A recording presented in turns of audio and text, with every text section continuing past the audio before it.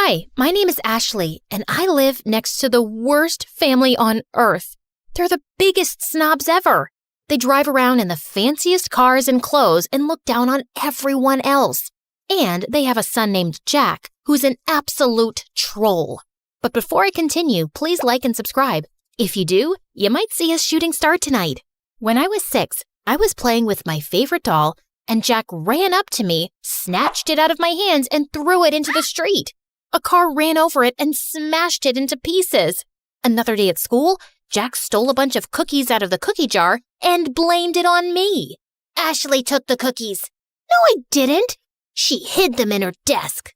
The teacher opened my desk and found a cookie inside. I got in huge trouble, and after school, I saw Jack on the playground stuffing his face with the stolen cookies. When Jack wasn't terrorizing me, his parents were trying to get my family kicked out of the neighborhood. Our house was the smallest on the block, and even I had to admit, it was a really ugly green. And my parents were a little weird sometimes. My dad loved to sunbathe on the front lawn, and every morning, my mom made this strange sound to call all the stray cats in the neighborhood to feed them. She'd also sing to the birds and make birdhouses all day. Our house looked like a zoo, and the neighbors hated it. Their yard is unacceptable. It looks like an overgrown swamp. Their house gives me a migraine every time I look at it. Mommy, my eyes hurt. You have to do something, officer. And can someone please tell that man to put a shirt on? Jack's parents threw fancy parties every week, but me and my family were never invited. We only lived in the neighborhood because we inherited the house from my grandfather, who used to be a famous investigative reporter. I wanted to grow up and be just like my grandfather. When I was 12, I joined the school newspaper, and when my teacher's cat, Mr. Whiskers, went missing, it took me less than 2 days to find him on the roof of the school auditorium. Though I suspected Jack had something to do with it. In high school, Jack was the richest and most popular kid. I, on the other hand, only had one friend, my cousin Bethany. Bethany moved into town a week before we started 10th grade. But Bethany was obsessed with being popular and would do anything to get Jack and his rich friends to like her. Jack's friend Sadie was the ringleader of the rich kids, and she made Jack look like a saint. Bethany adored Sadie. She'd carry Sadie and her minions' books, do their homework, and follow them around. She'd even let them copy her answers during tests. They'd smile in Bethany's face and laugh at her behind her back. Why do you let them treat you like that? They're just joking around. Those girls aren't your friends, Bethany. They're jerks. Bethany never listened. She wanted to be popular so bad she couldn't see the truth. One day, my mother dragged me out of bed at 5 a.m. on a Saturday morning to volunteer at a soup kitchen. It's important to give back to those less fortunate. But do we have to do it so early? As I was serving food, I looked up to see a familiar face. Jack? Ashley? What are you doing here? Jack's face turned white, and he just ran out of the soup kitchen. The next day, I saw Jack at school in science class. The teacher partnered us up for a big project, and we met in the library after school. Why were you getting soup at the soup kitchen? Did you fall on your head or something? Why would I ever go to a place like that? You don't have to lie to me. I'm not lying. I'm just trying to help. No one asked you for help.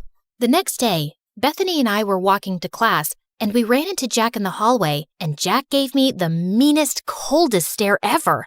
What's up with you and Jack? I saw you two whispering in the library. Are you guys dating? Is it a secret romance? Oh, Jack's so cute and so rich. I'm so mad you didn't tell me. Jack and I aren't dating.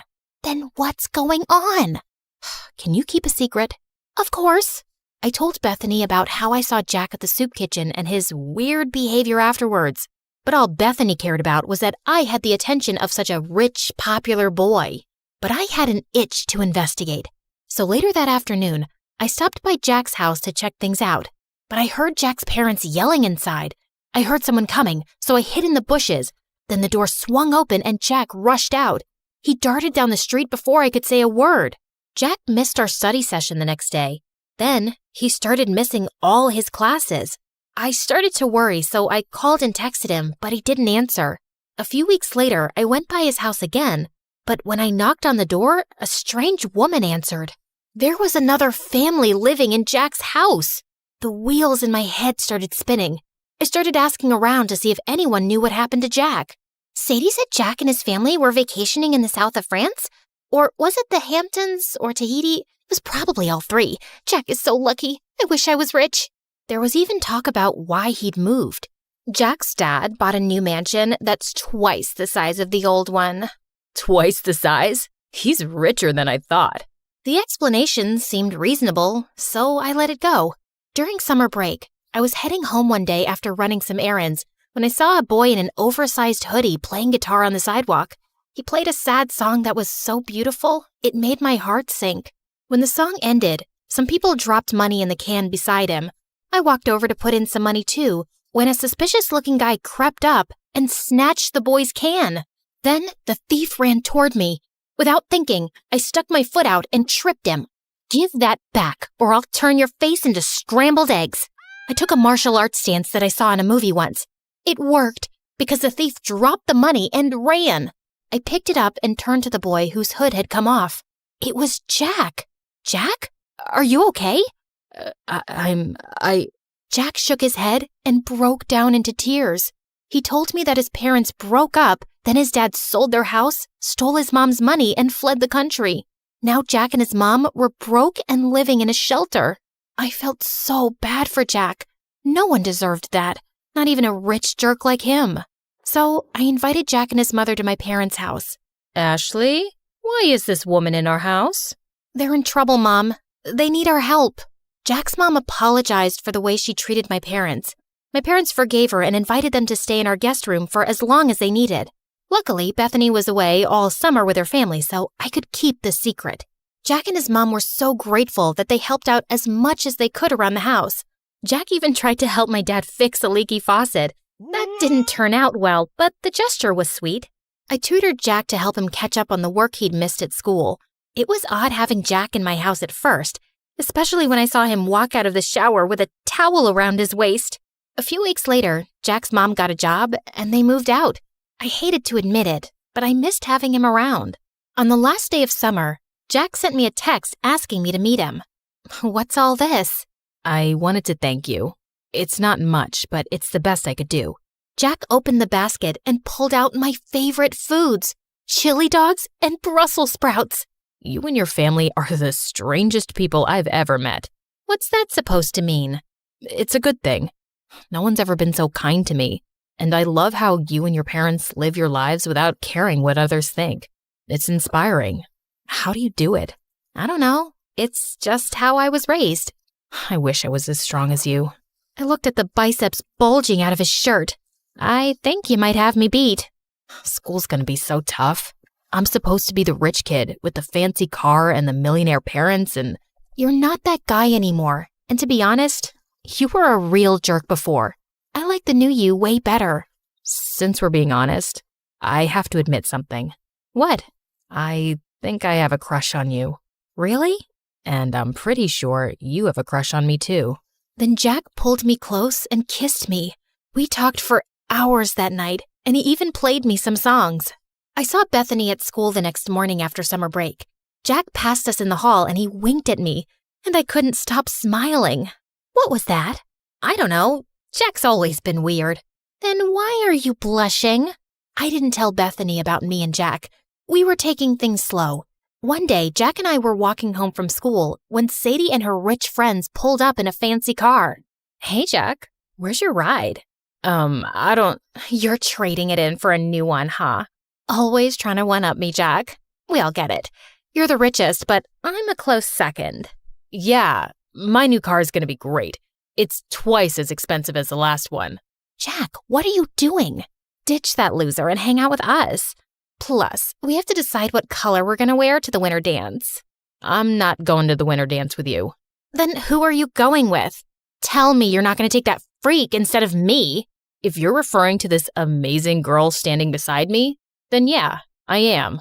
Sadie was pissed and drove off. I appreciate the compliment, but you can't keep lying. About what? Your father's not buying you a new car. I know that. Then why lie about it? Why not? It's not hurting anyone. The truth always comes out, no matter how hard you try to hide it. Let's talk about something else. What time should I pick you up for the dance? I think I'll pass. I'm allergic to liars. Jack and I didn't talk after that. I'd see him at school bragging to his friends about the money he didn't have, lying about the huge fancy house he just moved into, and making fun of the poor kids.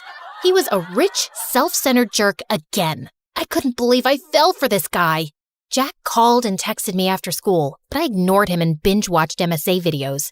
What's with the frown? It'll give you wrinkles. I don't get why Jack has to lie about being rich. Some people will do anything to keep up appearances. Lie, cheat, sometimes even steal. But it's not right. Of course it's not right. Doing the right thing isn't always easy. I decided to go to the dance alone. Bethany and I were supposed to go together, but she wasn't returning my calls. When I arrived at the dance, I saw Bethany hanging out with Sadie and her crew, following them around, holding their drinks. Hey, Bethany, I've been trying to reach you. Sorry, I gotta go.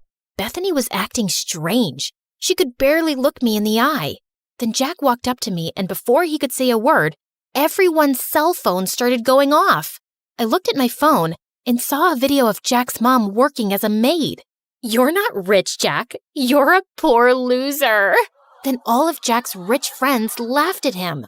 And don't try to deny it. Bethany told us everything. She even made this video. It's true. Ashley told me that she saw Jack begging for food at the soup kitchen. Shut up, Bethany. No one asked you to speak. Be a good little puppy and stand over there. I felt furious at Bethany. I'm so sorry, Jack. I never meant... It's okay. It's not your fault. I should have stopped pretending a long time ago. Sadie, you're right. I'm poor, but I don't care what you or anyone else thinks of me. You've never been my real friends anyway. All you've ever cared about is my money. Well, now it's gone and it sucks. But I found something way more valuable. Then Jack took my hand. Oh, geez. If you say you've fallen in love with that freak, I'm gonna throw up. I'd had enough. I walked over to her and accidentally spilled my drink all over her dress. Oh, sorry about that. But you know, the punch does bring out your eyes. You want to get out of here? Yes, please. As Jack and I walked out the door, Bethany ran up to us. Ashley, it wasn't personal. We're still friends, right? Maybe I can fix things with you and Sadie. If you did her homework for a week, then you're pathetic, Bethany. And you deserve someone like Sadie. Jack and I left the party and went to the beach. We ate chili dogs and Brussels sprouts and danced the night away. This is nice. You know what the best part is? What? It doesn't cost a thing. Then Jack gave me the most romantic kiss ever.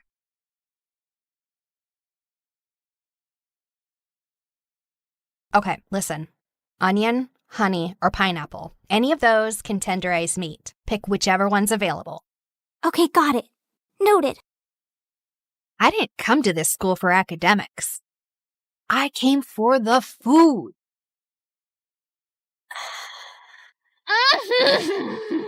The texture. Oh, the crunch.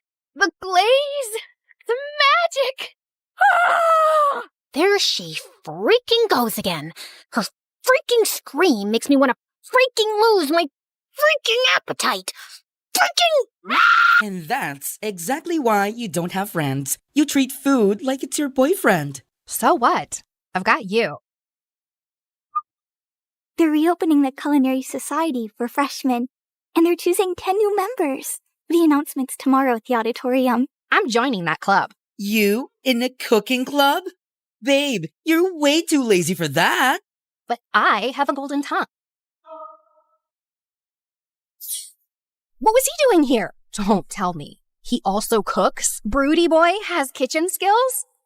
The world doesn't revolve around you and your stupid food cravings, you annoying brat. We only passed because of you. We almost failed because of me. You wasted all of this? For what? For your stupid little practice? Goodbye, Wi-Fi. Goodbye, sanity. Welcome to the life at MSU, where the story's changing and the lead is you. So carve your name in the wind, let the legacy breathe. There's a world world in the pages that we're starting to weave. Not just a school, but the soul of the story. Turning our scars into stars and our grit into glow. Salty. Sweet. Cheesy. Ooh, spicy. You're clearly riding a flavor high. Did you fall in love?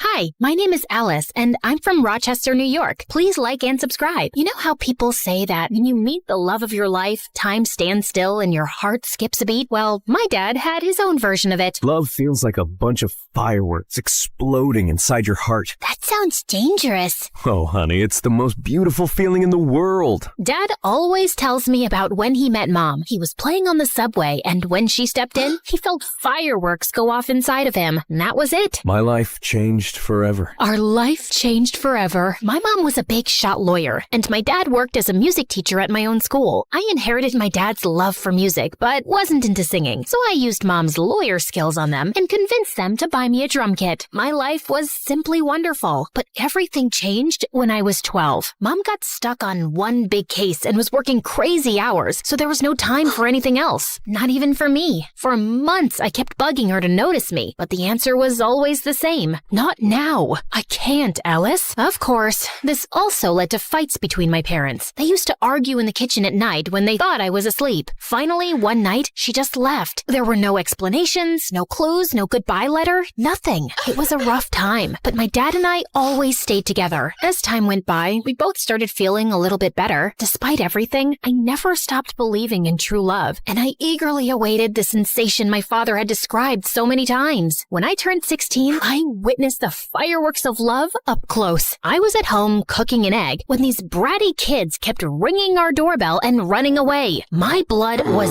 boiling, so I decided to teach them a lesson at the next bell. I flung open the door and spattered the egg right onto them. To my surprise, it was Luke, one of my dad's guitar students. He was one of the most popular, truly dreamy, funny, and kind guy in our school. Oh no. This egg. Lucky you. You just won a tuition discount from Dad. I quickly made this up, but he kept staring at me in complete awe. Then it happened. It struck him like lightning, just like my dad described. The whole fireworks and electricity package. Hi, Alice. I love you. But here's the twist. I didn't feel the same way. However, from that moment on, Luke embarked on a mission to win my heart, while I tried to refuse his advances without hurting him. Flowers for you, beaut. Bees. It has bees. I baked brownies for you. Thanks, but I prefer vegetables. He invited me to the amusement park, but I pretended to be dizzy when he was going to kiss me on the Ferris wheel. And then he also asked my father for my hand. So, what do you think? Tell him that he has to provide 4 sheep, 5 cows, and 1 unicorn in exchange. Yet Luke never gave up. And finally, he went all in. He performed for me on my balcony, singing the very same song my dad used to woo my mom back in the day. And I swear I could see Dad helping him the whole time. Then he asked the big question. Do you want to be my girlfriend? Luke, I like you, but I'll take that. I It's a love story, baby. Just say yes. I know what you might be thinking. How could you not love Luke back? He sounds like the perfect guy. And you'd be right. He was everything I could have wished for, and more. He even quoted Taylor Swift for me. I decided I should give him a chance. Maybe the fireworks would appear slowly for me. Okay, let's do it. After a few months, things were going great. He was a great boyfriend, and I cared for him. One day, as we hiked up a hill, my foot clumsily met a cluster of rocks. I was about to fall when Luke grabbed my hand and held me. Are you all right? I nodded. The sunlight hit him just right, and he looked just beautiful. He leaned in, and he rewarded my safety with a kiss. It was a scene right out of a movie. Come on, guys. You see? I tried, but I just couldn't help feeling nothing. By the time we reached the top of the hill, I decided to end things. Luke deserved someone who could truly love him. After a brief pause, I managed to muster the strength to share my feelings. However, as I looked at him, tears were welling up in his eyes. Alice, there's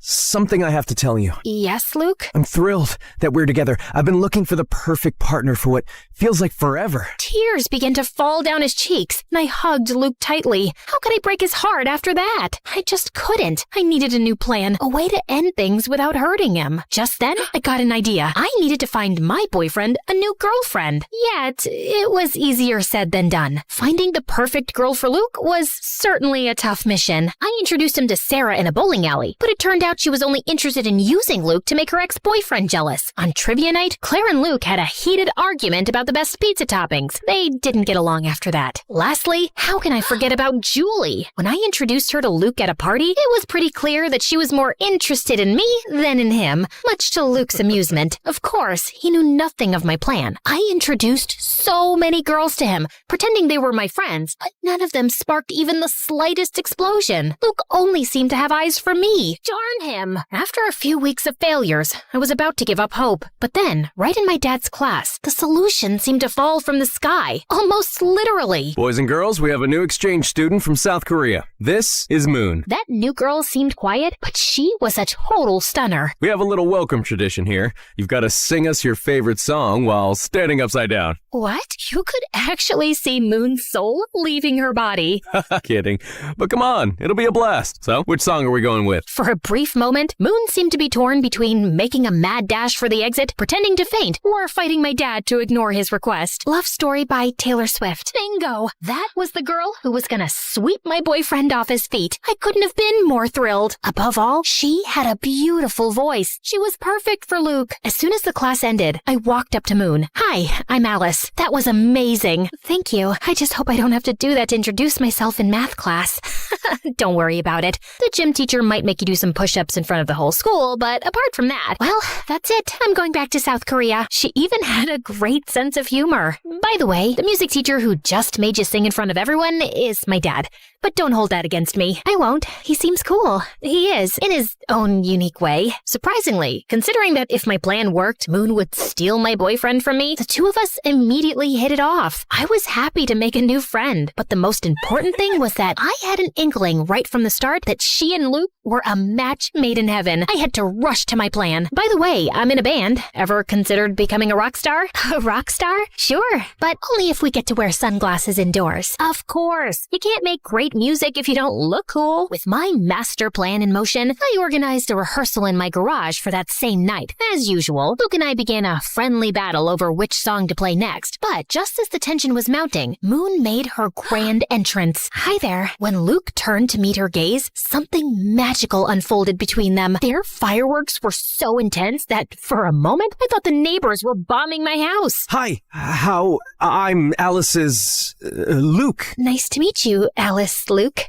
I'm Moon. That's a beautiful name. Moon turned red as a tomato. I mean, it's cute. I mean, it's not, horrible name. They were so awkward and cute that they looked like two penguins trying to dance. The first part of my plan was complete. Over the next few weeks, I did everything to bring my new friend and boyfriend even closer. I planned this adorable picnic for the three of us, but then I faked a stomach pain, so they both got time together. Alice, are you okay? Oh no, not again. What's wrong, Alice? It's my, penitis. Okay, let's go see the doctor. Clearly, my plan failed. Next time, I took them to the movies to watch an old, sappy romantic film. Where's Alice? She told me she wasn't coming because she hates Sandra Bullock. She hates Sandy B? Is that even possible? Right? I said exactly the same thing. They watched the movie together. All the while, I was lurking secretly in the background. In a particularly romantic scene, their shoulders leaned against each other. They locked eyes, and their lips came closer. It seemed that it was the moment, but... Want some more popcorn? Yeah, sure. So close. By the way, I, of course, don't hate Sandra Bullock. Slowly, I was running out of ideas and excuses. I even signed us up for a romantic bread baking class, only to remember right beforehand that I was gluten intolerant. Silly me. Since when? It's very recent. I don't want to talk about it. We can make gluten-free bread. It's not the same. Go on without me. Tragically, I had to keep up that lie and not eat a sandwich in front of them for way too long. Oh, the lengths I went to. But despite all my efforts, nothing was happening. They clearly had feelings for each other, but neither was making the first move. I was determined to give it one final shot. So I orchestrated an irresistibly romantic date at Rochester High Falls, Luke's cherished spot. I prepared the scene and it looked spectacular. I stood there, admiring my masterpiece. This must have been how Billie Eilish felt when she composed Bad Guy. My plan wasn't complete without the final touch. 2 mysterious and alluring letters, one for Luke and one for Moon. That evening, they both arrived thinking the other had organized the date. I should have respected their privacy and left, but I sneaked a peek at the date and sat in a nearby grove with popcorn and soda. It seemed like they were still too shy to make the big move. Just as I was about to fall asleep, Moon slowly moved nearer to Luke's lips. The excitement was so intense that I could feel it moving through my body, particularly in my ankle. In my ankle? I looked at my leg and saw a raccoon clinging to my ankle. Freaked out, I totally lost it. I sprang from the bushes just in time to disrupt their big moment. Alice, what are you doing here? Oh, hi! Just taking a walk. Around the falls? Alone? At night? Well, you know what they say, when nature calls. Don't judge me. That's the best I could come up with. Alice, this isn't what it seems. We were just... Their embarrassment and guilt were clear. I'm sorry. They clearly felt terrible, and I felt even worse. It was entirely my fault. It was time to tell the truth. You don't have to feel guilty. I orchestrated the entire thing. What? You? Yeah. I couldn't help but notice the magic connection between you two. This is my strange way of giving you my wholehearted blessing. Well, at least I told them part of the truth. For a brief moment, Luke and Moon exchanged puzzled glances, and Luke turned to give me an earful. However, after what felt like an eternity, they both enveloped me in a hug simultaneously. Alice, I can't believe you'd do something like this. You could have just spoken to me. And I'm sorry. I tried to fight these feelings.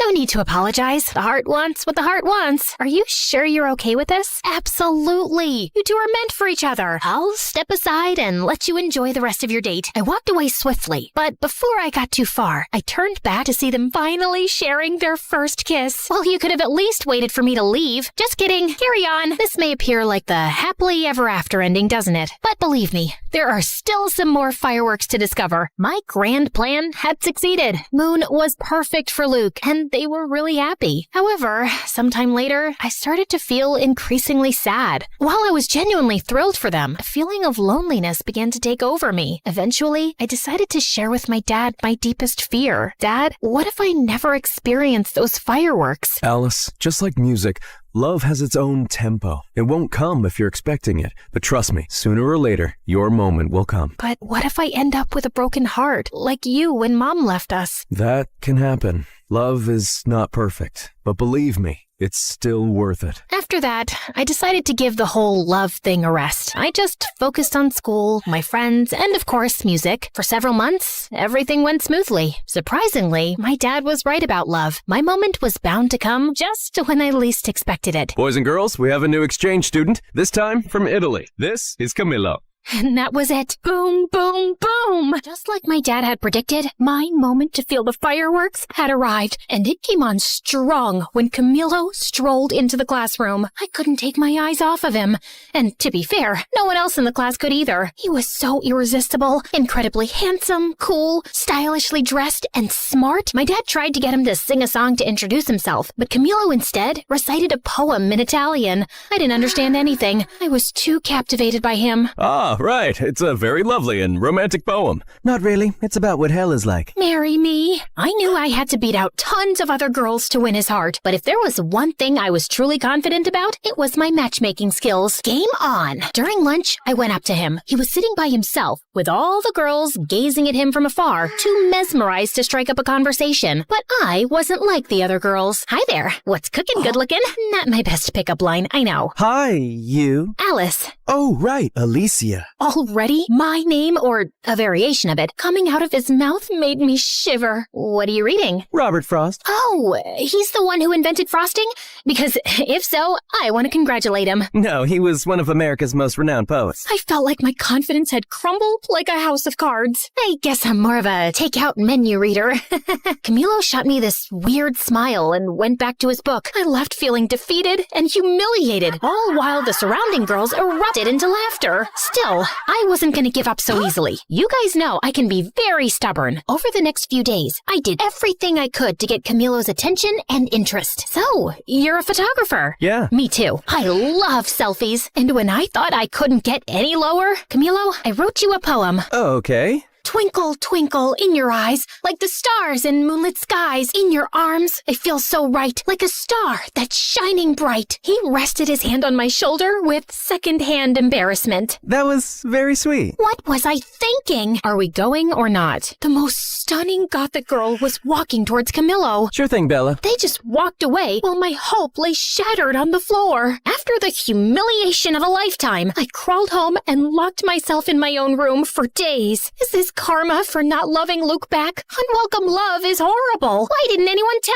me? I decided to never leave my room again. But Luke and Moon swooped in to save the day. Alice, what are you doing? We were worried about you. You haven't been to school for days. And I'm not going back. I'm officially a hermit now. Come on, Alice. You can't give up so easily. What else can I do? He's too cool and smart for me. And he clearly has a thing for goth girls. Well, maybe that can be arranged. Moon showed me the flyer for a costume party happening the next day at school. Maybe this wasn't quite over yet. The following day, I visited Moon's house for the first time for a unique makeover session. She was determined to transform me. And after an intense half hour of makeup and dressing, I emerged as a whole new person. Camilo will be head over heels for you. After a while, I headed downstairs to her kitchen to grab a glass of water. Moon's house was massive and a bit eerie, with dim lighting and an unsettling silence. As I turned the corner, I bumped into a tall, mysterious guy. I let out a scream of surprise. Who are you? I'm Alice,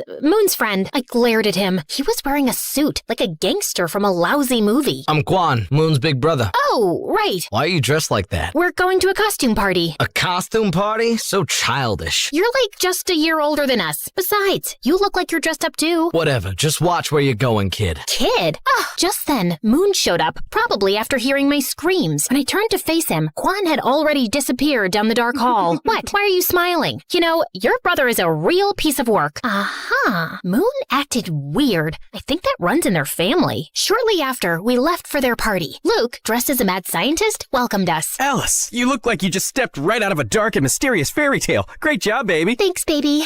Alice, Camilo's there. Go do your thing, girl. Thank you, guys. I took a deep breath and walked towards Camilo, who was dancing with his friend. Of course, he was too cool to wear a costume. With a boost of confidence from my outfit, I saluted them. Hello, my fellow creatures of the night. Alice, what are you wearing? Tonight, I embrace the shadows. I'm a goth. Being a goth is not a costume, you phony. It's a lifestyle. I'm sorry, I didn't mean, of course you didn't. You are just a little suburban princess who gets whatever she wants, playing dress up. And the way Camilo looked at me, that hurt more than any malicious comment. Once again, I was humiliated. For the rest of the party, I hid in the halls of the school. How could I be so stupid? Should I respond? I looked up and saw Quan. What are you even doing here? I thought you were too fierce for a costume party. I am. I'm just here to pick up Moon. I just got her text. She already left with Luke. Oh, okay. Quan leaned his back against the lockers. Rough night? That's an understatement. So, do you want me to take you home, or would you rather stay here crying? What? These are not tears. Don't try to tell me you got something in your eye. Come on, let's go. I was shocked. He was rude, definitely, but not that bad. Quan held out his hand for me to stand up. As I was getting up, our eyes met. Time stood still. Electricity. And yeah, it happened again. Boom,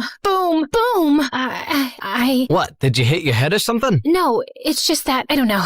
Forget about it. I'm fine. If you say so. As Quan drove me home, I kept looking at him out of the corner of my eye the whole trip. I was spellbound. I tried to strike up a conversation with Quan, but he didn't pay much attention to me. So, tell me about yourself. Pass. Come on. What do you like? Silence. Clearly, Quan was not very interested in getting to know me. Soon after, he dropped me home. I couldn't believe it. After years of dreaming about those fireworks feelings, I finally got them. Twice in 1 week. Plot twist, both guys are just not that into me. This was obviously karma. It was Cupid's way of getting back at me. Destiny laughing in my face. Or maybe it was just my teenage hormones. I hate my life. But what I didn't know was that Moon hadn't left the party when Quan arrived. In fact, she was in the bathroom and saw and heard my entire conversation with her brother. together. Although Kwan didn't notice my fireworks explosion, Moon did, and decided it was her turn to play Cupid. Moon started finding excuses and forcing situations for Kwan and me to spend time together. She would invite me to her house, but when I arrived, she wasn't there. Is Moon home? For the 4th time this week, she's not. Despite how Kwan acted like he didn't care, Moon was determined to make it happen. She even locked us in an escape room. I guess we're gonna have to solve this to get out. This could take a while. The key is under that armchair. Oh, right. Then, Moon planned a movie date with Kwan and me, and then left us. Yeah, she used my own little scheme against me. We got into the wrong screening room and ended up watching a children's movie. This is so boring. Wait, are you crying? No, I'm not. You're crying. OMG,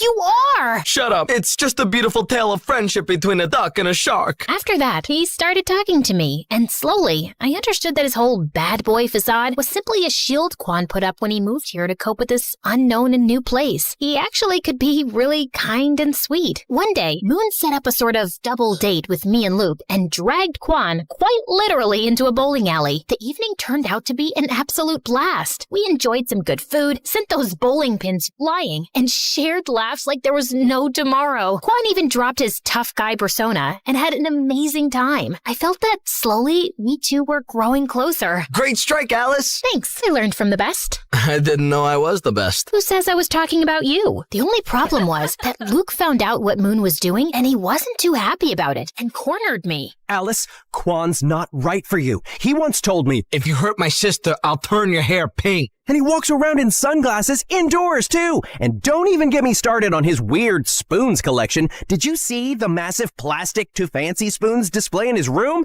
I'm just worried you'll end up hurt. But I wasn't very convinced. And then the next day, as we were preparing for our band rehearsal, Luke arrived with a surprise visitor. Camillo came to rehearsal, if you girls don't mind. If looks could kill, Luke would be dead now. Oh, that's why you said not to bring Kwan. We'll talk later, baby.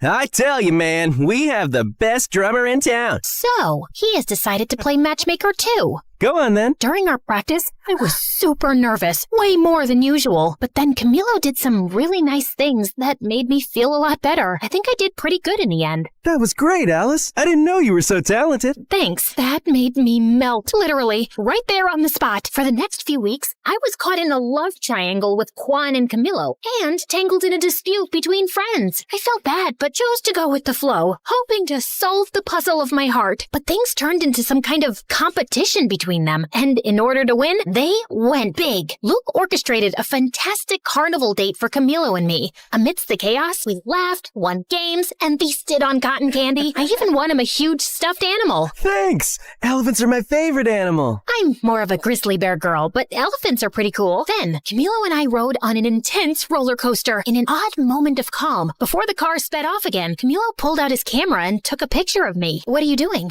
I want to capture this moment forever. That was one of the most magical and romantic nights of my life. For her part, Moon convinced Kwan to take me to his favorite spot, a haven he had never taken anyone to before. It was a dark and murky place. Kwan led the way, nodding to some guys. All eyes were on me, so I tried my hardest to copy his attitude. Needless to say, I failed. Kwan, we are too young to be here. Relax. What is life without a little risk? Right, but maybe this is a little too dangerous. Okay, I admit it. I was scared. But you would be too if you saw those people there. It looked like the whole cast of Pirates of the Caribbean. Don't worry, Alice. I know the owner and most of the guys. They are cool. Kwan took my hand, and not only did I feel safer, but I was also ecstatic. The rest of the night turned out to be surprisingly amazing. Everybody was fun and welcoming. Kwan revealed his secret technique to cheat in poker, and an energetic punk band put on a spectacular show. Hours later, we watched the sunrise on the hood of his car at the highest point of the city. Hey, okay, I hear you all yelling, pick a lane, girl.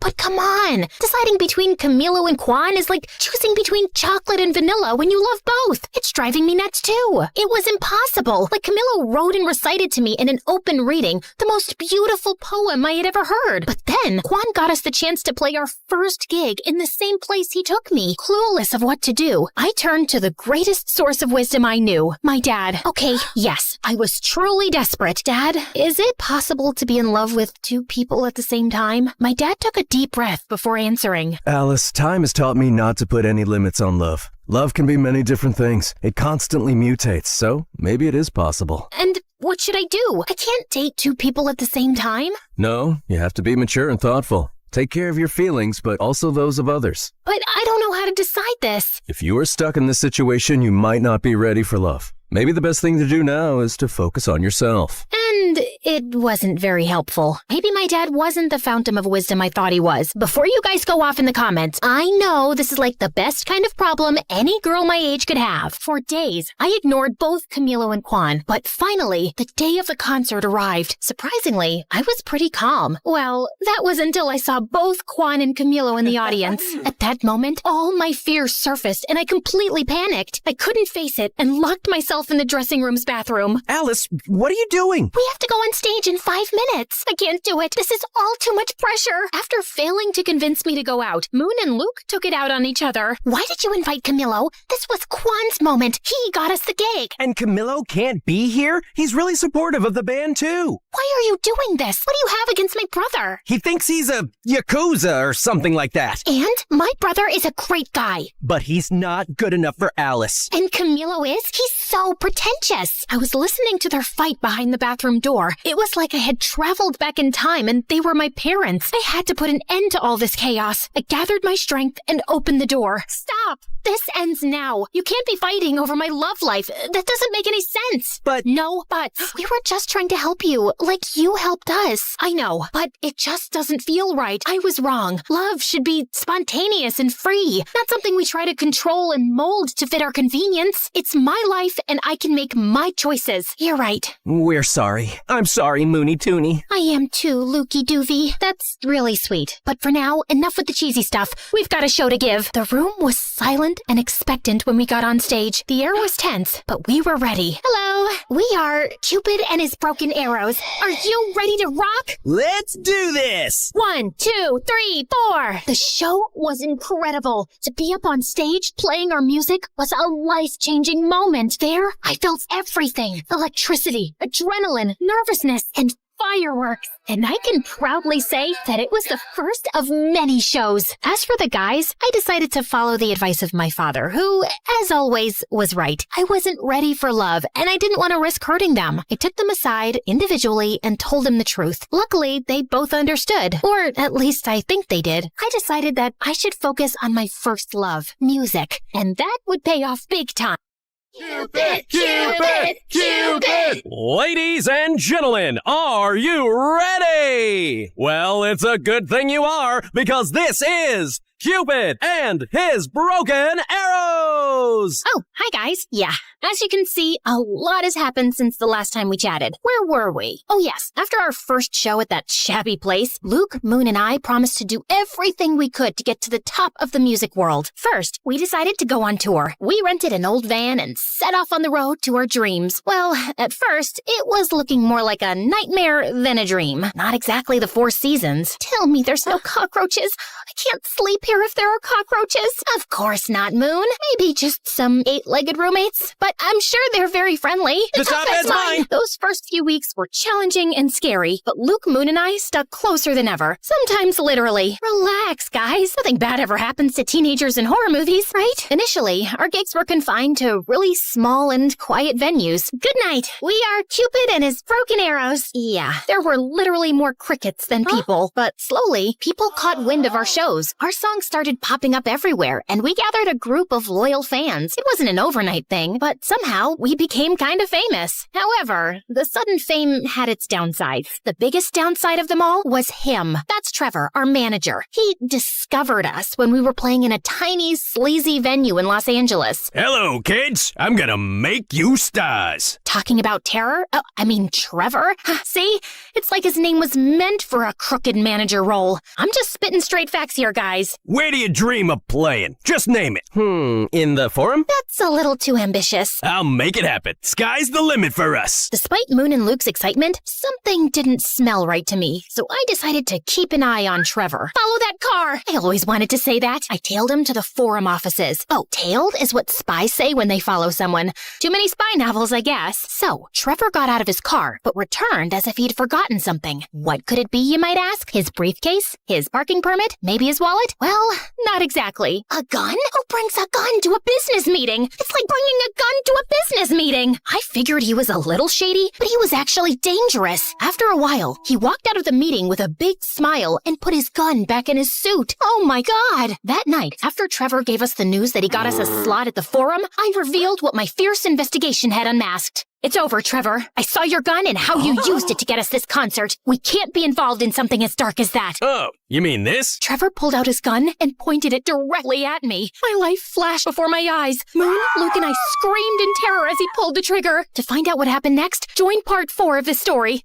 Now relax. I'm just kidding. Trevor fired, but all that came out of the gun was water. Phew, that was a close call. Well, maybe not really. Are you crazy? Why are you carrying this with you? For protection, in case, a small cat attacks me. And why did you use it in the meeting? Oh, that! Those guys never water their plants. They were so dry, poor things. Maybe I had misjudged him. Still, if you don't want to be involved in something as dark as me, I understand. Maybe it's for the best. No, Trevor, please don't take this personally. Alice is just like that. Excuse me? Yes, we really want to work with you. Great then. Are you in, Alice? Outvoted, I had no choice but to accept Trevor. His impact was soon felt. He devised everything for us, from trying on silly, smelly costumes, which I'm sure he had stolen from the thrift store to keep the extra money for himself, to making us do some bizarre and really embarrassing publicity stunts. Yet, while I hated to admit it, he did take us to the next level. He even got us a record deal. Maybe he isn't all that bad. He certainly wasn't the worst thing that came with fame. Paparazzi were a real headache. Hey, Alice, aren't you dating someone? People want to know about your love life. Oh, it's a full-blown love triangle. Me, my couch, and my Apple.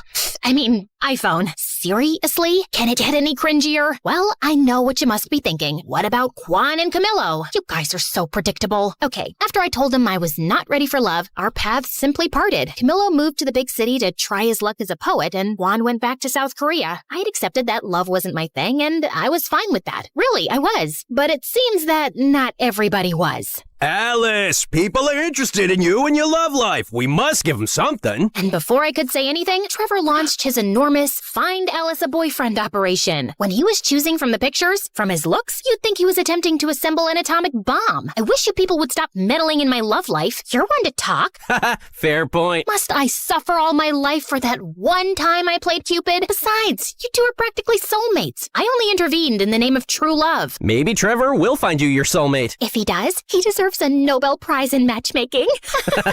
Haha, very funny. Bingo! We found our man. Get ready, Alice. Trevor orchestrated a date with one of the buzziest actors in town. Naturally, he gave the paparazzi a heads up, turning the dinner into a spectacle that rivaled the Super Bowl coverage. I won't deny that he was good looking. The man could make any Greek god jealous, but he seemed to be already in a committed and very toxic relationship with his phone. It was like they were stuck in a never-ending staring contest. If a UFO landed on the table, he'd probably just assume it was dessert. So, tell me something about yourself. I have 5 million followers. Wow, I'd be concerned if that many people were following me. That's next level stalking. Huh? Alice, when's the wedding? This was beyond ridiculous. I needed a bulletproof escape plan. Something as sophisticated and brilliant as my mastermind can scheme. Hey, isn't that one of the Kardashians? A Kardashian? Where? I took advantage of the commotion to sneak out, but just as I was about to fulfill my genius escape, I bumped into a waiter sending his tray flying in the air. It landed on the head of my date. Oh my God, I'm so... Camilo? Is that you? Alicia, hi. What are you doing here? I was super surprised to see Camilo, but I had to move fast. I'm actually in the midst of an escape. Care to help me? Absolutely. Camilo wheeled over a waiter's cart covered with a tablecloth. Your chariot awaits, Your Majesty. I hopped in the cart, and Camilo carried me unnoticed out of the restaurant. After we were in the clear, we two went for a walk. By the way, I must confess, I'm a massive fan. Oh, thank you so much. People don't believe me when I tell them we used to date. Do you tell people that? Well, I know we didn't exactly date, but I don't know. Maybe I'm just expressing my wishes out loud. Are you flirting with me right now? I am. Who knows when I'll cross paths again with another star, especially with one as strikingly beautiful as you. He was going all in. I tried to play it cool. That's smooth, but I'm not gonna fall for it that easily. I did. I'm not the same girl I was a couple of years ago. I was. Besides, I know you have a way with words. He did.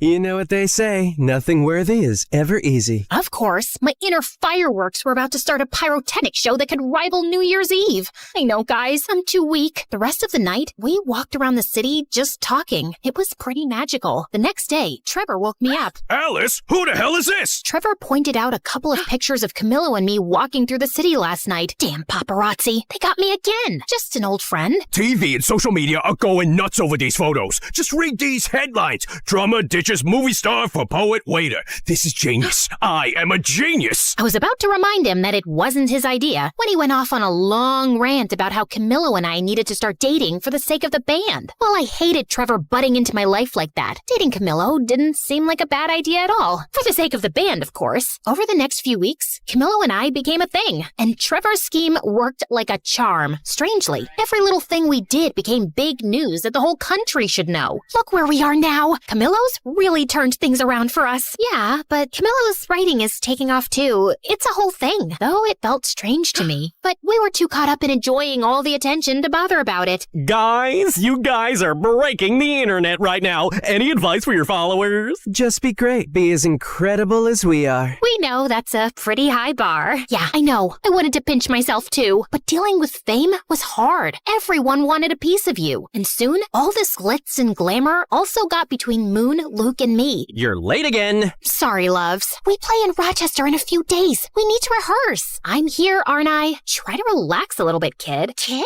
We've done hundreds of shows. It's a walk in the park. It isn't just another show. It's our first home show since we left. Quan is even coming back from Korea with his new girlfriend for this. It has to be perfect. The mention of Quan and a girlfriend struck a chord with me. He had a girlfriend now? Who was she? Why didn't Moon tell me this earlier? Why wasn't he thinking of me? I was beyond angry. What the hell, Moon? Why are you throwing Quan and his girlfriend in my face? She was not throwing... This is clearly not about the show. Of course it is. What else would it be about? This is about you two being jealous of me and Camillo. This is about you not bearing to be under my shadow. Oh my God, you're completely delusional. Oh yeah?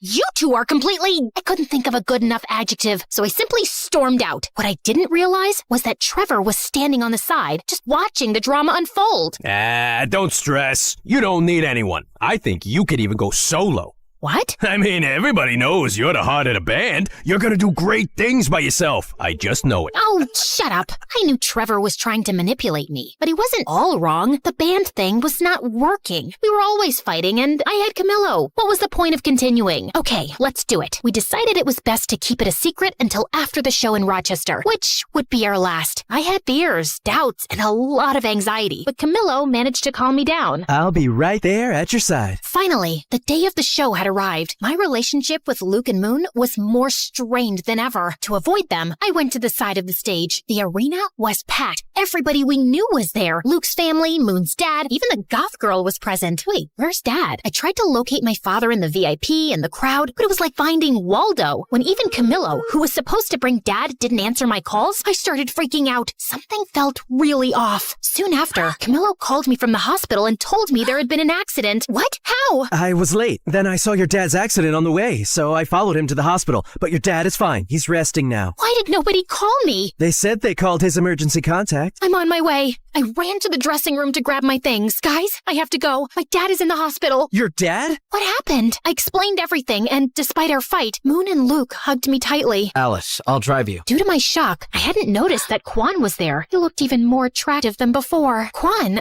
Snap out of it, girl. Let's go. Whoa, Alice, stop. The show's about to start. She needs to be at the hospital. Family comes first, always. As she said that, I felt horrible. They were my family, and I was backstabbing them. I don't care about your family. This is the most important show ever. We're gonna tape it for a movie. It's the farewell concert. Do you know how much money we're gonna lose? After saying it, Trevor closed his mouth so tightly that his lips seemed to have magnets on them. Farewell concert? Oh, it's not a big deal. Breakups sell well, and we'll have 3 products instead of 1. Both Luke and Moon looked at me. If looks could kill, I'd be 6 feet under right now. Dad, oh my God, are you okay? What happened? Oh, it's just a silly accident, but I'm okay. I'm coming to see you. What? All those people are there to see you. You're gonna play and rock that gig. But... No buts, Missy. Afterward, you can come see me. Not like I'm going anywhere. Rock it for your old man. Okay, Dad. I love you. You heard Dad, kids. Let's do it. It's showtime. We went on stage, and the tension was crazy. I could feel Luke and Moon's hateful glares. It was as if Cyclops from the X-Men was looking at me without his glasses. The show was about to start, but I refused to be like those old dinosaur rock bands where everyone hated each other. So I did something I never did. I stepped up to the microphone. No, don't freak out. I'm not gonna sing. Hi, Rochester.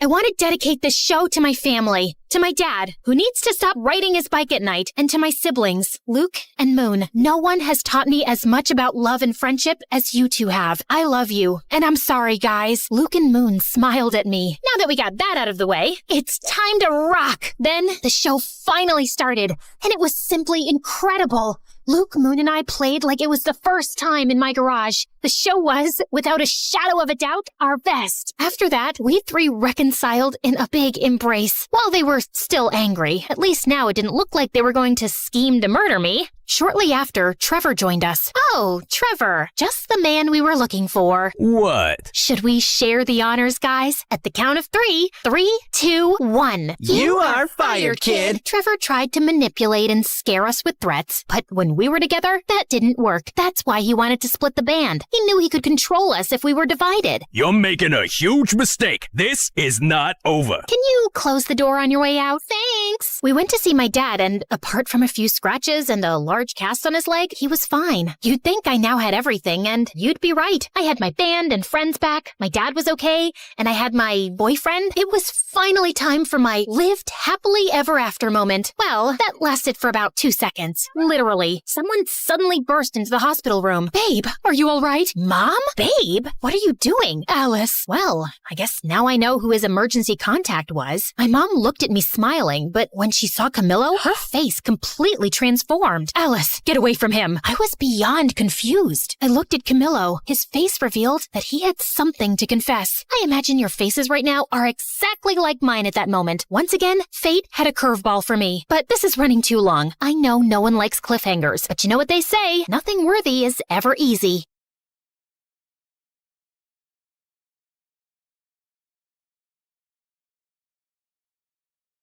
Flying to the other side of the world just to try this steak was totally worth it. Medium rare, juicy and tender. Wasn't just a steak.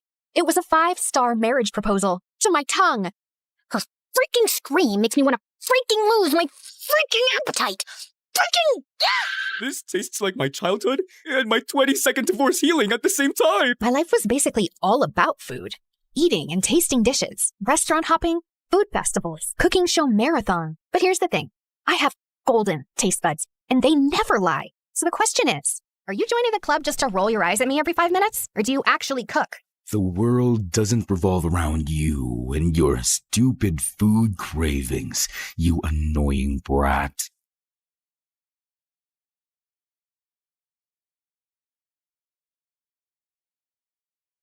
The morning bell echoes through the halls. 1,000 voices bouncing off the walls. From the quiet corners of the library floor to the laughter leaking through the classroom door, we're walking hallways where the legends grew. But today the ink is fresh and the story's new. A student stares at a blank white screen while an artist paints the things unseen. The scholar's lamp burns through the night. The athlete runs toward the morning light. A teacher sighs, hoping the spark they lit survives. Finding the light when the halls get dark. Oh, welcome to the light that ends. You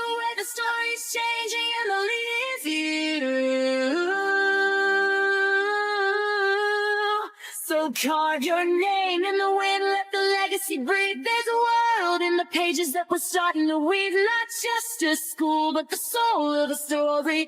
Turning our scars into stars and our grit into glory.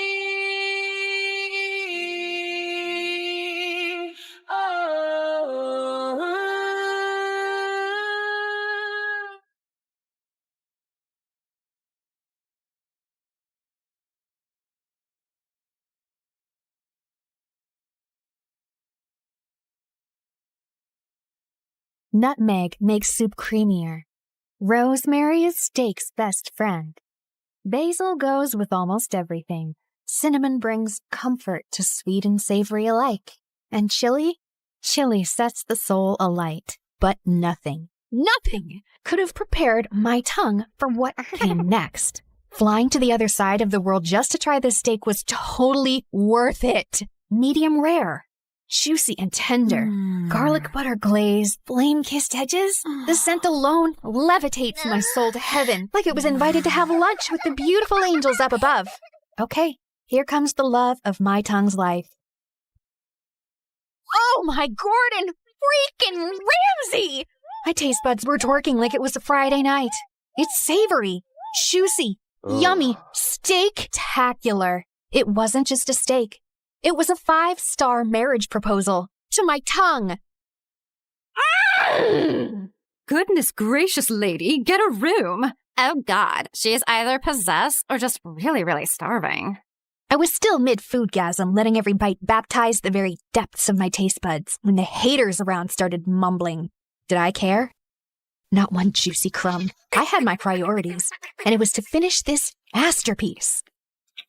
It seems like you've been thoroughly enjoying our food, milady. Oregano.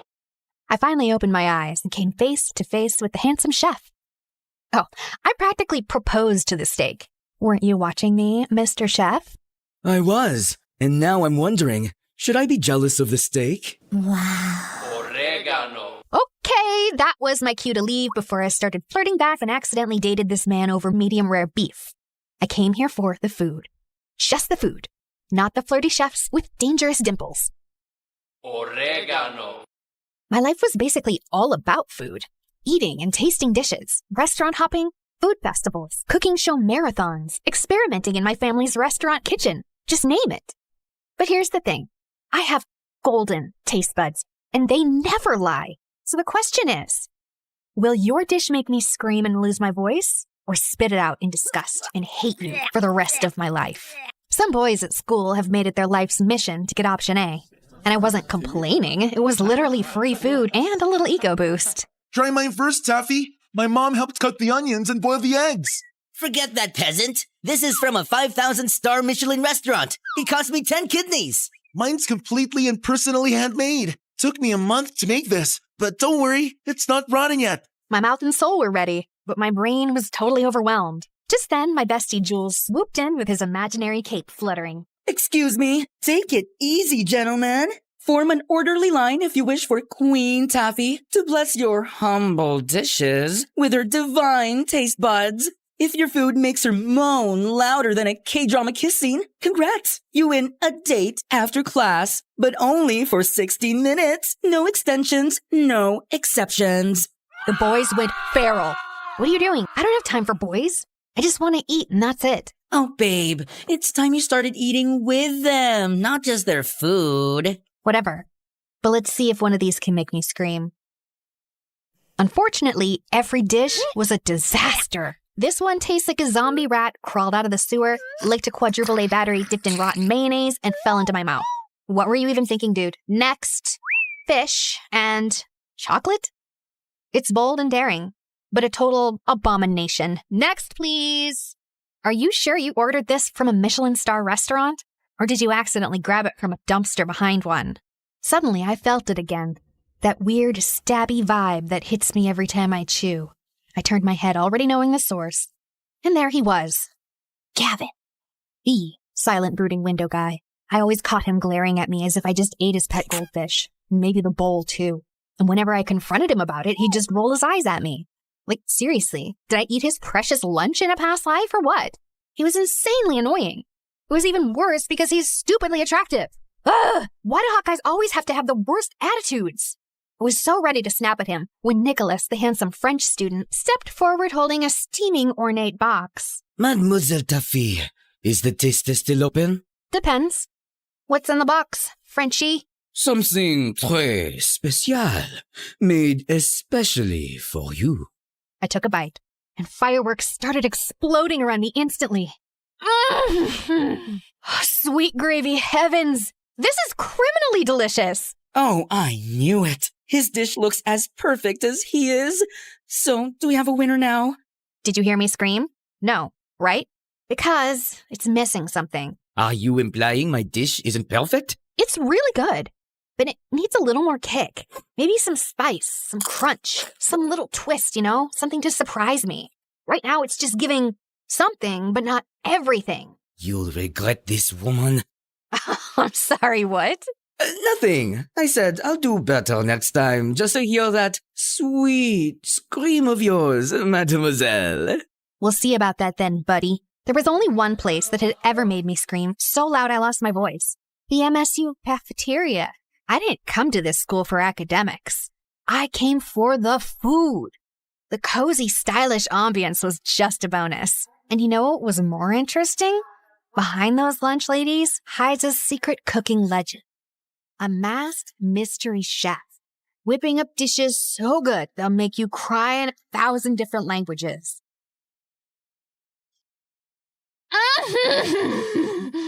The texture, the crunch, the glaze, the magic. There she freaking goes again. Her freaking scream makes me want to freaking lose my freaking appetite. Freaking... She's just a freaking freshman, but she freaking acts like she freaking owns this freaking cafeteria every freaking day. So freaking annoying. I freaking know, right? Girl, you're moaning like a feral sexy cat in heat. Tone it down, or those freaking girlies will start complaining again. Those freaking haters can choke. I only listen to flavor, not jealousy. It had been 6 months since we started at MSU, and I still hadn't made any new friends. Just Jules, my ride or die since diapers, now slaying here in MSU on a fashion scholarship like he owned the runway. And that's exactly why you don't have friends. You treat food like it's your boyfriend. So what? I've got you. Oh, wait. Are you getting tired of me? Tired? Never, babe. But let's say I get kidnapped by a cute guy in Milan. What's gonna happen to you then? Are you sure he's the one who'll kidnap you, or is it the other way around? Excuse me, Miss Ma'am. That's a bit rude. Just then my phone buzzed. It was from my older sister Tanya, and my heart leapt when I saw the word emergency. I zoomed out of the school and headed straight to our family restaurant without wasting a second. What's going on? Taffy! Oh, the mayor's here with the whole table of business tycoons, and they asked for a special twist on our signature steak. I tried tweaking the sauce, but the flavor's flat. Oh, something's off. I've added, adjusted, prayed. Nothing's working. If we mess this up, we'll be trending for all the wrong reasons, and Dad's gonna kill me. Breathe, okay? Let me see. Too much soy, not enough soul. All right, everyone, I got this. I swung the spice rack open and started working my magic. 2 pinches of smoked paprika, 1 drizzle of honey, a splash of aged balsamic vinegar for depth, a whisper of garlic, not chopped, grated, 2 drops of lemon juice for a little spark, and a dash of espresso powder. Now, try it. Tanya took a bite. Her eyes went as wide as the earth itself. Oh, quickly clapped a hand over her mouth before she could scream and alarm the entire restaurant. Now go serve that magic to your VVIPs. Oh, you're a lifesaver, sissy, as always. I assisted her as she served it herself to the VIP table. The mayor took 1 bite and started crying. This tastes like my childhood and my 22nd divorce healing at the same time. I need a moment. This steak just forgave me for all of my sins. Your food is divine. You should expand this place. Branch out, and you'll have my full support. That sounds tempting, sir. Thank you. But we actually prefer to stay small, family style. Our restaurant had been around since the 1900s. No branches, no fusion. Because for us, it was never about the money. It was about legacy. And okay, maybe we were also deathly afraid someone would steal my great-great-great-great-great-great-grandma's top secret recipe for our signature dishes. I felt like a hero today. So I threw myself a mini feast in my bedroom as soon as I got home. Half an hour later, Jules barged in and was immediately intrigued by all the food around me. Salty. Sweet. Cheesy. Ooh, spicy. You're clearly riding a flavor high. Did you fall in love? Wait, no. Not enough sugar. You're just really happy. Like, I just saved the whole world moment kinda happy. My mood was always connected to the food I ate, and Jules had basically mastered the art of reading me like a menu. I just saved the restaurant from going down in flames and made the mayor cry. The mayor himself? Oh my god, that sounds so dramatic and I love it! Now pass me those fries and start spilling me the deets. Jules listened to my story with sparkly eyes and the biggest proud smile on his face. Your restaurant's gonna be in amazing hands once you take over someday. You know that, right? You really think so? Taffy, please. That's not even a question. Now get up. You're trying on my new designs tonight. I was basically his personal doll at this point. We spent the rest of the night turning my room into a mini runway, me twirling around in his freshly sewn outfits, and I was loving it. While I was walking down the hallway, a girl suddenly bumped into me, and a pile of books crashed to the floor. Oh my god, I'm so sorry. No, it's totally on me. I wasn't looking. I remembered her during the freshman orientation because she had this pretty, innocent face. I crouched down to help her and noticed every single book was a cookbook or a recipe guide. You're into food too? Kinda. I mean, yeah, I guess. Just prepping for something. Prepping for what? Oh, the cooking club. They're reopening the culinary society for freshmen, and they're choosing 10 new members. The announcement's tomorrow at the auditorium.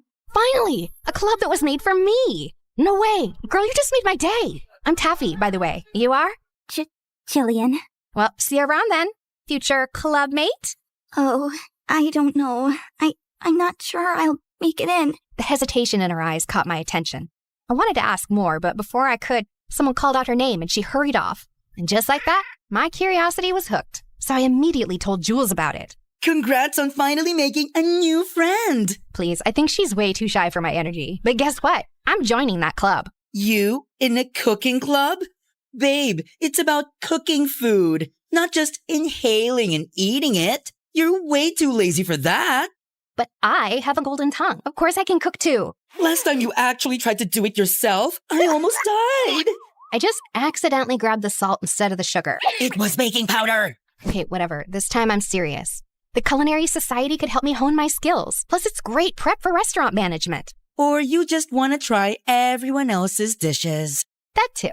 The auditorium buzzed with freshman students the next day, all cramming in for the big announcement. I scanned the room and spotted Jillian in the corner, nervously biting her nails like they were snacks. I slid into the seat beside her. She looked so relieved it was kind of cute. Hey, you're here. Of course. Was that Gavin? What was he doing here? Don't tell me. He also cooks? Broody boy has kitchen skills? My curious thoughts were cut off as the president of the Culinary Society finally stepped up to the mic and started the announcement. Welcome, aspiring chefs. The Culinary Society is now officially open. This program aims to discover hidden culinary talent. Those who pass the initiation will receive a sponsorship. It's all about the guidance, support, and even funding to grow your skills. The club's goal is simple. It's to discover you. With the right sponsor, your talent can be developed and taken further. I then felt Jillian trembling beside me. I really need to get in, no matter what. Hey, we're gonna make it, both of us. No plan B, no backing out, got it? I smiled as she gave me a tiny nod. The initiation will last 3 days, and the judges will be the senior members of the club. Just then the student council president stepped forward. This guy looked like he had walked straight out of a rule book. Dead serious and probably hasn't smiled once since birth. Tomorrow's challenge is a written exam, so study hard. The second and third challenges will be surprise practical tests. Exam venue and time will be posted shortly. You may now return to your classes. Holy spicy sauce explosion. This is going to be amazing. My foodie heart was on fire. I glanced back at Gavin, only to find him already looking at me. Of course he was glaring again. Seriously, what was his deal? The glaring, the eye-rolling, the mysterious brooding energy. It was driving me nuts. So on the way back to class, I finally snapped and cornered him. Hey, got a second? He didn't even respond, just rolled his eyes at me as always. Are you joining the club just to roll your eyes at me every 5 minutes? Or do you actually cook? The world doesn't revolve around you and your stupid food cravings, you annoying brat. Seriously, why are you so mad at me? What did I ever do to you? You exist. That's enough. Now, get out of my face. Unbelievable! This guy clearly didn't know who he was dealing with. That night, I studied like my life depended on it. Notes in one hand, spicy instant ramen in the other. Then came the written exam day, and everyone looked so tense. But for me, it was easy peasy mac and cheesy. I was the first one to finish the test, so I stood up with a proud smile. Till I saw Gavin, already done and standing. Before me? After submitting his papers, he turned to me and scoffed before walking off like he owned the place. The audacity! The next morning, I dragged Jules with me to check the results. Out of 100 applicants, only half made it, and I nearly choked on my gummy bears when I didn't see my name at the top. Second place? Wait, who's first? I leaned in and gasped when I saw the name. Gavin? Like Gavin, the cute and brooding window guy? He cooks? No, there's no way. That's probably a different Gavin. But then the crowd parted, and speaking of the devil... Excuse me. Oh, look. It's me on top. The one and only Gavin. When he turned to me and smirked. Oh my god, he's so hot. Like hotter than a steak on a grill. Jules was right, to be honest. But I shouldn't be distracted right now. Can we focus on his evil smirk, please? He's literally challenging me. I think that's officially a war declaration, babe. This is gonna be extra interesting. That jerk better be ready, because I'm gonna crush him big time. Second challenge finally came. We had to cook a chicken-based dish, in pairs. My eyes immediately landed on my mortal enemy, who was casually tying his apron like he was the master chef, and the sight was such a sore to my eyes. I was about to hunt Jillian down when someone suddenly blocked my way. Nicholas! He was here too? How did I not notice him last time? Ah, mademoiselle, fate brings you back to me. I'm still wounded from you turning down my masterpiece last time, you know? Team up with me, and if we win, you owe me a dinner date. Fair trade, no? I was about to reject him, but then my cinnamon roll savior appeared. Hey, Taffy. I was wondering if maybe we could... Oh, here comes my lovely partner. Sorry, buddy. Maybe next time? Ah, très bien. No hard feelings. At least Nicholas was always classy about rejection. Congratulations on passing the written exams. Thanks. I had been preparing for that way before I got here at MSU. Oh, you're really into this, huh? All right, girl, let's do this. You cook, I supervise. We're not doing it together? Of course we are. I'll be guiding you. So, what are we making? Let's go with crispy garlic honey chicken with mango salsa. That sounds fancy. Okay. We had exactly 1 hour. Jillian got to work while I hovered nearby, supervising like a resident chef. But my eyes kept drifting to Gavin. He looked calm and focused, like he belonged in a commercial for knife, while his partner looked so lost. The fact that he was also into cooking made him even more annoying. A few minutes later, Jillian finally threw her hands up and beamed. All right, done. Ooh, let me taste. I took a confident bite, only to gag and nearly scream in disgust. I tossed the dish and everything else into the trash, and it landed dangerously close to Gavin's station. He hissed like a cat that had just got misted. Oh, gosh, girl, what happened to the chicken meat? Did you marinate it in mud and ask an old goat with horrible breath to spit on it or what? But I just followed everything you said. Jillian looked like she was on the verge of tears, so I took a breath to calm myself down. It's okay, my love. We've still got 20 minutes. We're gonna fix this. This time, I rolled up my sleeves and took over. Just as the final bell rang, we slammed our dish down and handed it to the judges, who actually liked it. As expected, we passed, and we're now qualified for the final challenge. But when I looked at Jillian, she didn't look happy at all. We only passed because of you. We almost failed because of me. Oh, come on, girl. It was my fault, too. I made you do most of the work. It was supposed to be a team effort. You know what? Let's practice after hours. Together. Is that okay with you? Of course. We then snuck into the kitchen later that day. A few other students were there, too, including Gavin, of course. For the sake of my sanity, I ignored his brooding presence and locked in on Jillian. This girl needed serious kitchen rehab. She was way too clumsy to be left alone with fire, knives, or even a blender. Honestly, if someone didn't supervise her, she'd either blow up the kitchen or food poison someone. Or both. She tried dish after dish, and I sacrificed my precious tongue for each one. Is this supposed to be a hard-boiled egg or a charcoal? The oil is separating from your sauce. Did you forget to stir, or did it walk out on its own? Your rice is crunchy. Were you trying to make popcorn? Then came her meat dish. Okay, listen. Onion, honey, or pineapple. Any of those can tenderize meat. Pick whichever one's available. Okay, got it. Noted. Soon we had a mountain of failed dishes in the trash. While we were about to try one last dish, Gavin suddenly stormed over, looking like an offended bull. You wasted all of this? For what? For your stupid little practice? Huh? Why are you acting like you bought all of this? Are you the official supplier of this school now? Thank God I'm not. Look, I'm just helping an aspiring chef chase her dreams. Failures happen. It's called trial and error. Look it up. He rolled his eyes, so I rolled mine harder. What is your problem with me anyway? Just because you're attractive doesn't mean you get a pass for being a total jerk. And I don't care if you're attractive either. I just hate arrogant food snobs who love to waste food. You don't deserve a spot in the club. Before I could finally explode, Jillian slid in. Wait, did I just hear you both call each other attractive? Why don't you just date each other instead of arguing every 5 seconds? You must be having some auditory hallucinations. I'd rather hug a giant, rotten cactus than date this brat. He really hated me that much, huh? I hoped I'd never see his stupid smug face ever again. Unfortunately, we were in the same class. And worse, we still had one final challenge in the club initiation left. The announcement came sooner than expected, and the venue was deep in the woods. As soon as we got there, all our phones and stuff were confiscated. Goodbye, Wi-Fi. Goodbye, sanity. There were only about 15 of us left, and that included Nicholas, who wouldn't stop staring at me like I owed him money. Lovely to see you here, mademoiselle. If we both make it in, you owe me a date, remember? Since when did I agree to that? Since the day you insulted my masterpiece. But I gave constructive criticism. Of course. That's why I've made it my life mission to make you cry. The next time you taste my dish. Okay, but why did that sound like a low-key threat? Our conversation got totally cut off when the club president finally stepped up for the announcement. Your final test will challenge your creativity, resourcefulness, and pure culinary courage. So here are the rules. You're not allowed to help each other. You can't bring anything from home. And we're not giving you anything either. You can only use whatever you find in the woods.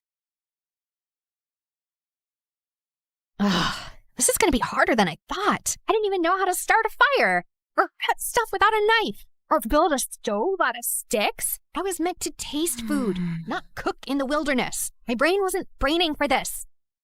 Prepare your dish by 7 p.m. in the assembly hall, and your fate will depend on a surprise judge. Good luck. A surprise judge? Crazy. I turned to Jillian, who was one chopped onion away from crying, so I gave her a quick pep talk before the challenge officially started. First things first, I had to find something, anything, to chop stuff on. So I kicked a tree stump. It was too moldy. I picked up a flat rock, but it was too spiny. I almost grabbed a squirrel as well, but it was too alive. Just when I was about to give up, I spotted it. A big, flat piece of bark lying under a tree. You're my chopping board now. Next, I needed something to cook and serve the food. I searched around like a hungry raccoon on a mission, and then, bingo! I found an old tin can that could work as a pot, and some giant leaves that looked perfect for plates. Now for the utensils. It took me several minutes to find a rock knife, a stick spatula, and a shell spoon. Finally, the ingredients. Good thing I knew a bunch of wild plants thanks to my grandma and her obsession with tea. Let's get those herbs and spices, baby. I continued walking around until I reached the riverbank. I leaned down to grab a leaf, then my foot slipped on some mud.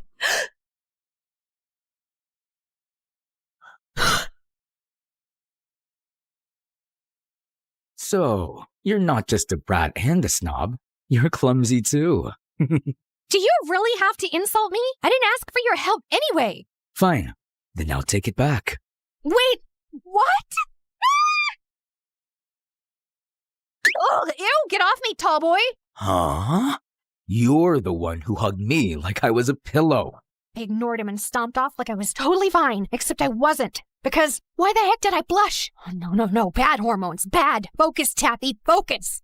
Half an hour later, I'd gathered enough herbs to open a mini forest restaurant. Now it was time for the protein. But the problem was, I can't fish and hunt.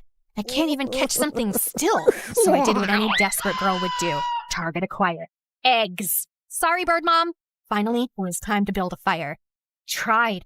I really tried. But at this point, I was basically just bullying those sticks. Just then, I heard some chopping noises nearby. I walked closer to take a peek and realized that it was Rabbit. What? Shirtless! My brain just short-circuited at the sight of those magnificent abs. Before I could stop myself, a weird squeaky sound escaped my mouth. I was busted! Are you stalking me? What? No, I was just peacefully trying to cook in my spot over there, and then I heard something, and obviously I had to check it out. Sure. Why are you even shirtless? Why? Does it bother you? Yeah, it's too indecent. Then find another spot? I was here first. You're the one who somehow set up your camp near mine. I was so furious. I huffed and stormed back to my sad little fire pit. I snatched up all my stuff and stomped off to find a new cooking spot, way further from him. I threw all my rage into rubbing those stupid sticks together like my life depended on it. And after what felt like 500 years, a tiny, weak little flame finally popped up. Yes! Wait! No! It suddenly started raining! Are you kidding me right now? I grabbed my stuff, and as I dashed through the rain towards the nearest cover, I spotted Gavin running toward the same place from the other side. We both reached the shade at the same time, soaked and panting. Wow, so the brat can run, huh? What do you think of me? A corn dog? What? Before either of us could say anything else, a soft sob broke through the sound of the rain. We both turned toward it and saw Jillian. She was soaking wet and crying. Jillian? What's wrong, girl? Are you okay? My family doesn't have much, and this was my only chance. But I think I'm too stupid for this, Taffy. As I comforted her, Gavin sat down next to her, pulled a small dry cloth from his bag and handed it to her gently. No attitude, no sarcasm, and he looked so soft like that, like a totally different guy. Ugh. He hated how my heart noticed. Thanks, Gavin. To break the tension, I changed the topic to food and cooking, and somehow it worked. Jillian started to relax and even smiled a little. How about you, Gavin? Why do you love cooking? My ears perked up at her question. Gavin didn't answer right away. Instead, he stared out at the rain, silent, like he was watching a memory unfold in the distance. Tragedy struck me since I could remember, and I was homeless for a long time. Park benches, cardboard blankets, cold nights when I thought I wouldn't wake up, scavenging for even ketchup packets just to trick my stomach into thinking I'd eaten.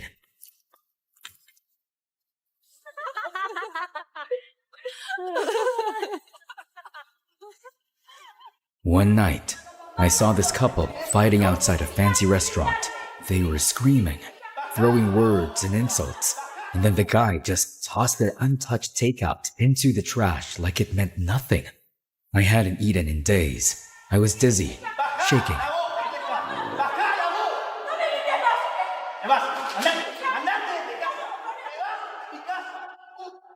If you're gonna fight, fine, but don't waste good food. The guy looked at me like I was dirt. Then go ahead and eat it if you care that much. I didn't hesitate. Right there on the wet pavement, I sat down and ate every bite like it was a 5-star meal. I remember whispering, "They're fools. They don't even know what heaven tastes like."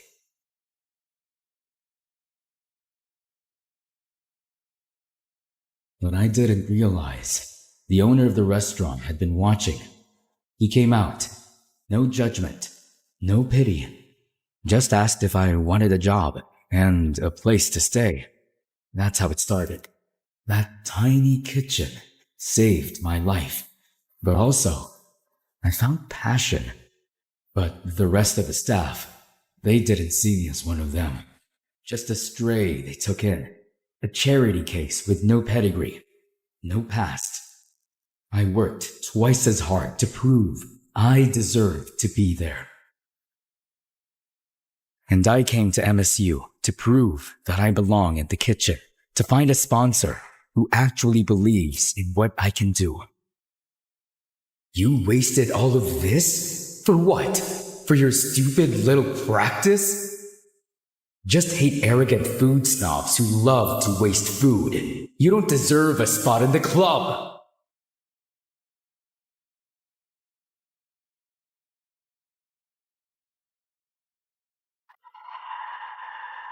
I gasped as my eyes flew open. I almost screamed when I realized that I had actually fallen asleep on Gavin's shoulder. Oh, and to make it worse, I drooled on his shirt. Oh my gosh, I'm so sorry. Relax, it's just drool. Unless you care about what I think. Duh, no, absolutely not. Just then I realized it was getting dark already. Oh my gosh, what time is it? I haven't even started cooking. And where's Jillian? Chill. We've still got an hour and a half before 7. And Jillian's over there. She already got started. Apparently, she had already built her own campfire and was cooking over it like a master chef. Gavin and I then rushed back to our spots, and this time it was extra serious. I no longer just wanted to pass the test. I wanted to make something real. After finishing my dish, I rushed back to the assembly hall. Everyone was already there and their dishes looked so yummy. The whole room smelled like a 5-star buffet. Just then I noticed that Jillian wasn't here yet. I glanced at Gavin and he looked worried too. Come on, girl, where are you? Soon there were only 5 minutes left and panic started creeping in. Just when I was about to bolt out the door to look for her, she finally appeared, holding a steaming plate with the most unique-looking fish dish I'd ever seen. What took you so long? You got me so worried. Sorry. I just wanted to make sure everything was perfect. Before I could respond, the lights dimmed, and the club president stepped up to the stage. And now, for your final judge, a true master of flavor, the one, the only.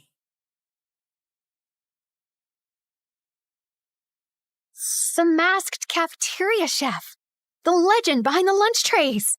Y'all lined up in front of him, clutching our plates like newborn babies. He was just sitting at the table, silently tasting each dish one by one, but his presence commanded attention. Then it was my turn.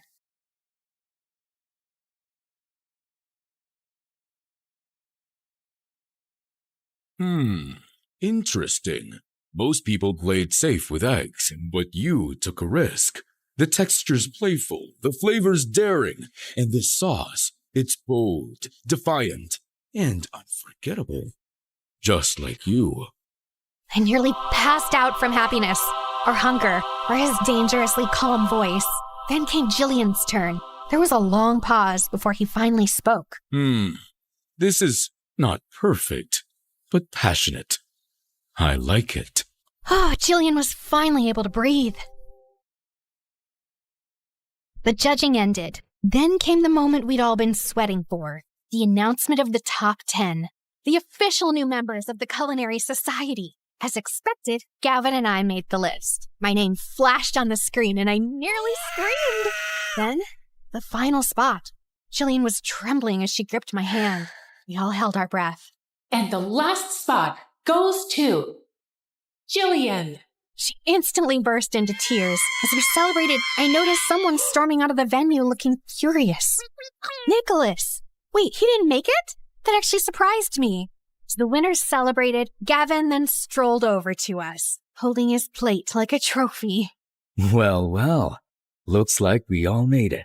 Want to try my dish? Taffy, you have to try this. Careful. She might scream loud enough to summon the forest spirits. Oh, please. My golden tongue has standards. Oh, I know. That's why I strategically kept my masterpieces far away from you. Strategically? Yes. I knew the moment you tasted my food, you'd scream your lungs out and fall hopelessly in love. I'm gonna throw this plate at your face. But not before you taste it. Fine. One bite. I took a bite and instantly exploded. Oh my freaking goodness! This is... In the middle of my foodgasm, I saw him smirking, so I immediately stopped myself from praising his dish. I knew it. One bite and there goes your dignity. Shut up! He kept teasing me all the way home on the bus. But of course I had to stay strong for my pride. I will never admit it, ever. Unfortunately, I couldn't stop thinking about him and his cooking skills that night, so I stuffed my face with sugar to distract myself. That was when Jules barged into my room. Girl, why are you blushing and inhaling candy like you just caught feelings? Are you in love or something? I'm not blushing, and no, I'm not in love. Got it, miss. Totally not in love. Anyway, why is your voice all scratchy? He was never finding out my voice died because of Gavin's food. He'd never let me live it down. It's the rain. My vocal cords got water damage. Mm-hmm. Sure. The next day at school, my voice was completely gone. Jules wouldn't let it go. Are you sure it was because of the rain and not because of screaming over a certain someone's cooking? I glared at him in silence. Just then, because the universe hates me, Gavin walked by looking extra smug, like his ego had its own stupid fan club. Oh no, please. Not now. Don't say it. Don't. Lost your voice, huh? Told you my dish was too good. Jules nearly choked from laughing. Since then, things just got weird. Gavin and I started getting closer. Before, he used to glare at me all the time, but now that glare was replaced with a stupid little grin that made my brain malfunction every time. Like that time in the hallway when I opened my locker and a sticky note fell out. Try not to scream over my food next time. Gee. I looked around, and of course, there he was, leaning against the wall with that grin. Ugh, so annoying. During lunch, he started joining us at our table, like he was officially part of our squad. Relax. I'm here for the food, not you. And worse, Jules literally saved him a seat every freaking day. Aw, why do you always walk in like it's a K-drama entrance? My heart can't take this. Nowadays, I just find myself finishing all my food. Clean plate and no crumbs, even if the dish wasn't perfect. And of course, he had a comment about it. The trash bin must be lonely without all the food you used to waste. Seriously, who kidnapped old you? People change, duh. And I didn't do it because of you. Mm-hmm. Sure you didn't. Can you two stop? I'm getting secondhand butterflies. Shut up. And because of him, the kitchen feels weird now. Am I too conscious of Gavin?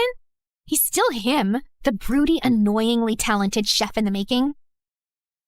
Lately, he's been working way too close to my station, offering help I didn't ask for, smirking whenever I refuse like he's deliberately trying to make me skittish. Ugh. Your knife grip's a little stiff. Don't sneak up on people! Holy broccoli, why is he standing too close? I wasn't sneaking, just helping. I turned back to the cutting board, trying not to imagine how good his voice sounded that close. Tappy, focus, knife, chop, chop, scallions, not his stupid smirk. You really don't have to hover. I'm not gonna murder the soup. I wasn't worried about the soup. My heart skipped. What was that supposed to mean? Geez, are you just gonna stand there and silently judge me all afternoon? Just observing. You're interesting when you're flustered. What? What? I'm not flustered. Ah!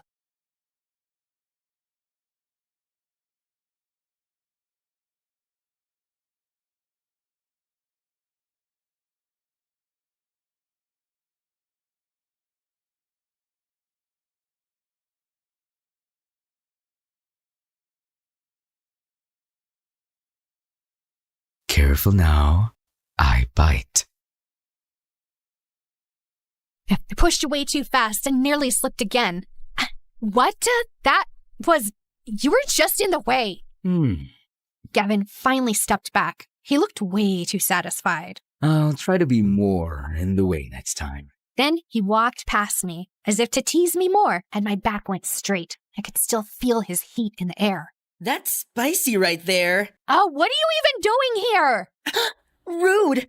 But I forgive you. I nearly melted watching you two. The tension, Michelin star level.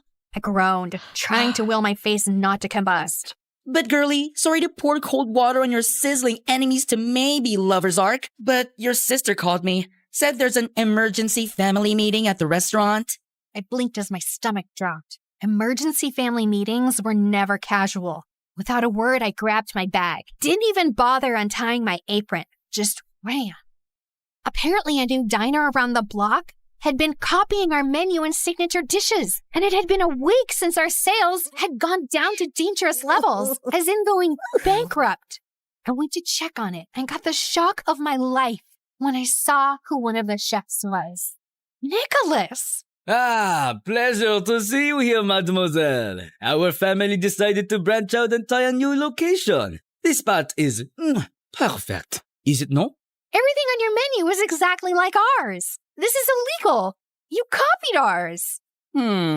If we copied yours, then why do most people flock to ours and keep saying that ours is more delicious and better? His weird behavior ever since I rejected him suddenly made sense now. Is this what you meant by wanting to see me cry? That's what you get for insulting my masterpiece. Now go cry and run back to your little kitchen. The audacity! Keep it.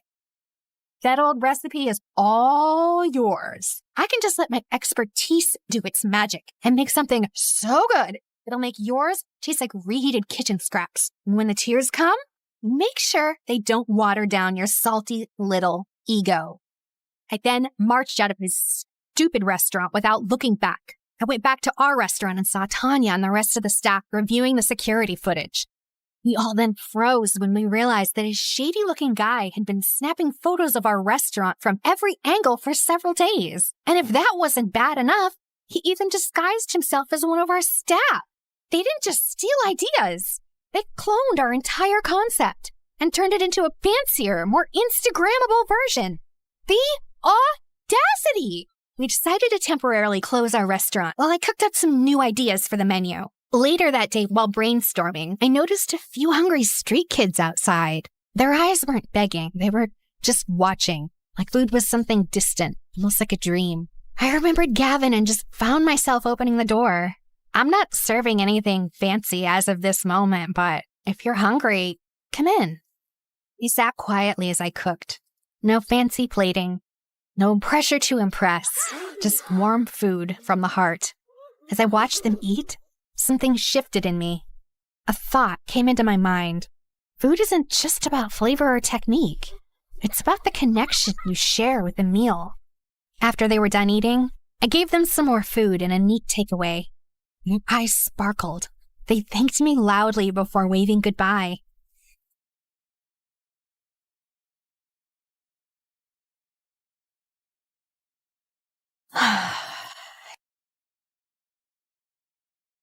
Think about some charity project and look for some volunteers to feed those kids again. Oh my God! Gavin! You scared the carrots out of me! What are you doing here? I overheard earlier, and I got worried. I asked your friend, and he told me everything. Well, I'm here to help you out. I just stared at him with my heart pounding. So, the food waster is now feeding kids, huh? Hey, what are you, a stalker? Gavin just shrugged and gave me that infuriatingly smug smirk. Okay, fine, I'll admit it. Your story got to me, all right? I realized food isn't just for enjoyment. It's something to be grateful for. Not everyone gets something to eat every day. Gavin's eyes lit up with something fierce and warm all at once. So hot I couldn't breathe. The air between us shifted. I really want to kiss you right now. What?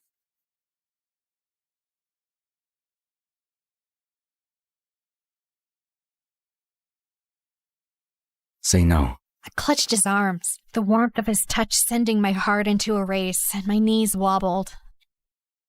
He grinned.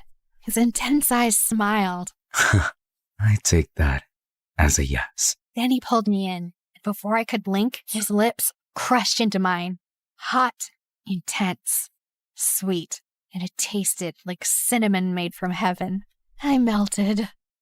I never knew kissing the person you like is the sweetest thing ever. More than the best macaroons in the universe. I wanna stay here with you. All that we have is just. I told you, I bite. Promise I won't leave your side. Be who you are and you'll be enough. If you're giving me your love, giving me your love. All that we have is each other now. Promise you won't leave my side. I hope who I am is enough for you. If I'm Maybe it's the kiss. Okay, no, it was definitely the kiss that inspired this new recipe. Sweet, warm, with the right amount of spice. It lingered and was very special. Whoa, you made this look like it belongs in a 5 million star restaurant. Thanks for helping out, Jillian. While we worked on our test dishes, we discovered her secret skill. She was amazing at plating, garnishing, and all the aesthetics. Just don't ask me to actually cook it, like, ever.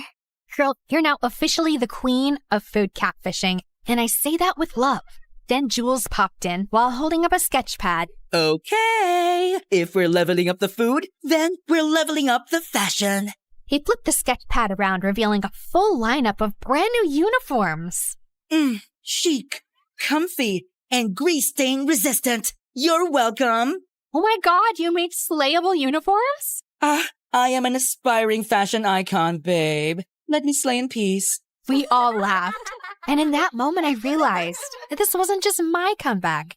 It was ours. And for the cherry on top, we added a tagline for our new and special dish. The dish that can make you scream. It was inspired by someone, and as expected, it was a hit. Customers were literally screaming, and their videos went viral. They kept returning to our restaurant, so we finally decided to add it to the official menu. I used to think food was just about taste and fun. Now, I knew better. Nutmeg makes soup creamier. Rosemary is steak's best friend. Basil goes with almost everything. Cinnamon brings comfort to sweet and savory alike. And chili sets the soul alight. But the most important ingredient of all is love. Love is the secret spice. You won't find it on any shelf, but it lingers in every bite, making each dish as special as it can be. All that we have is each other now. I promise I won't leave your side.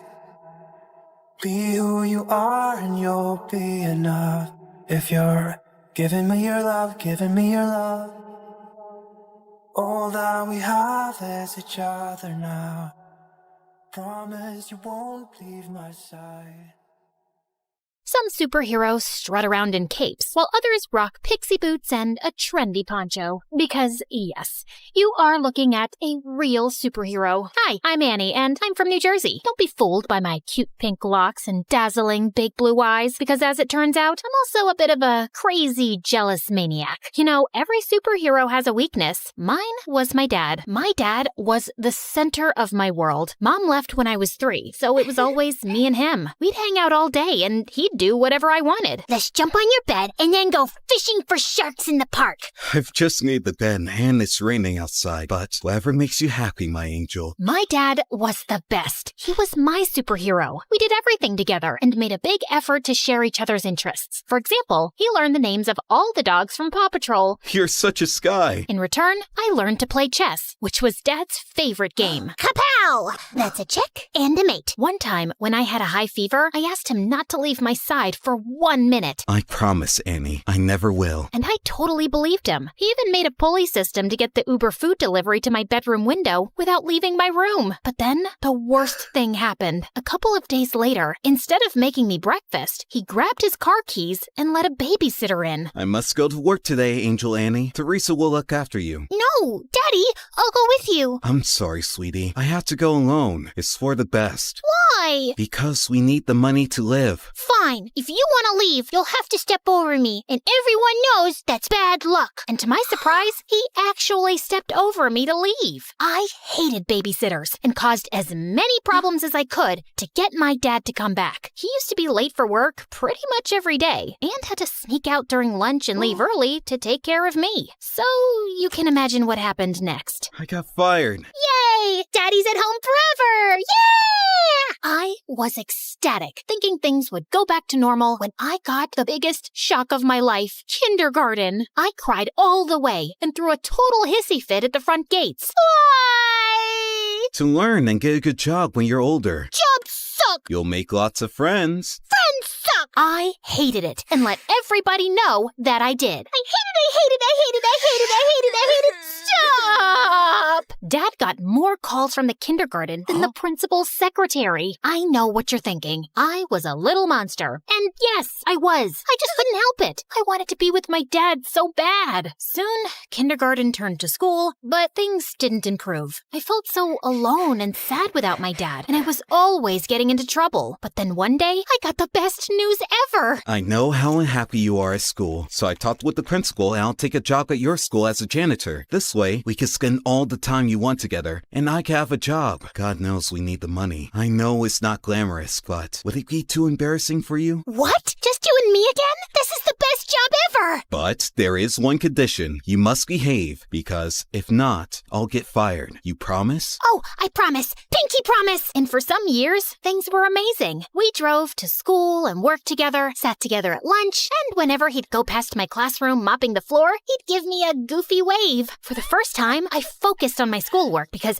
I didn't want to mess up our arrangement. Other kids were even inviting me to parties. You should go. Make some friends. Maybe you could come with me? Annie, you must learn to do things without me. Rely on other people. Really? Maybe you're right. I guess I can go for like half an hour. Nah, let's just hang out here and watch TV. But then it all changed. I was supposed to be meeting some peeps at the movies, but then remembered Dad's favorite TV show was on. So I decided to go back home and watch it with him. But when I opened the door, I found that Dad was having dinner with a woman with candles and flowers on the table. Annie, Angel, I wasn't expecting you. This is Fern, my new friend. Hello, Annie. I've heard so much about you. It's great to meet you at last. Funny, I've heard absolutely nothing about you. I was hoping we'd spend some time with Fern, Annie. Three's a crowd. Suddenly, I felt so jealous. Why would he want to spend time with her and not me? Soon, Fern became a permanent fixture at our place. Despite my grumpy face when she was around, she was always super nice to me. Wanna hit the shops? I have the biggest discount card. Maybe you can use it to buy another book on winning over skeptical teenagers. And at school, Dad was always calling her. She even joined us for lunch some days. I tried to do everything to get his attention when they were together. Like the time in the canteen, she'd made us all sandwiches, and I pretended to choke. Poison! But they were too busy staring into each other's eyes to notice. Soon, Fern moved into the house, and even though I kept moving her things around, she was always calm and supportive. You can always talk to me about anything, you know. I'm fine. You and your dad have such a special relationship. I wouldn't want to come between you two. Well, cheers for that. You can rely on me too. I'll always have your best interests at heart. Yikes, is that the time? Gotta run. It felt like Dad was slipping away from me, but at the same time, I was also starting to become independent. During that time, I joined the chess club and quickly showed talent, no doubt thanks to all those games with my dad. I even won the school tournament and got invited to represent the school in an international tournament in Belgium. I knew it was a life-changing trip, but I also knew that my dad's job as a janitor didn't pay much. He would not be able to afford the expenses of such a trip, so I had to decline the offer. I was pretty sad about it, and soon things got even worse. That same afternoon, I got to class, and one of the more popular girls was sitting in my seat, slurping on a milkshake and making fun of me. Look at me. I'm Annie, and I'm so lame because my dad's my BFF. Great, that's really mature. Now move your butt from my seat. Oh, no. You better call your personal janitor to clean up this mess. What mess? I shouldn't have asked, as she threw her milkshake on the floor on purpose. This mess. What are you waiting for? You better call Daddy. I jumped on her. her and tipped the rest of the milkshake over her, and that's when the teacher intervened. I got after-school detention. I was really scared that Dad would find out, but thankfully, he went home after finishing his shift. I was super relieved, but then, on my way out from detention, I heard a weird rustling noise from one of the classrooms. That's odd. Everybody went home already. I thought it was best to get out of there, but suddenly, a man in a ski mask rushed out of a classroom, holding a bag full of the school laptops. Oh no, a thief! I froze in my spot as he spotted me and stopped for a few seconds, then started running down the hallway. As he ran past me, he accidentally hit me with the bag of laptops, and I yelled in pain as I stumbled to the floor. Oh my god, are you okay? I looked up in shock as I recognized that voice. Dad? Suddenly, he dropped the bag and ran down the hallway and out of the school. I tried to follow him, but he was too fast. So I sprinted home, and there he was, Dad, completely out of breath and with the ski mask in his hand. The first thing he told me was to keep my voice down so Fern wouldn't hear. Dad, seriously? Stealing from the school? Are you crazy?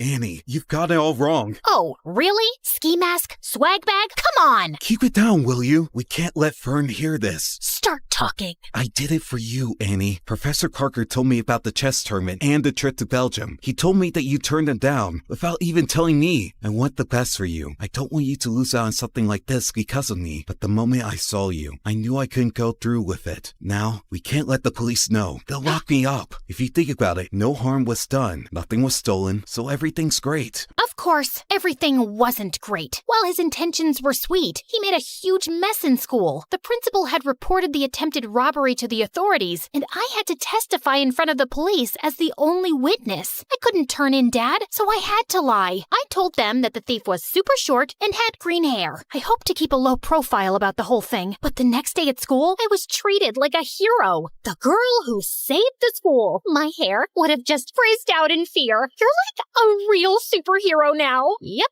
I guess that's me. Want to hang out with us and tell us all about it? And oh, let's snap a selfie. I need to boost my feed with some genuine hero vibes. But the worst thing was, since I caught Dad red-handed, he'd become increasingly clingy and hardly left my side. I guess he was scared I'd confess the truth, but it was really annoying. Like when this really cute boy Warren, who I liked but I didn't think had ever noticed me, talked to me. Hey, Annie. I'd love to take you out for a burger. Sorry, she's busy. Dad? Come on, hun. It's lunchtime. The first one to our seat wins the pudding. Sorry, Warren. I'll just have to go now. A burger soon, though. Sure. But soon, I started hanging out with Warren and his new friends all the time, while Dad's excuses to drop by became increasingly awkward and downright embarrassing. I came by to check if you seen my lost, mop. Thought I might have wandered into your classroom. And he'd always pick the worst times to barge in. I think I'm falling for you in a big way. I think we need to clear the air here. Dad! I'd had enough, and on the way home, I thought of ways to let him down gently. But I ended up screaming the truth at him in the driveway. Dad, it's time for a reality check. You can't shadow me forever. How about picking up a hobby that doesn't involve stalking me? You're suffocating me. Then he looked down and rolled his puppy dog eyes. I began to feel very guilty. But then, big news popped up on my phone. A very short man with green hair had been arrested for the school robbery. And it was all because of me. Annie, we must go on the run. No, Dad. You need to confess. Confess to what? And suddenly, we both turned around, and Fern was standing there with the groceries. To not cleaning the bathroom properly. You have never cleaned it properly, Annie. Oh, I think my sock drawer needs some reorganizing. Annie, you can tell me anything. I'll always take your side. You can trust me. I didn't tell Fern. I thought she wouldn't understand. I tried to forget the whole thing, but I felt so guilty. That innocent guy was in jail because of me and my dad, and we needed to set the record straight. But I just couldn't turn my father over to the police. That night, I didn't sleep at all. I was so angry at my dad that the next morning, I skipped breakfast and took the bus to school. But when I got there, I saw him getting into a cop car. Dad! Loads of people were standing around, watching and filming, and I was mortified. I tried to make my way through, but when I reached the police car, it drove away from the school. Then the principal came over and pointed at me. Warren and my friends were shocked. It seems Annie isn't a superhero after all. She was an accomplice to her dad. I've never felt such deep shame. If I had superpowers, I'd have vanished right there or zapped myself off to the North Pole. I covered my face, crying, and was ready to run away from there, but a cop caught my arm. Time to face the music and confess. But when I finally told the truth, I felt like a weight had been lifted from my shoulders. They let me off with just a warning since I was a minor, and my dad took full responsibility. Fern came to pick me up, and I was enraged with her. I knew she couldn't be trusted. How could you betray us like that? I must confess that I heard you guys whispering around. I quickly understood what was happening, and I knew I had to step in. You didn't deserve to live with that huge secret and with the guilt. I knew it was the right thing to call the police, and I was about to do it, but then I just couldn't. Not to save your dad, but because I know how close you guys are and how devastating it would be for you. I just didn't want to hurt you. I started crying. Thank you, Fern, for everything, and I'm sorry for being a brat with you. Fern hugged me firmly, and I hugged her back. During those hard times, we became really close. She took me home and stood firmly by my side through it all. But if you didn't turn him in, then who did? Some weeks later, they allowed me to visit Dad. I confess everything myself. It was unfair that someone else was arrested, and it felt even worse that you lied for me. I was afraid you'd start hating me for dragging you into my mess, so I gave myself up. I'm so sorry for being such a terrible dad. Dad started crying, and I soon joined in. No, Dad, you've been the best. I'm sorry I've been so difficult, and you don't need to feel like I'm missing out on anything. Promise, you won't ever do anything like this again. Pinky promise. And now, a few months later, Dad has been released, and we're moving with Fern to a new city for a fresh start, and I'm looking forward to making new friends.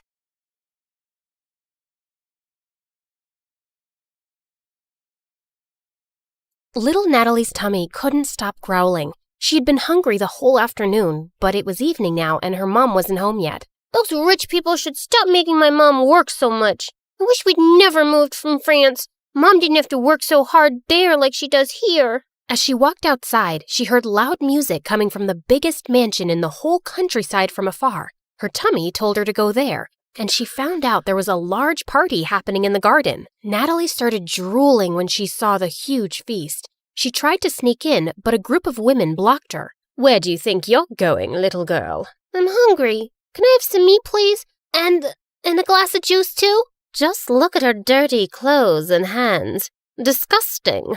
You're not welcome here, child. Be off with you. Natalie was so mad at their meanness. Just as she turned to leave, she noticed a young boy around her age hiding in the bushes, and he looked furious. He was staring at a maid who was being scolded by the lady of the mansion, Mrs. Harrison. How can you serve these fruits in a stupid basket? We have an expensive tray for this. Another mistake, and you're fired. Mr. Harrison was trying to calm his wife down when their daughter Harper, who was the same age as Natalie, was making things worse. I don't have the mood to eat those fruits anymore, Mom. That woman ruined my night. Natalie felt so bad for the humiliated maid. She joined the boy in the bushes. I hate these people. Me too. And that's my mom they're yelling at. They don't deserve all this delicious food. I have to teach them a lesson. Wait, are you going to do something bad? Mom said you shouldn't do bad things no matter what. But he just ignored her and dragged a bag of manure lying close by. Then he started climbing a tree that overlooked the garden. But moments later, the branch under him cracked, and he went tumbling down straight onto the food table, spreading cow poop everywhere. Everyone screamed, and Mrs. Harrison looked ready to explode. She yelled for security, and Natalie thought she had to do something to save her friend. And with that, she ran towards the nearest barn, rode on a young horse, and made it run around the garden, completely ruining the party. You little rascals! Natalie grabbed the boy's hand, and they fled the scene. I can't believe you just did that! You're so cool! Natalie's tummy suddenly let out another growl. He chuckled and took out an apple from his pocket. For you! Make it 2, 'cause I saved your butt. I'll get you another one soon, promise. What's your name? Natalie. And you? Caleb. Nice to meet you, Natalie. Can we be friends? Okay. And since then, Caleb and Natalie became best friends. Growing up, they shared their love for food and their hate for rich and mean people, especially for people like the Harrisons. Caleb was 11 years old when his mom met a guy, Mr. Cross, a gardener for the Harrisons. His mom said that from now on, Mr. Cross would be taking care of them. Hello, Caleb. Your mom told me you like apples. And reading?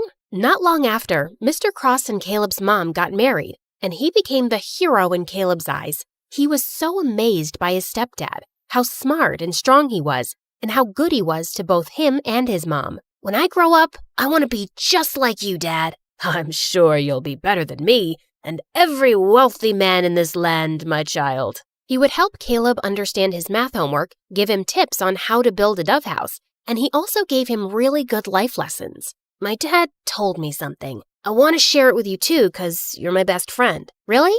Tell me." "He said, sometimes we need to stand up for ourselves and fight back, whatever it takes." "Yes, we fight back the right way. Mom said we shouldn't do bad things no matter what." "I know, you told me. But is it bad to defend ourselves? Do we just let other people do bad things to us and say nothing? You always speak about how unfair the system is in this town for poor people." "Yeah, I do think that. Like, if someone hurts you, I'll hurt them too." Natalie was surprised by how firmly Caleb said it. Suddenly, as she changed her position, she lost her balance and fell. Caleb laughed and helped her up. "Now, I don't know how to hurt the fence or the ground, but..." Caleb then kicked the fence and stomped his foot on the ground. Natalie found it funny. She liked the thought of Caleb as her protector and felt really lucky to have a best friend like him. And over the years, she grew to like him as much more, but she was too scared to admit it, too scared to ruin their friendship. One day in high school, she decided to cook his favorite food and surprise him at lunch, but her heart ached with jealousy when she saw him laughing with some girls in the canteen. She was leaving when Caleb called her name and walked up to her. "Is that for me?" Before she could reply, the girls jumped in and glared at Natalie. "Why are you friends with that dumbhead, Caleb?" "Same question. Handsome boys like you should hang out with pretty girls like us." Suddenly, Caleb wrapped his arm around Natalie's shoulder. "My girlfriend is not a dumbhead. She's the smartest, coolest, and most beautiful girl I've ever known. So please, stop talking rubbish about her." "Girlfriend?" As the humiliated girls left, Natalie turned to him. "Why did you tell them that nonsense? Those girls are going to hate me forever." "Are you mad?" "Yes, I'm mad 'cause you lied. We're not dating. We're just friends." "Fine, I'm sorry. But what if I wanted to be more than that?" What do you mean?" "Can I hold your hand?" No." "I love you, Natalie. I've loved you since we were kids. Do you love me too?" Caleb's sincere gaze made her melt. Yes, I think I feel the same way." Caleb started to lean in closer, and when their lips finally touched, she felt like she was on cloud 9. After that, the best friends became lovers, and Natalie was really happy with Caleb as his girlfriend. But over time, things started to get complicated. His mom fell really sick, and his stepdad's earnings weren't enough for her medicines. So Caleb was forced to take more part-time jobs around the farm. He hardly had any time to spend with Natalie anymore. Meanwhile, that night at the Harrisons, the family was having their usual dinner. Mr. Harrison was talking about the progress of their business, while Mrs. Harrison was being pushy towards their son to date someone. "I don't understand the rush. I'm so young, I'll have plenty of time later on." "You have plenty of time now." "I don't, Mom. I'd rather focus on school than date. Love is nothing but a stupid distraction." "All work and no play makes people really dull, darling. Remember Sheila? Benjamin's daughter. I think she's a nice girl." "Mom, I don't like her. She's weirdly obsessed with me." "Duke, she cares about you." Let him be for now. Don't push him so hard. He'll eventually find someone." "But Sheila might not be around till he decides he's ready. And I think she would be so good for him. She's a smart young woman. They're perfect for each other." "I have no interest in wasting my time on girls right now." "Oh, brother, how about boys? Do you want to share something? Shut up, Harper. Well, Sheila and her parents are visiting us soon, and you will spend time with her so you can get to know each other. Who knows? Maybe it will end in a wedding." Hearing that, Duke suddenly felt the urge to lie. "I'm sorry, Mom, but I already have a girlfriend." "What?" "I said I'm not dating Sheila because I already have a girlfriend." "Since when do you have a girlfriend?" "Since 6 months ago, but we kept it a secret.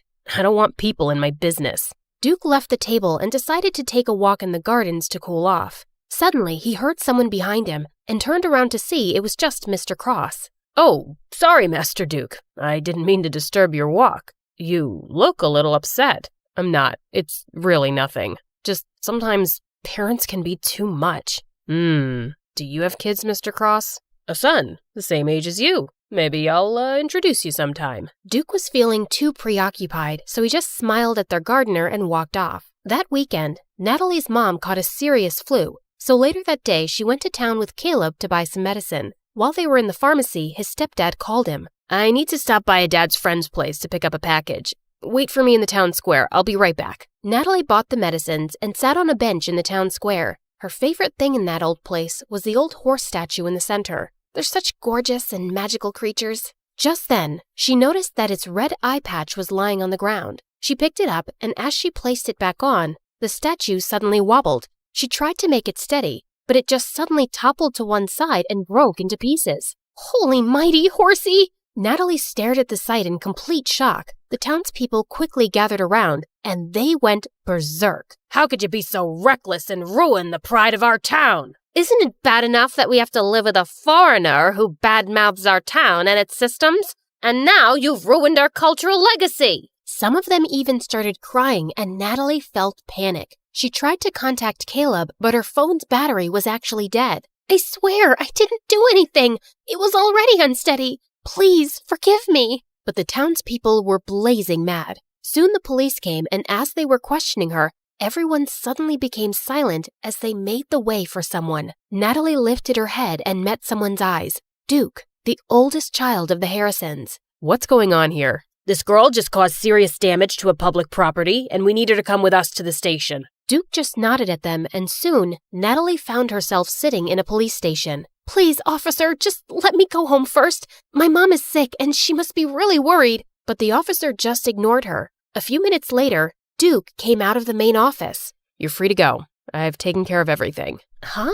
What do you mean?" "I paid $50,000 for the fine and damages, so you won't go to prison." "What? Why are you doing this? You don't even know me." "Because I need you." "What? What do you mean?" Duke then dragged her outside the station to talk. "Listen, I need you to work for me as my fake girlfriend for a month, and I'm going to pay you for it." "I'm sorry, but can you repeat what you just said? I'm not sure if I heard it right." "I think you did. You don't look like you have any hearing problems." Is that how you joke? Because it's super lame. Even hyenas won't laugh at it." "Do I look like a clown to you?" "How can you offer me a ridiculous job when you don't even know if I have a boyfriend or not?" "Look, I don't care whether you're single or whatever. I'm not interested. I just need you to pretend to be my girlfriend and convince everyone that we're in love, especially my family." "But why would you need a fake girlfriend anyway? You can just have a real one. Just choose any girl but me. You rich people are used to getting whatever you want anyway." "I asked you to be my fake girlfriend, not to become an interviewer. In private, we'll be practically strangers minding each other's business. I can prepare a contract tomorrow." "What makes you think I'll accept your offer? I don't want this weird job. Don't worry, I'll think about another way of repaying you." "There is no other way. Accept my job or return my money immediately. It should be the exact amount that I spent to save your sorry little butt." Natalie wanted to yell at him for blackmailing her, but she knew she couldn't pay him back. "Let me think about it." "I don't have much time. I'll give you a day. Let's meet at the cafe tomorrow, same time as this." Before Natalie could say anything more, he turned around and left. When she got home, she found Caleb's messages saying that he'd be staying at his stepdad's friend's house for the night. Natalie really needed to talk to him, but she was also worried about how he would react. She also didn't want to tell her mom about this yet and stress her out. So later that night, she went to her favorite spot on the farm to think it over alone. Suddenly, Caleb appeared beside her. "Hey, what are you doing here?" "Wait, Nat, are you crying? Tell me what's wrong." She didn't have a choice but to tell him everything. "Are you serious? You shouldn't have let him help you." "He took care of it himself, and I could never pay $50,000 on my own." "But of all the girls, why does he want you? This is stupid. I thought Harper was evil. I didn't expect that her brother would be worse." "Look, if he didn't help me, I'd be cold and miserable in jail right now." "But he obviously helped you just to force you into this stupid job." "What am I gonna do? He left me with no choice." "Seeing my girlfriend dating another guy is torture, Nat. It doesn't matter if it's fake or not." Caleb got up and furiously kicked some rocks. "Okay, fine. I won't do it. I'll have to think of another solution then." As Natalie's tears poured, Caleb sighed and sat down. "Okay, I'm sorry. Don't cry, please. Let's talk this over. You'll just be acting, and it's only for a month, right? And are you sure he's paying you a huge amount for it?" "Yes, I'll just be a fake girlfriend. I'll never fall in love with that jerk, ever." "Okay, I'll agree to it, but on one condition." "What is it?"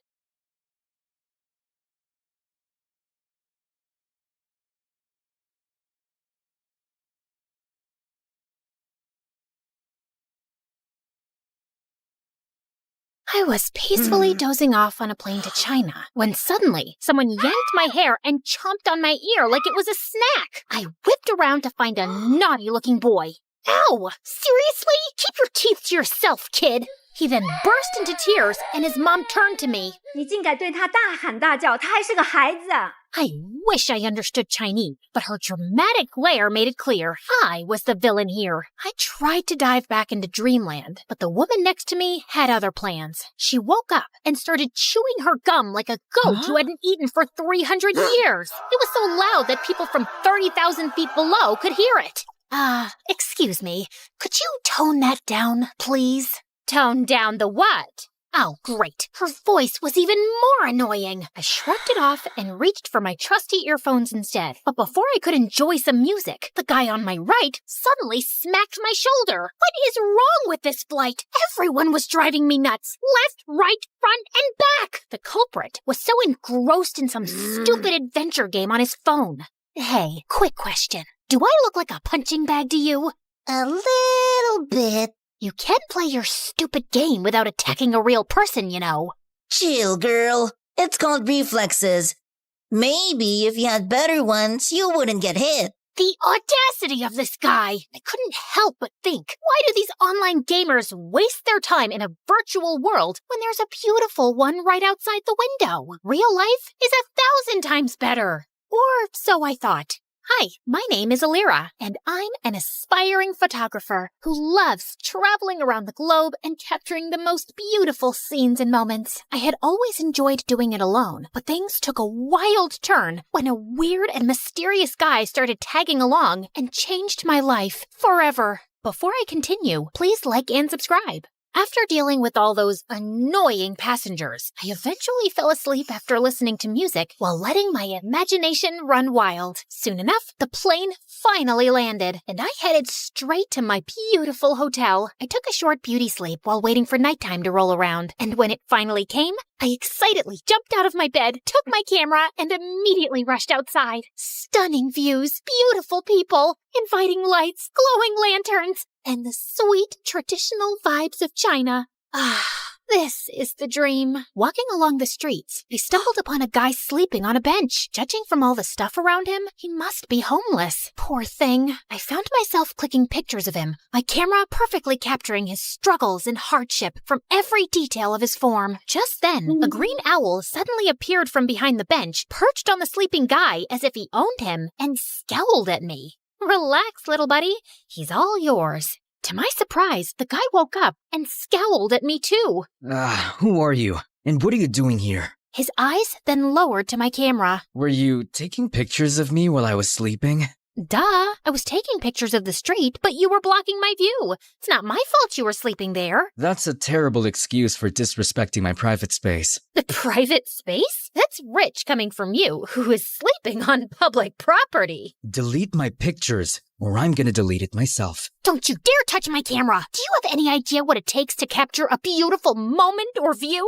The countless hours, the right timing, the quest for the perfect angle. I pour my heart and soul into every shot. Those aren't just pictures.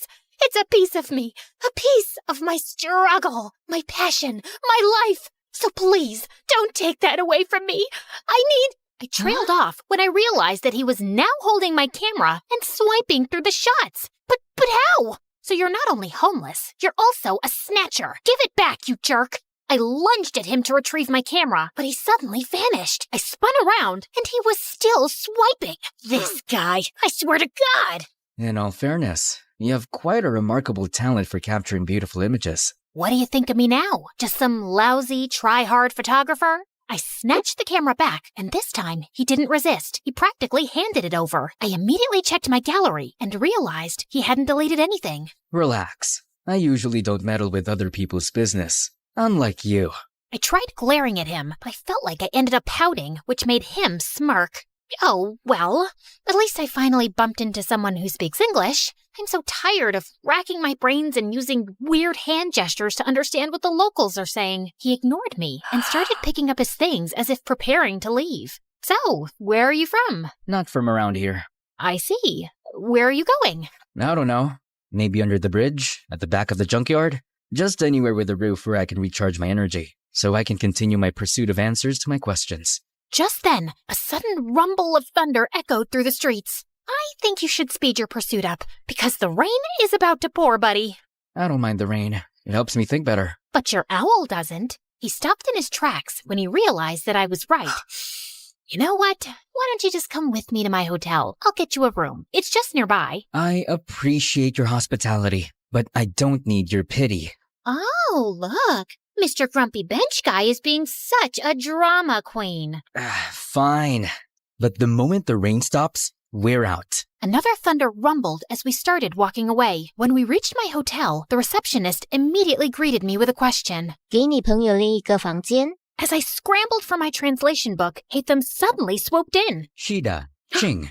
Did you just speak Chinese? I speak multiple languages. I have a constant hunger for endless knowledge. So, you're a polyglot. So cool. That's literally my dream. But learning another language is so difficult for me. What's your secret? Oh, I use this splendid application on my phone, Duolingo. Oh, I have heard about it, but I never tried it. It has a fun and engaging approach to learning a language. It's like casually playing a game, which is a pretty good motivation for the learning process. Okay, that sold me. I immediately downloaded the app and was greeted by a cute green owl named Duo, who looked very familiar. I turned to his pet, who was sitting on his shoulder. Whoa, Duo looks exactly like your owl. They have the same name too. Just a little warning. Duo's nice and helpful, but he can be a little persistent sometimes. But it's also for your own good. Well, he seems to be a cute little guide.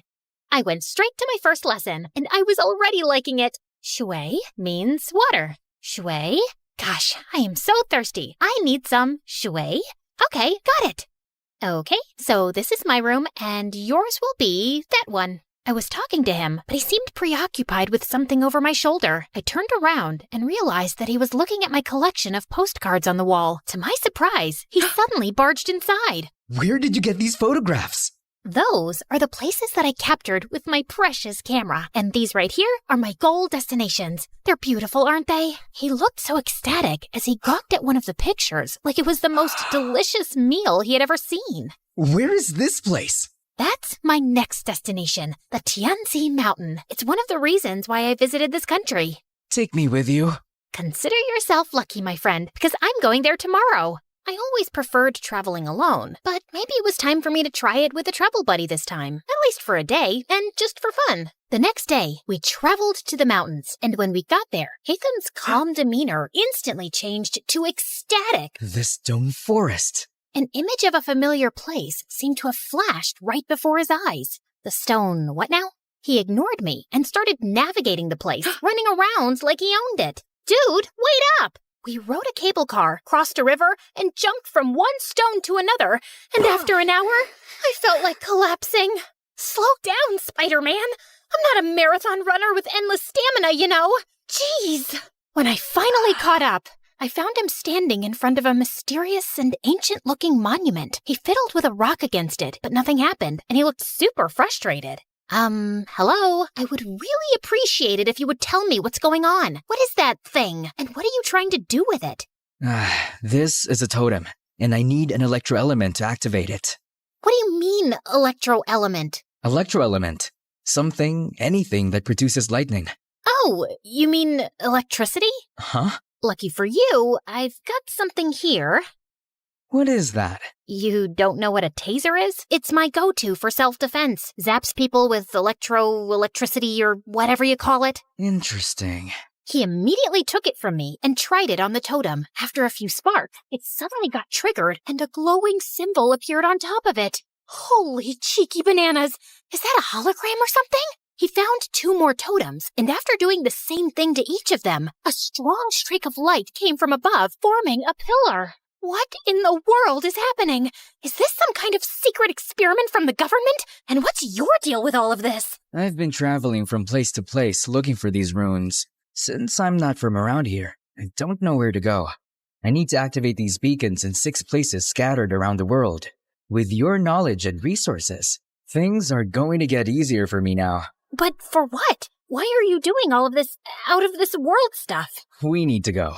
Dude, you didn't answer my question. Sometimes, the journey to find answers is more important than the answers themselves. Whatever you say, Plato.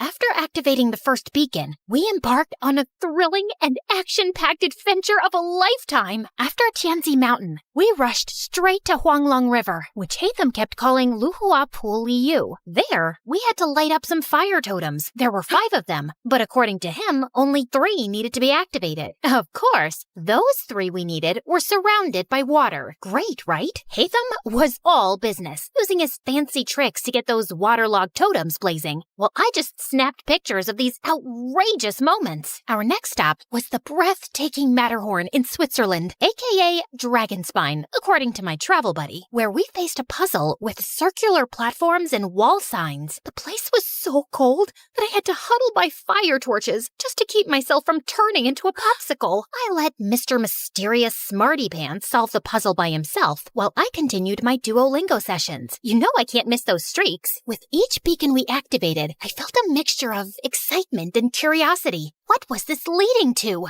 And why did it feel like the world had turned into one big adventurous playground? During our flight to our next destination, I found myself fully immersed in my new favorite app, Xin Ten Toila Elira. You could take a break sometimes, you know? I need to learn the basics, at least for now, and I like how Duo keeps reminding me with his cute little expressions. When we finally reached Vietnam, I decided to try out what I learned by asking the locals about the directions. Xin Loi, Bang Ko Te Chung Toi Duang. The woman stared at me as if she was solving the most difficult math puzzle. Ko Te... Xin lỗi, nó ngàn con đít chỗ, chúng tôi viết đông viết vinh, ha lông đục trong. Được chứ, bạn chỉ cần đi thẳng, rồi đi qua cái cây khổng lồ kia, sau đó rẽ phải và đi bộ khoảng 200 mét sẽ thấy một khoảng đất trống. Okay, I guess it was too early for me to attempt a conversation. After learning the direction, Hatham continued walking towards the bay. Ugh, why is this guy so good at everything? You still have a long way to go, Elira. I literally just started. Just wait and see. I'll be leading the leaderboard with an unbeatable streak in no time. I commend your determination. Keep it up. Soon enough, we were greeted by the beautiful emerald waters and towering limestone islands of Halong Bay, or as Hatham called it, the Golden Apple Archipelago. While I was snapping pictures left and right, Hatham got to work immediately. He solved a music rock puzzle thing, and after activating the place, we toured around the city and enjoyed their local food. I even tried conversing with the locals with the help of my brilliant travel buddy. It got me even more determined to learn more. So during our flight to Scotland, I got really busy with leveling up and earning rewards. I never knew that learning could be this fun. Learning could also be done in silence. Sorry. And soon, we finally reached our next destination, the Isle of Skye in Scotland, or as Hatham called it, the Star Snatch Cliff, Mondstadt. After walking around, we came across a green fan-like object. I watched in amazement as he applied some wind pressure to activate it, unleashing a powerful upward current. Whoa, that's so dope. So, what's next? Time to fly. After taking a large cloth from his bag and holding onto it, he wrapped his arm around me, and we gracefully floated in the magical breeze. I never thought I would experience flying like this, not even in my wildest dreams. If this is a dream, I hope I can keep enjoying it and not wake up too soon. Our imaginations know no bounds, Elira. They possess the extraordinary ability to unlock infinite possibilities. We then found 2 more fans along the way before we finally activated the totem at the top of the cliff and summoned the pillar. I stood there for a while and looked ahead at the seemingly endless horizon, thinking about how Hatham sees this beautiful world in his own vision. Finally, we were down to the last one, Deshra Desert Sumeru, or as we call it, the Great Pyramids of Egypt, my favorite. Hatham looked so nervous and excited while I was taking some pictures of the legendary structures. After hours of touring around, I followed him as we headed to the group of old, weathered columns. So, how do we solve this one? We need to hit the larger columns until you match them with the corresponding symbol on the smaller columns beside them. Match all 3 big ones to the smaller ones to summon the last pillar. Aye, aye, Captain. I grabbed a tree branch lying nearby and used it to help him hit the columns until we finally summoned the last pillar. All the pillars scattered across the world that we activated should be glowing now too. I dropped my jaw in amazement when their fusion created a swirling, glowing vortex or something. Is that a freaking portal? Yes, it's a portal back to my world, Elira. To your world? So there's indeed another world out there? Before he could answer me, the earth beneath us mildly shook, and a horrifying creature suddenly appeared right in front of us. Holy crunchy potatoes! Is that a transformer? Did Hatham summon that machine from their world? What if he was actually a bad guy who was set to ruin our world? Oh my gosh, what have I done? I wasn't ready to say goodbye to our beautiful Earth just yet. I have yet to discover the other wonders of... My paranoid voice trailed off when I realized that Hatham was gone. Just then, I felt a strong, glowing presence behind me. I slowly turned around and saw him and Duo transforming into something with dust particles and glowing green projections dancing around them. Everything then cleared away, revealing a strikingly handsome video game character and his adorable sidekick. Hatham, is that you? This is my true form, Elira. And my real name is Zal Hatham, a scholar from Sumeru, and our academia scribe. That machine in front of you is a primal construct, only found around the desert area of Sumeru. This machine enemy is often found guarding the temples and ruins, and I need to defeat it. So it's like the final boss in the game, and you're the brave hero. I suddenly felt bad for suspecting him as a bad guy. As the primal construct started charging toward them, 3 ethereal green mirrors popped in and hovered around Hatham, radiating a brilliant emerald light that almost blinded me. He then started fighting the monster, moving with grace and precision, consistently blending freestyle moves and rotational attacks with his sword and abilities. Watching them fight was mesmerizing, as if I had been transported into an epic video game. He unleashed a barrage of reflective attacks, boomerangs slicing through the air, slashes carving through steel. Each hit dealt a lot of serious physical damage. Soon enough, the terrifying machine was finally defeated. Dude, you were so cool! How did you do that? I don't need to fight. I only need to think. Everything else is connected. All I have to do is find the weakest link, deal with the causal factors, and everything else tends to resolve itself. Okay. Enough with your deep philosophical words, dude, and maybe start explaining everything to me properly. You know, I've been following you around like a dumb little kitten and catching up with your stamina. As a gratitude for helping me, you deserve to know the truth. My friend Kaveh and I were trying to open a domain, but something went wrong. It started malfunctioning. The rule is to hit these columns using a physical attack and never use any elemental attack. Kaveh didn't know this, so he used his elemental skill because he thought it was more efficient. It made a different reaction to the process, and instead of opening a domain, it opened a portal that connected to the human world. And before I knew it, it started sucking my friend. I tried to save him, but I was the one who got pulled inside instead. I got teleported here, which was a very different place, and I have been finding my way back for quite a long time. Thanks to my friend Duo here, who also got accidentally teleported for some reason. He's been my companion since the day I got here, and he's the one who has been helping me learn the different languages of humans. Now that makes sense. And no sense at the same time. I swear, I'm stuck in a fantasy adventure novel. Anyway, I'm glad that you finally made it. I appreciate all your help in this journey of mine, Elira. As much as I wanted to discover more about your interesting world, I need to return. Tevat needs me. Oh, well, traveling won't be the same anymore without you. I'm gonna miss you a little bit, I guess. Just play Genshin Impact, and I'm sure you will enjoy the magical beauty of our world, Tevat. We have 7 nations brimming with natural wonders that you would love to capture. You'll meet a diverse set of people with unique personalities and abilities like me. And together, we will fight exciting enemies. We'll share every adventure in this enchanting realm. I felt a lump in my throat as he extended his hand, but knowing that I would be seeing him again, I shook it with a smile. See you around, Elira. I watched them as they entered the portal, returning to their world. Come here, boy. Bam, bam. Eat that, monkey butt. All right, Hatham, time for some snacks. Ever since I started appreciating video games, I became the annoying passenger this time. These games opened my eyes to the existence of extraordinary places that remain hidden from our physical world, Places that only exist in our minds, yet they possess the power to transport us on thrilling adventures. They hold captivating magic and beauty, offering a gateway to fictional worlds. Now, I embrace the opportunity to immerse myself in both realities, and because of it, I have never felt alone again. I was so into the game that I jerked when an incoming announcement sound chimed in. Ladies and gentlemen, this is your captain speaking. We will begin our final descent to Paris shortly. And now, it's time to explore the famous beauty of Paris. Bonjour, comment allez-vous? Wait, is it allez-vous? Allez-vous? Bonjour, comment allez-vous?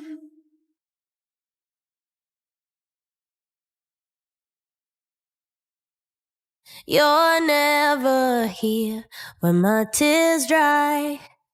You're never around to see me thrive.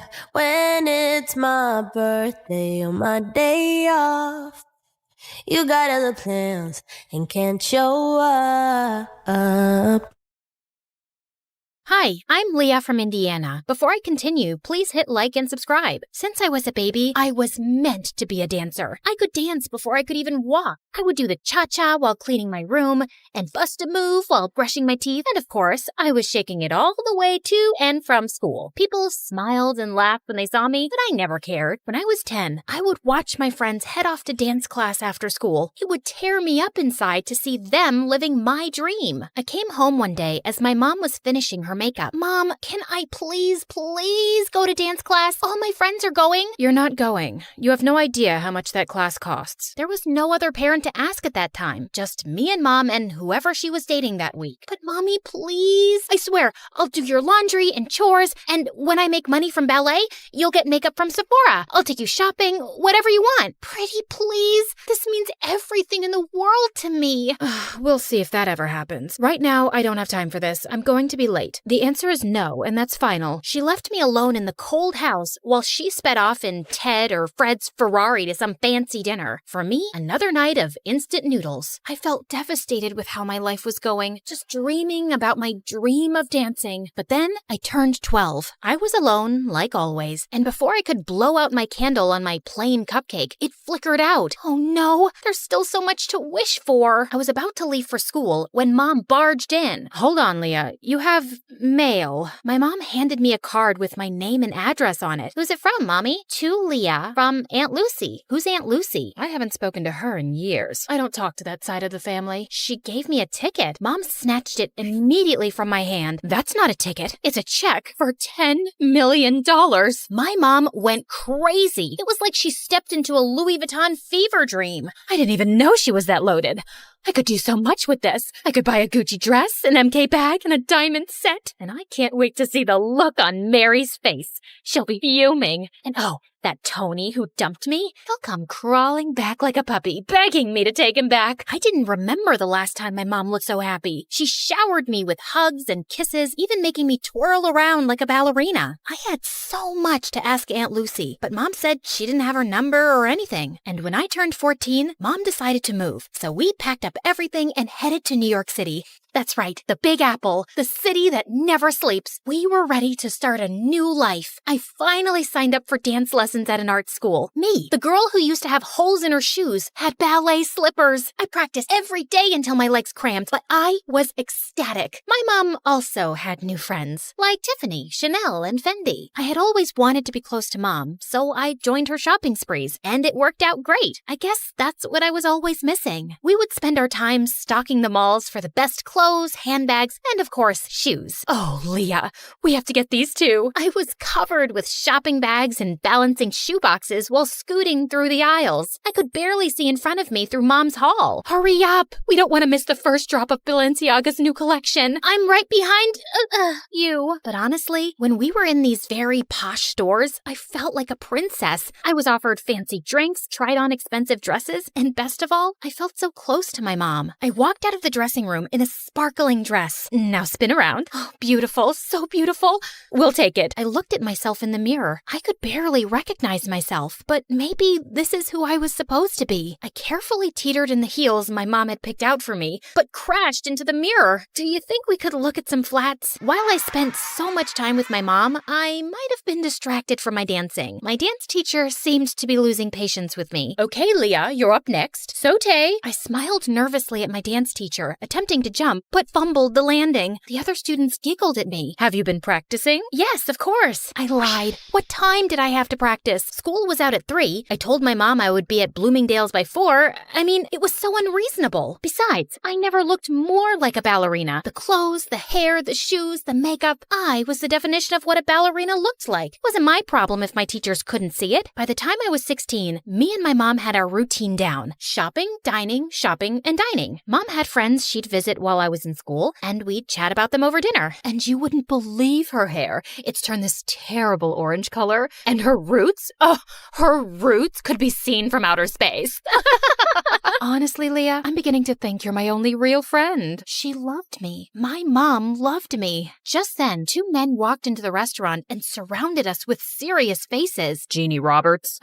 Yes? What is your problem? They flashed their badges at us. It was the police. You have to come with us. Excuse me? I am not done with my dinner. I want to speak to your manager. Jeannie Roberts, we need to talk to you about your tax evasion. This is ridiculous. You don't have the right person. They're gonna ruin my blouse. Mom, what's going on? Leah, I will call you as soon as I can. Can you let up a little? This is silk. The police dragged my mom out of the restaurant. I didn't know what else to do, so I ran back to our apartment. I paced and cried, staring at my phone. My mom was arrested. What on earth could I do? Finally, at midnight, the doorbell rang, and it was Mom. Mom, what's going on? Listen, I have to be quick. You need to get help. Otherwise, they'll put me away for good. They said tax evasion, but you haven't done anything. We have the money. Tell the police we have millions of dollars. We don't, Leah. It's gone. My stomach dropped. I need you to get me out of this trouble. I need you to go see Aunt Lucy and ask for the money. They have people watching me. They'll pounce on me if I try to leave the city. But you said you didn't know anything about her. Yeah, I just remembered her address. Go to her and get the money so I can get out of here. I had no other choice. It was just me alone, and I had to save my mom. I hopped on the first train I could find. There were 1 million people on the subway, and I squeezed my way through the crowd. The train car jerked, and the guy's soda splashed all over my face. He glared at me. Hey, watch it. But he splashed me. Finally, I arrived at my aunt's house and knocked on the door. Her house towered over me with dozens of closed shutters and fading awnings. I'm not interested in buying anything. I'm not selling anything. I'm Leah. Are you Lucy? I'm looking for my great Aunt Lucy. Leah? I ran to her and opened my arms for a much-needed hug, but I was taken aback when Aunt Lucy sidestepped me like she was avoiding a bug. Do you know you look very sticky? I know. I took the subway here. My mom asked for your help. You helped us before, and we appreciate it, so I didn't help you. Well, with the money you graciously gave us, you helped us a ton. That was your father's last investment. I was instructed to cash it out and send it to his next of kin. That's you. My dad? I can only recall bits and pieces of him. I know. You're not missing out. So, Jeannie's in trouble. You want something from me? Why should I bother? We're family, aren't we? I always disliked your mother. Spoiled, selfish, and vain. Does the apple fall far from the tree? You look just like her. But I didn't look like myself. She wanted me to leave, but I couldn't. She was my only hope. I kept pestering and pleading with her for days,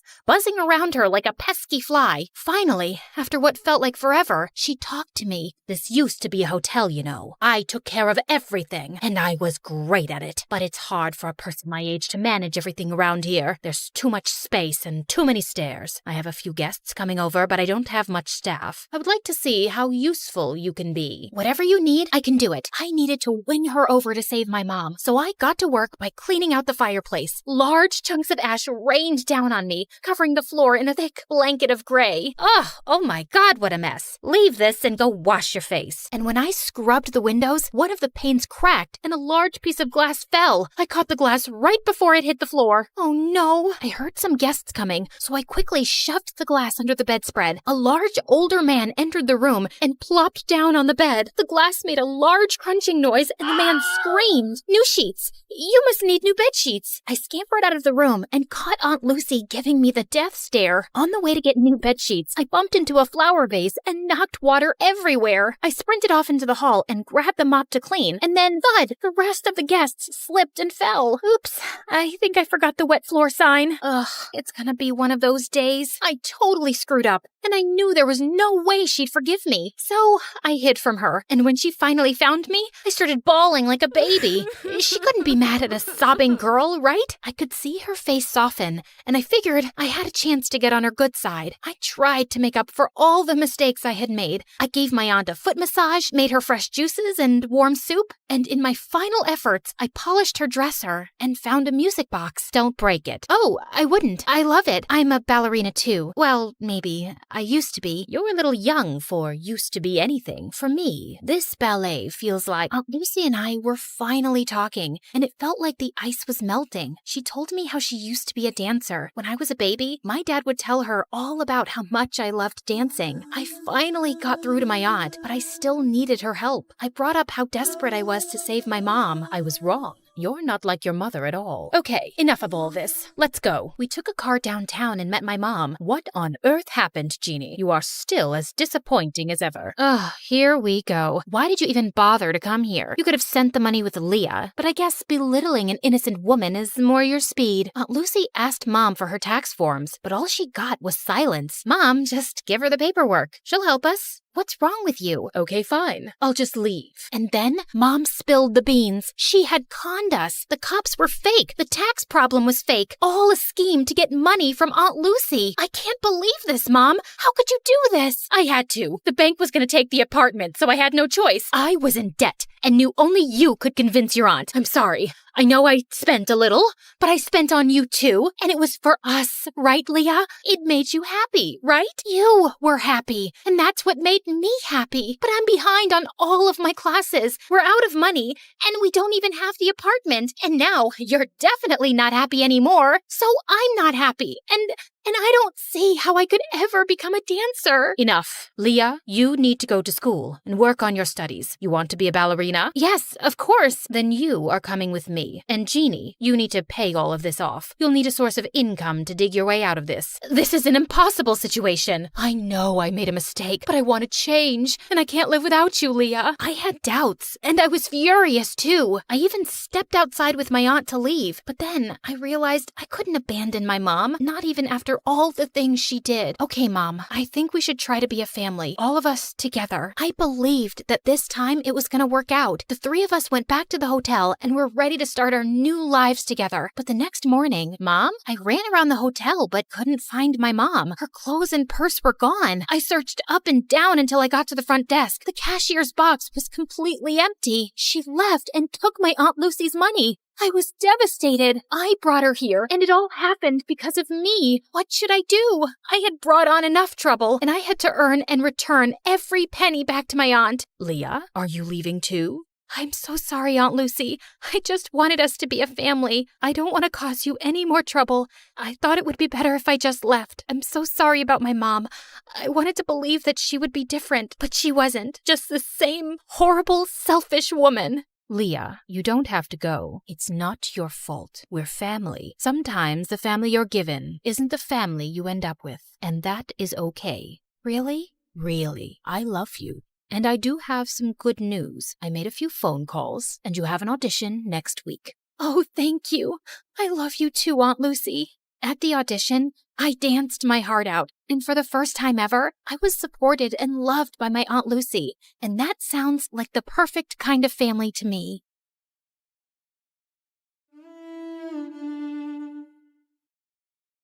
I was just minding my own business in the convenience store when suddenly a hooded guy jumped at the cashier and pulled out a gun. Give me some cash. All of it. Now. Everyone started to panic, except me. I'd actually been waiting for this moment. Hey, idiot! Everyone gasped as the robber turned to me. I then walked up to him while slowly removing my jacket. It's so hot in here, don't you think? Back off, sweetheart. I have a gun.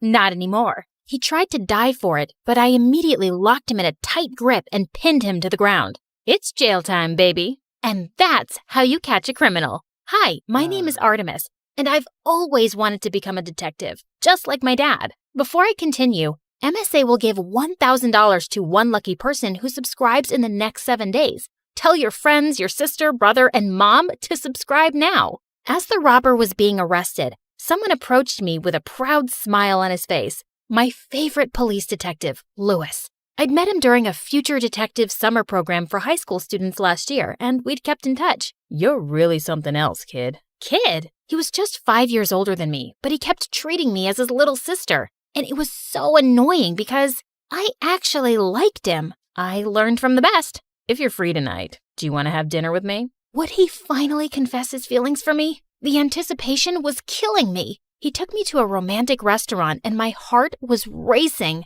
I'll get to the point, Artemis. I know that you've been waiting for this moment too. You bet I have. We're having a big and difficult case right now, and we need your help. Oh, I suddenly felt stupid. Tell me about it. It's a gold smuggling case, and the suspect's name is Mr. Anderson. We need some hard evidence against him. And how can I help exactly? He has a son, and his name is Chase. He's a senior high school student, reckless, clumsy, and spoiled. He's looking for a female bodyguard, and she should be very attractive. So, you want me to pose as his bodyguard while spying on Mr. Anderson, right? Exactly. I need you to find where he's keeping all those gold bars. Mission accepted, officer. Dad had trained me in martial arts since I was 2, and now I could finally put it to good use. Lewis prepared my fake documents for the application, and luckily, I was chosen. I was so excited about this mission, but little did I know that I was about to get involved in the biggest mess ever. I tried so hard to keep my cool when I finally met Mr. Anderson. His face literally screamed danger. I was secretly scanning my eyes around his office as we discussed the job. There were surveillance cameras everywhere. It was going to be harder than I thought. I love my son more than anything, so do your best to protect him. I'll make sure you won't regret hiring me, sir. He gave me a very thick portfolio of Chase, and the first thing I noticed was his face. It was very attractive. Mr. Anderson told me that Chase was waiting for me in this room, and the moment I opened it, I was caught off guard when someone suddenly jumped on me. It was him, and he looked like a scared little puppy. Is everything okay? Take that disgusting little creature away from me. I looked around and noticed a cockroach crawling toward us. I immediately stepped on it and crushed it to death. Don't worry, it's gone. He finally opened his eyes, and I almost dropped my jaw when we both stared at each other. He was the most handsome man that I had ever seen, and I wasn't exaggerating. Just then, he jumped away from me and cleared his throat. I just find it really dirty, that's all. Anyway, you must be the new bodyguard. Artemis, at your service. Dad surely knows my type. Do you want to make out? Do you want to die? Playing hard to get. I like that. I was hired to be your bodyguard, not your girlfriend, sir. You'll still end up being one, so why waste time? He was about to touch me, but I gave him a powerful blow that sent him flying to the wall. Are you crazy? You're being paid to protect me, not kill me. Sorry, it's just a reflex. Fix your stupid reflex or I'll tell Dad to fire you. Loud and clear, sir. I'll officially start my duty tomorrow. Have a nice night. Later that night, while everyone was sleeping, I tiptoed around the mansion and installed some spy cameras to watch Mr. Anderson's every move. I had to catch him soon and get this job over and done with. The next day at Chase's school, boys immediately flocked around me like I was a celebrity, and Chase didn't look too happy about it. Just then, he started throwing some dollar bills at them. $1,000 for each of you to back off and stop looking at my bodyguard, losers. And with that, they all closed their eyes and ran away like rats in the dark. Excuse me, sir, but why did you do that? I can take care of myself. I want you to focus on me. Those idiots will just distract you. There's no need to do that. I'm not usually distracted by stupid things. But he just ignored me and continued walking. Suddenly, he slipped on a piece of tissue paper, and before he could hit his head on the ground, I caught him in my arms. Our faces were so close, and for a moment, I felt lost in his beautiful blue eyes. Just then, a pretty girl came running and screaming, "Hubby Boo! What is the meaning of this? Are you cheating on me?" Based on his file, it must be Vanessa, his girlfriend. On reflex, I dropped Chase to the ground. This girl is my bodyguard. She was just protecting me. Oh, what a relief. I'm your one and only, always and forever. Right, hubby boo? She then jumped on him and started kissing him like a vacuum cleaner. Vanessa was clinging onto Chase all day and kept sticking her tongue out at me. What was her problem? Later that day, Chase suddenly dragged me into the janitor's closet. I actually don't like Vanessa. I just dated her because she's just so obsessed with me. I felt bad for her. And why are you telling me this, sir? Don't be jealous. Huh? I'm sorry, but I really don't get you. Forget it. I already broke up with her many times, and she's like an annoying leech. From now on, I want you to keep her away from me. Make sure she doesn't come near me. Copy that, sir. Later that day, I snuck into the bathroom to check the surveillance video on my phone and saw Mr. Anderson enter the mansion, and then he went straight into his room. I needed to have access there too. On my way out, I bumped into someone, Vanessa. Listen, girlie, you may look tough and all, but I'm not scared of you. I need you to stay away from my future husband, my hubby boo. Sorry, I can't do that. I'm being paid to be by his side 24/7. And besides, you have nothing to worry about. I'm not attracted to him. She burst out laughing. Chase is the most beautiful guy in the entire universe. There's no way you're not attracted to him. Unless you're a lesbian. OMG, are you? Do you like me instead? Maybe. I can't blame you. I'm perfect, but I'm sorry. You're not my type. That's too bad because I think I'm obsessed with you. I leaned in closer and pouted my lips for a kiss. Ew! Get away from me! My little stunt was effective because anytime Vanessa came close to Chase, I made pouty lips at her and she ran off. But I wasn't exactly celebrating. It had only been a week, but I wanted to give up already. Chase was a total pain in the butt and such a big baby. He would complain over the smallest things. One time he was making a huge fuss about a mosquito bite. How could you not stop it from sucking my precious blood? I thought you had great reflexes. See? It's swollen. You're not gonna die from it, sir. Relax. One time, he decided to skip school just to go shopping for a new yacht. As we were walking towards the port, we bumped into some guys who looked like gangsters, and he actually knew them. It's a perfect day to break some skulls, don't you think, Chase? What do you want, Brody? Your girl. She looks like my next girlfriend. He was about to touch me, but suddenly, Chase jumped in and shoved him to the ground. Don't you dare touch her, dummy. Brody went berserk. You stupid dirtbag. He was about to punch Chase, but I was able to block his fist just in time. I'd run home to mommy if I were you. I twisted his arm and he went screaming in pain. Get her, boys. I threw a couple of my karate moves and they all fell to the ground in no time. I turned to Chase and he looked stunned. He was still speechless, even in the car. When we got home, he just sat in front of me and stared at my face. Is there any problem, sir? You're the prettiest and coolest girl that I've ever met. Do you know that? He lifted his hand to touch my face, and I just shivered at the contact. You know what happens when you touch me, Chase. So get your hands off me before it's too late. Suddenly, his happy face turned sad as he pulled away from me. I'm sorry. I won't bother you anymore. Well, that was weird. I needed to find that secret room with the gold bars as soon as possible,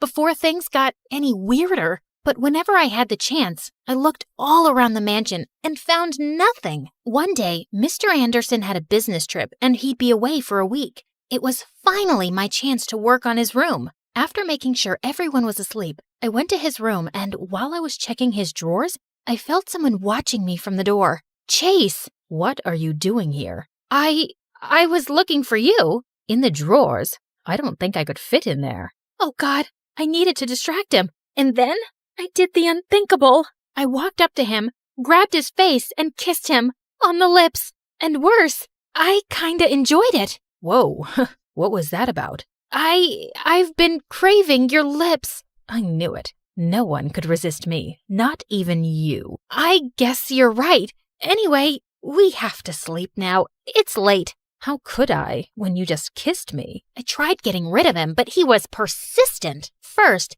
he insisted we watch videos together on his favorite channel, MSA, for 2 hours. And then he even made me sing him a lullaby to help him sleep. When he was finally asleep, I just found myself staring at his face. He actually looked like a beautiful angel. Snap out of it, idiot! The next day at school, Chase did something that gave me the shock of my life. He announced to everyone that we were dating, and Vanessa went wild. This girl is a lesbian, and I'm the one she actually likes. She's only getting back at you because she's jealous. Chase ignored her and got on his knees instead. To my surprise, he started tying up my shoelaces. Silly girl, what if you trip and hurt yourself? I then pulled him to the side and confronted him. What in the world are you doing? You like me, and I like you. So we're dating, right? Are you crazy? If your dad finds out about this, we're dead. Don't worry. He's too busy to even check up on me. From now on, I'll protect you and serve you instead, okay? I kept on refusing, but he was unstoppable. He was just around me all the time, and it was driving me crazy. All he did was stare at me 90% of the time. Could you please stop that? It's freaking me out. I could stare at you forever. You're just too pretty. I sometimes doubt if you're even real. During classes, he kept reaching for my hand just to hold it. During lunch, he would feed me and just watch me eat. He was acting like the perfect boyfriend, and I had no choice but to play along to protect my cover. Ugh, what had I gotten myself into? Later that night, I called Lewis and reported everything, including my fake relationship with Chase. I need you to stop entertaining any distractions and finish your mission ASAP. Understood? He sounded mad, and it made me feel bad. I'm sorry. I'll do better. The only place I hadn't checked yet was Mr. Anderson's bathroom, and I had to do that first thing in the morning. But I woke up to see Chase smiling at me with breakfast in bed. Good morning, my love. Eat up. I cooked it for you. The eggs looked delicious, so I decided to have a little taste. And they actually were. I didn't know you could cook. I wanted to be a chef and open my own restaurant someday, but Dad wanted me to be the next CEO of his company instead. Nothing feels better than living your dream, so stop being a loser and go for it. It's your life, not your dad's anyway. I suddenly felt bad knowing that his dad was a criminal. That's the most beautiful thing I've ever heard in my life. I can't help but fall for you harder each day. He sounded so real, I almost fell for it. You're pretty good with words, aren't you? I'm serious about you. To my surprise, he gave me a quick peck on the lips, and it made me blush like hell. One weekend, he insisted that I train him in boxing. When we got inside the ring, he was so hyped up. Are you sure about this? Heck yeah. But the moment I threw a single punch, he went flying like paper. I worriedly rushed up to him, but he immediately got up. I wasn't ready, but this time, I'll show you no mercy. I decided to make him win and let him knock me out this time. You cheated. You let me win. No, I didn't. He was pouting as he sulked in the corner, and suddenly I felt bad. Fine, I cheated. I'm sorry. I'll accept your apology if you'll have a date with me. I agreed, and he took me to the park. I waited for him on the bench as he bought me ice cream. There were a couple of kids playing around, and to my surprise, he called them over and bought ice cream for all of them, and even gave the vendor a huge tip. He wasn't really that bad after all, and I just found myself smiling. Oh no, I couldn't fall for him. I had to get rid of these stupid thoughts and focus on my goal. The next day, I told Chase that I wasn't feeling well, so I couldn't go to school with him. As soon as the coast was clear, I slipped into his dad's room and went straight to the bathroom. I checked every corner and space until I saw a button underneath the sink. I pressed it, and to my surprise, the bathtub slid away, revealing a trap door beneath it. I tried all the combinations in the passcode lock until it finally opened. I went down the stairs, and I couldn't believe my eyes. The room was full of gold bars. I immediately called Lewis for backup, and while I was taking some pictures, someone suddenly smacked my phone out of my hand. It was Mr. Anderson, back from his trip, and he was raging mad. You little witch. Just in time, Lewis and the police barged in and finally arrested him. As he was being escorted out, Lewis came up to me and hugged me.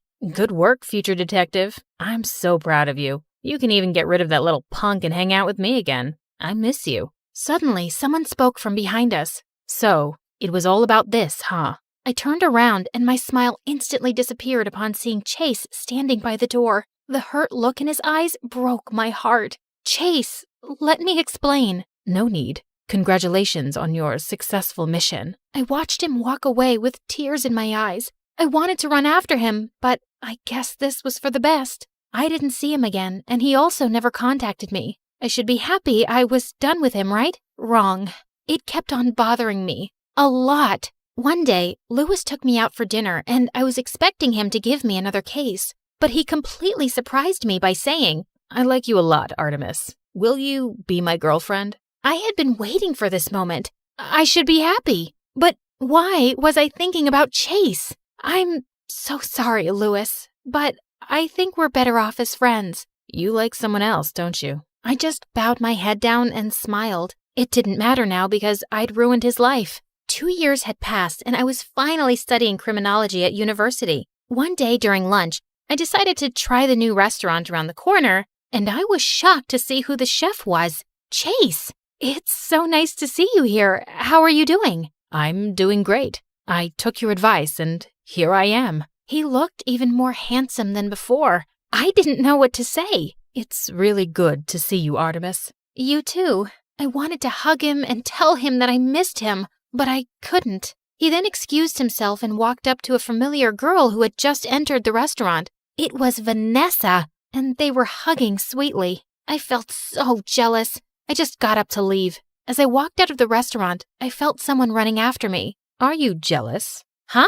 What are you talking about? Vanessa realized that she actually likes girls, and we ended up being good friends. Oh, wow.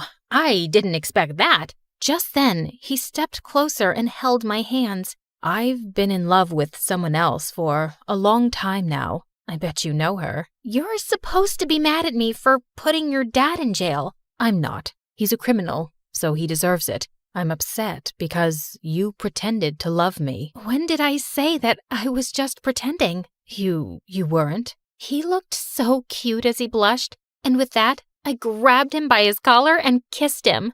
Sorry, it's just a reflex. Let's make it a habit then.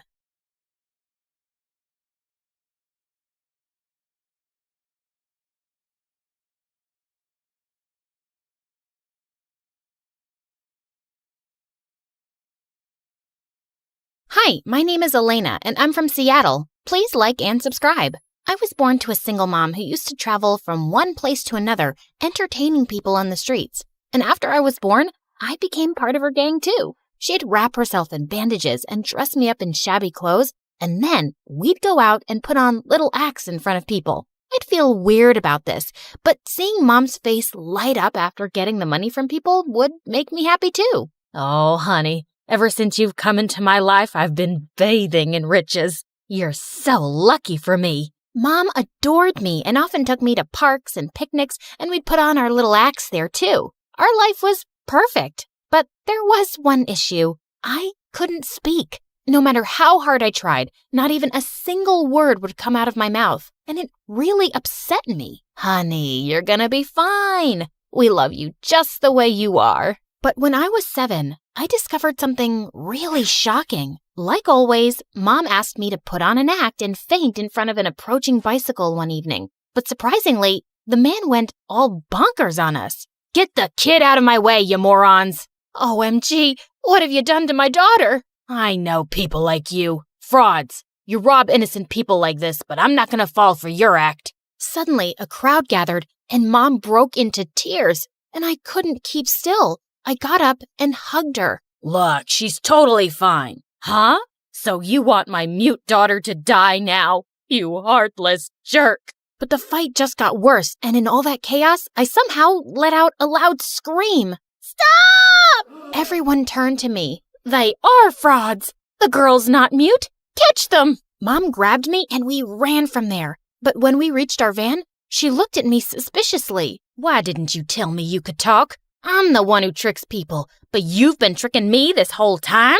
She did what? I had so many questions, but again, I couldn't speak. Later, she took me to a doctor and we discovered that I was just a late speaker. And with practice, I could speak like the other kids. But my happiness was incomplete because now I knew the reality. My mom was a con artist who made fools out of people and took money from them. Come on, baby. We're getting late, and this time make sure you don't shout or scream. You're a good girl, right? No, and I'm not going anywhere. What? Why? You liar. Bad. How can you say that, honey? I had no means to raise you. That's why I got into this business, and now you're saying I'm bad? Do you know, if I stop doing this, you're gonna have to give up on so many things, all your favorite foods and trips? Can you do that? Well, maybe she really had no option, but I knew that this was wrong, and I refused to be a part of it anymore. I told her to stop with the stupid acts and get me into school, or I'd go to the police. So we shifted to Seattle, and there, Mom got me enrolled in a public school. I made tons of friends, and I was the happiest there. But then, in the 7th grade, things took a wild turn. A woman named Mrs. Miller came knocking on the door and claimed that she was my birth mom. That's rubbish. She's my daughter. The woman told us that she'd discovered some years back that I got exchanged at birth, and ever since then, she'd been looking for me. I don't believe you. You look like some fraud to me. And believe me when I say I can smell 'em. Mom! I know it's hard to trust me, but I'm sure you're my daughter, Elena. Please, give me a chance to prove it. But Mom pushed her out, and I felt really uneasy about this. What if she was actually telling the truth? And then a few days later, the unthinkable happened. Cops came to our house and arrested my mom. Wait, what are you doing? My mom's innocent. But the cops showed me CCTV footage, and it turned out Mom had robbed a bank this time, and now she was going to serve time in jail. As a result, I was sent to a foster home, and it broke my heart. It was worse than prison, and I was ready to run out of there. But then Mrs. Miller came to see me there one day. Oh, Elena, I saw everything that's happened on the news, and I didn't want to leave you alone, dear. She tried hugging me, but I pushed her away. My own mom lied to me. I wasn't going to trust some stranger now. I know you can't trust me, but I don't want you to live in such a place when your mom can take care of you. And I will get you the proof you need. Mrs. Miller kept persisting, so I agreed to get a DNA test, and just like she'd said, the results were a match, and she was indeed my birth mom. I was super shocked by this revelation, and moving in with her seemed so much better than rotting in this filthy place. So I agreed, and she took me to a palace-like house. My birth mom was frickin' rich. This is going to be your home now, sweetie, but I need you to promise me something. The girl who was switched with you, Stella, I haven't told her about any of this yet. I've loved her like my own child, and I want more time to speak with her about this, okay? I promised not to say a word about it, but as we entered, a cute little boy bumped into me, and we both fell on our butts flat. Ouch! That hurt! Hey, are you okay? I helped him up, and Mrs. Miller told me that he was my younger brother, Jeremy. And indeed, we looked so much alike, but he seemed really shy and ran away. Later during dinner, Mrs. Miller introduced me to Stella.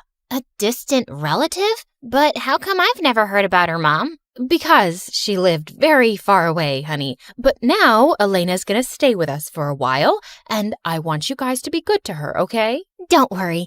I'm gonna take good care of her, and we're gonna be like besties. Stella seemed like a very nice girl. She showed me around the house and even let me borrow some of her gorgeous dresses. I'm having a sleepover tonight with my friends, and we're gonna have so much fun. And she was right. It was a blast. Everyone loved me and kept complimenting me. Your cousin is amazing, Stella. You should invite her to all our sleepovers. And I guess we won't even miss you because she's so much more fun. Gosh, these girls were so funny and crazy. They asked me some questions about my family, and I came up with some random lies. But Stella looked a bit suspicious. The next few days were amazing. Mrs. Miller would take me out shopping, and we'd have so much fun getting to know each other. She even took me to her workplace, and I got this proud feeling knowing that she was a top lawyer in a huge firm. And soon, I wanted to be just like her. But that night when I was asleep, I heard some strange noise in my room, and I saw someone going through my stuff. It was Stella. What are you doing here? Oh, well, I was just checking up on you. Go back to sleep. Saying that, she rushed out of the room, but I felt really uneasy and I couldn't sleep after that, so I went downstairs to the kitchen for water. And there, I found Jeremy hiding behind the kitchen counter, binging on ice cream and cookies. Caught you. No, please don't tell anyone I was here. I swear, I didn't eat anything. Hey, it's okay. I'm not telling anyone. Relax. After he calmed down, I asked him what was wrong. I binge eat when I'm nervous about anything. What are you nervous about, Jeremy? I always fail all my subjects and all my friends make fun of me, and we have tests coming up. It's freaking me out. What if I helped you with your studies? Really? Yeah. And we can teach those nasty kids a lesson so they won't ever pick on you ever again. You're so amazing, sis. Saying that, he hugged me tight, and after that, I'd spend all my evenings teaching Jeremy in his room. Over time, I discovered that we had so much in common and we bonded so well together. I'm so happy to see you guys getting along, Elena. Yeah, I've been helping him study, but I guess he's too exhausted for the day, so I'll go now. I was leaving the room, but just then, Mrs. Miller took my hand gently. It's a good thing that I never gave up on looking for you. I'm so glad you're here, my daughter. I'm glad too, Mom. When I said Mom, her eyes lit up and she hugged me tight. Then a week later, I started school, and all of Stella's friends were so happy to see me there. Who's the gorgeous girl, Stella? Why don't you introduce us? Well, I'm not sure either. Why don't you go ask her? Saying that, she ignored me and went away with her friends. But I didn't like her being this way with me. So later that night, I went to ask her, Hey, what's the matter? You've been acting weird lately. Yeah? That's because I know something's up. And you and Mom are both lying to us. Oh, really? Is that why you were going through my stuff the other day? Don't act, Elena. Nothing you say ever matches up, and it's been so many days and no family member ever calls you. What are you hiding? I knew she'd figure out something was up sooner or later, but I couldn't tell her anything now, so I just left. Soon it was our birthday, and Mom decided to throw a huge party for both of us. And I got a really awesome gift for Stella, to make things up with her again. Hey, you look so pretty. I got this for you, and I'm sure you're gonna love it. She opened the box, and her eyes lit up. I've got something even better for you that's gonna blow your mind. I wasn't quite sure what she meant, till something terrible happened at the party. While everyone was enjoying themselves, Stella got onto the stage and grabbed the mic. Hey, everyone. As you all know, it's my birthday, but it's also Elena's birthday. And I've got a great surprise for her. But before that, you should all know who Elena is. Saying that, a slideshow opened on a screen behind her, and it had pictures of my mom and all the news about her being a con artist and a robber. That's Elena's mom, and Elena's a fraud, just like her. Stella, stop this nonsense at once. Oh, this ain't nonsense, Mom. This is the truth. And now I want to know why you brought this street rat here and hid it from me. You're such a horrible person, Stella. Oh, do you want to cry like a little baby? Stop it. Don't hurt her. She isn't the con woman's daughter. You are. Suddenly, a loud silence swept across the room. Have you lost it, Jeremy? What are you talking about? Stop hurting Elena. She's my real sister. No, Jeremy, stop. Stella looked at Mom with questioning eyes. What? What is Jeremy saying? Mom? Mom remained silent, and the look on Stella's face changed and she ran to her room. After that, Mom asked all the guests to leave. Jeremy, how did you know this? Once, I heard you talking on the phone about how you were looking for your daughter who got exchanged. And that night, when you came into my room, I wasn't sleeping, and I heard Elena was my real sister. Oh, Jeremy, but you shouldn't have said this in front of everyone. You were crying, and Stella was hurting you, so I immediately went up to Stella's room, but she wouldn't let anyone in. Even Mom tried talking to her, but she didn't come out of her room for a few hours, and I decided to break in through the window. But when I got there, I saw she was lying unconscious on the floor. We immediately rushed her to the hospital, and the doctor said she was all right, but she just passed out because of shock. Later that night, when she gained consciousness, I was right next to her. What are you doing? Get away from me. Stella, calm down. I know it's a big shock for you, and I can understand how you feel, but please listen to me. I don't want to hear anything, Elena. I hate you. I'm going to lose all my family and my home because of you. You're not losing anything, okay? Mom's loved you for so long and brought you up like her own daughter. How can you even think that she'd replace you? Elena's right, Stella. You're my daughter and my family, and you're always going to stay here with us. But Elena's your real daughter. Isn't that why you brought her here? And now even Jeremy loves her more than me. She is my daughter, but so are you. I love you both equally. Yeah, I love you both equally too. I'm sorry for what I did. So, you promise you're never gonna let me go and I'll always be important to you? I promise, honey. Suddenly, she pulled Mom in for a tight hug, and I joined too. You guys, I'm here too. Come on then. What are you waiting for?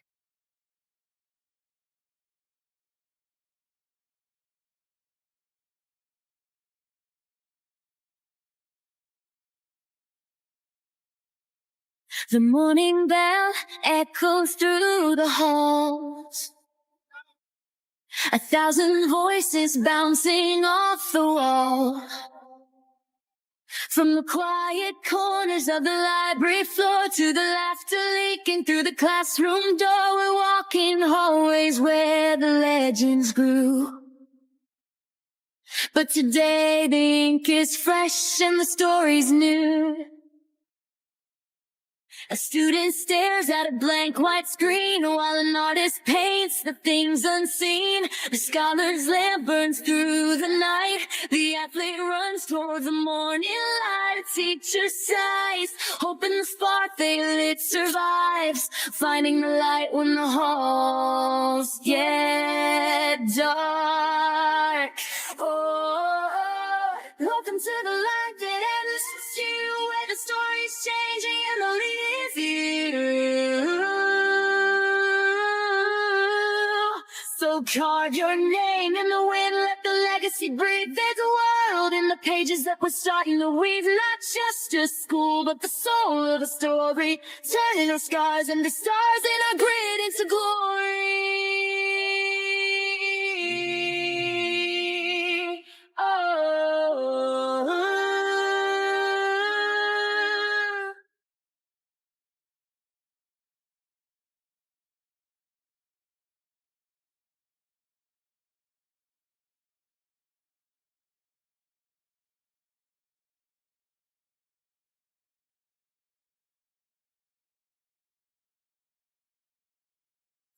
Okay, deep breath, Audrey. This is it. First day as a freshman at my dream school, the place everyone spends their whole life trying to get into. For kids like me, who can't even dream of affording the tuition, there's only one option. Grind like your life depends on it. I don't have any special talents to get a sponsor. It's just my brains, coffee, and a very unhealthy relationship with practice tests. And the grind paid off. I made it through ultra hard mode, the entrance exam. Welcome to My Story University, also known as MSU. This place isn't just a world-class institution. It's a living campus of scholars, athletes, and artists from every walk of life. Some of you got here through hard work and exams, others through sponsorships, scholarships, or family legacy. But no matter how you arrived, one thing is true. You're here now, standing at the start of something extraordinary. To be here means you've made it through one of the toughest selection processes in the country, or at least convinced your parents to pay for it. Either way, you've earned this moment. So take a breath, look around you, because from the moment you pass through this gate, your story begins. Wow, just listening to her made me feel so excited. Just then, the student beside her stepped forward, literally bouncing on her toes. She's probably one of the prettiest girls I've ever seen. Hi, freshmen! Welcome to MSU! I'm Anya, sophomore, event planner, and your official chaos guide for today.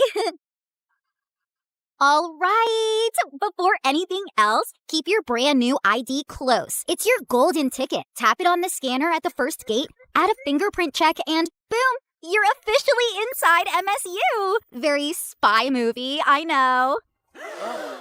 Now, everyone form lines. Trust me, once you scan in, the real MSU magic begins. Lines formed in no time as students started to pass through the entrance gate. I was grinning from ear to ear when someone hit me from behind. I stumbled forward and turned, glaring at whoever just ruined my perfect moment. And that's when I saw him, a tall guy with broad shoulders and messy hair that looked annoyingly good, like he woke up and the wind just styled it for him. And of course, handsome. Sports drama poster handsome. My bad. Didn't think you'd stop dead in the middle of the line just to admire the scanner. I narrowed my eyes at him. Perfect. 2 minutes into MSU, and I've already run into Mr. Sponsored Athlete with a smug grin. He chuckled, clearly not offended. In fact, he looked way too entertained. Only an entrance exam kid would call me that with a straight face. Entrance exam kid? Like it was stamped on my forehead? Don't worry. I'm sure your sponsors didn't pick you for your brains either. Okay, fair. You've got bite. I'm sticking with you. Please don't. Excuse me. Flirting's cute and all, but can you scoot? My first crush just walked through the gate, and I am not missing this. My face instantly went tomato mode. Relax. We'll let you chase true love. Ladies first. Thank you.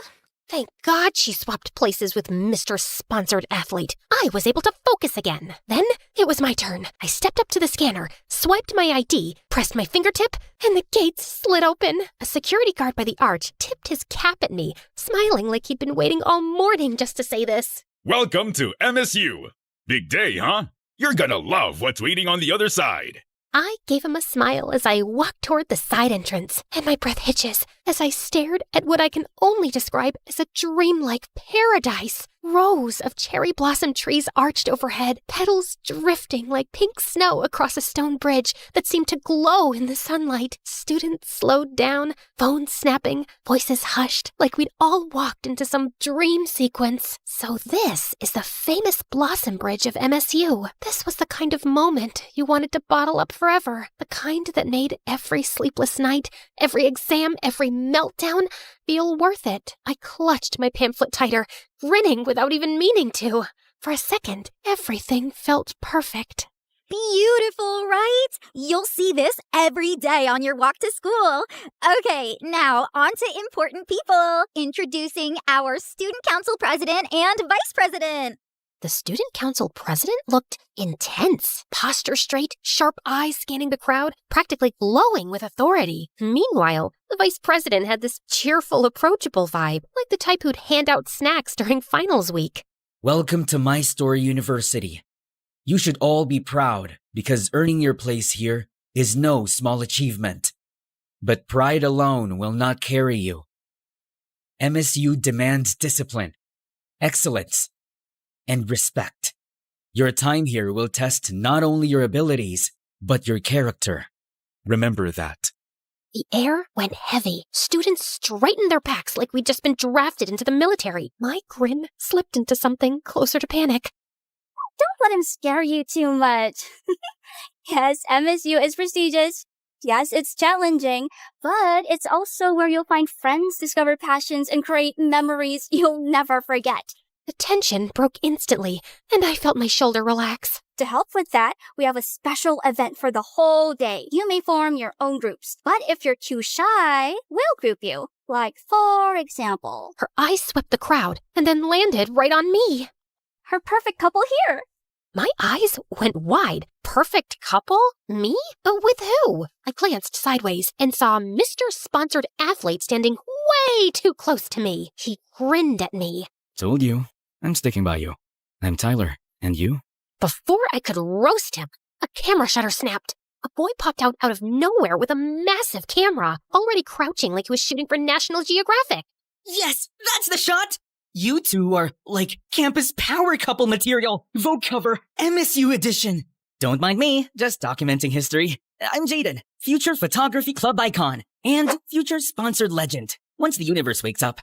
I mean, come on! Sponsors don't just fall from the sky, but these shots? Portfolio gold! So yeah, I'm grouping with you two. No debates. Lighting's immaculate, chemistry's insane. Ooh, you're literally my muses now!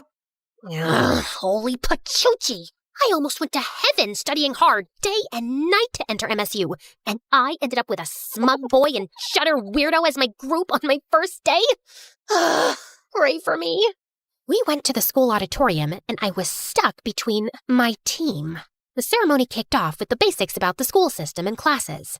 Freshmen, it is my honor to present the man who not only leads this university, but built it into what it is today. The owner and president of My Story University, Mr. Lucian Valcorin. The hall erupted into applause. A spotlight cut through the room as Mr. Lucien stepped onto the stage. Tall, broad-shouldered, every detail immaculate, a dark, tailored suit, and an aura so strong it silenced the room the moment he looked at us. Handsome, almost too handsome, in that untouchable, dangerous way. Okay, yeah, that's definitely a vampire businessman. He wasn't wrong. A deep, velvety voice filled the room, sending a chill down my spine. Welcome, my dear freshmen, to My Story University. Here at MSU, we aim to shape you into the best versions of yourselves. Our university is more than just a campus. It's a community, one you may never want to leave. His lips curled into a smile, teeth just a little too sharp. We're currently expanding MSU's reach by adding classrooms right by our beloved cemetery. And soon, we'll be bringing MSU to the moon. Oh, wait, what? Did I hear that right? Heads whipped around. Murmurs rippled through the hall. Just kidding. I was only trying to wake you up. Some of you looked like you were about to fall asleep. The tension broke into nervous laughter. A few students even clapped in relief. Then his gaze sharpened again, sweeping across the crowd. Now, before your studies begin, there is a tradition every freshman must take part in, the Freshman Quest. For the whole day, you will explore this campus, facing challenges of the mind, body, and spirit. It's not about victory, it's about growth. That is what My Story University stands for. Each choice you make, each lesson you carry, forges a new page in your story. Do not forget, today marks the beginning of your journey toward success. This is where your legacy begins.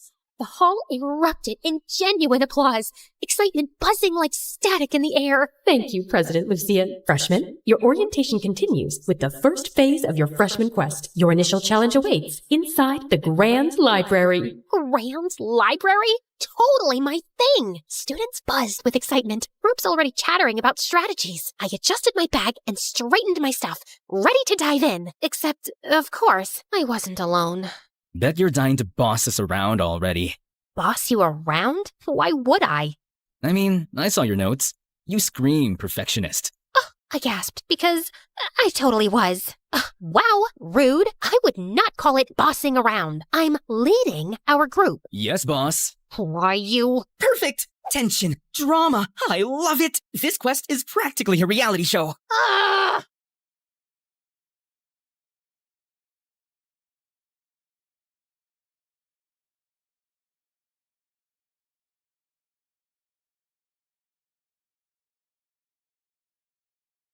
Welcome to MSU's Grand Library. Now, for your challenge, decode the riddle, find the hidden phrase within the library, and present it to the librarian's desk. You only have an hour. The ones who will solve it by the given time will be rewarded by MSU prestige points. The room erupted into murmurs as groups crowded around the pedestal. I leaned in, scanning the parchment, my brain already piecing it together. Guardians of the word, keepers of time. Knowledge is locked in order and rhyme. Seek the author whose name holds 3 on the second floor, row 63. Next, take the tome of silver spine, 5th from the top where the lamps still shine. Last, find the scholar who never wrote. His number alone keeps wisdom afloat. Bring them together, letters align. Reveal the message hidden by design. Yeah, that wasn't a riddle. That was a boss fight in poem form. Other groups started discussing right there. Some already arguing over what the poem even meant, and some I knew from one look, our competition. If I wanted to win, I needed to focus. I dragged Smut Boy and Shutter Weirdo to a quiet corner. No way I was letting the entire freshman class eavesdrop on my strategy meeting. Okay, listen, we're not solving this in the middle of the stampede. Everyone's confused, which means we can get ahead if you two actually listen for once. Love the confidence. Totally giving team captain energy. Yes! Secret strategy meeting! Love it! Focus! The first clue points to authors with 3-letter last names. Second floor, row 63. Tyler, that's your job. You can climb faster. The second clue is a silver-spined book, 5th from the top, near the lampposts. Jaden, you can handle that. And the last clue, the scholar who never wrote, that's a call number with no listed author. Reference section. That one's mine. Yes, boss. I rolled my eyes. Come on, chop chop. Tyler sprints up the second floor like a man on a mission. Jaden hops onto the ladder and zooms across the shelves dramatically. Ow. Guess I nearly choked. Why is he like this? He came back with the books and lined them up. As soon as I arranged them correctly, the secret phrase appears. Welcome, story makers. See? Genius. First place was practically ours. Whoa. Okay, that was genius. Brainy main character energy. Love it. Pose with the books? Yes, perfect. Save it. We need to move. But then, Jaden bumps into the table, and the silver-spined book slipped from the pile. Tyler lunged to grab it, but he crashed straight into Jaden. And boom, camera bag exploded. Several things cluttered, and Tyler scrambled after it like this was a sports drill. Jaden literally dived onto the floor. Not the lens! And 2 nearby groups tripped over the mess. It's absolute chaos in just 3 seconds. Okay. Not my smoothest save. Oh, come on! We scrambled through the mess of Jaden's stuff, books, and people. My heart raced as I dug for our pile, panic setting in. By the time I dragged both the guys in the books to the librarian's desk, another group was already standing there with the answer. Group 12, first place. Group 14, close behind. The crowd applauded while Tyler and Jaden looked so proud. And me? I am not even the slightest happy. Close behind? Second place? We should have won, thanks to Dumber and Dumber here. Relax, boss. It's not losing. It's character development. Character development? I don't need character development. I need first place. Holy pachuchi. So much for my first day at MSU. Students would remember me as a viral TikTok sound waiting to happen.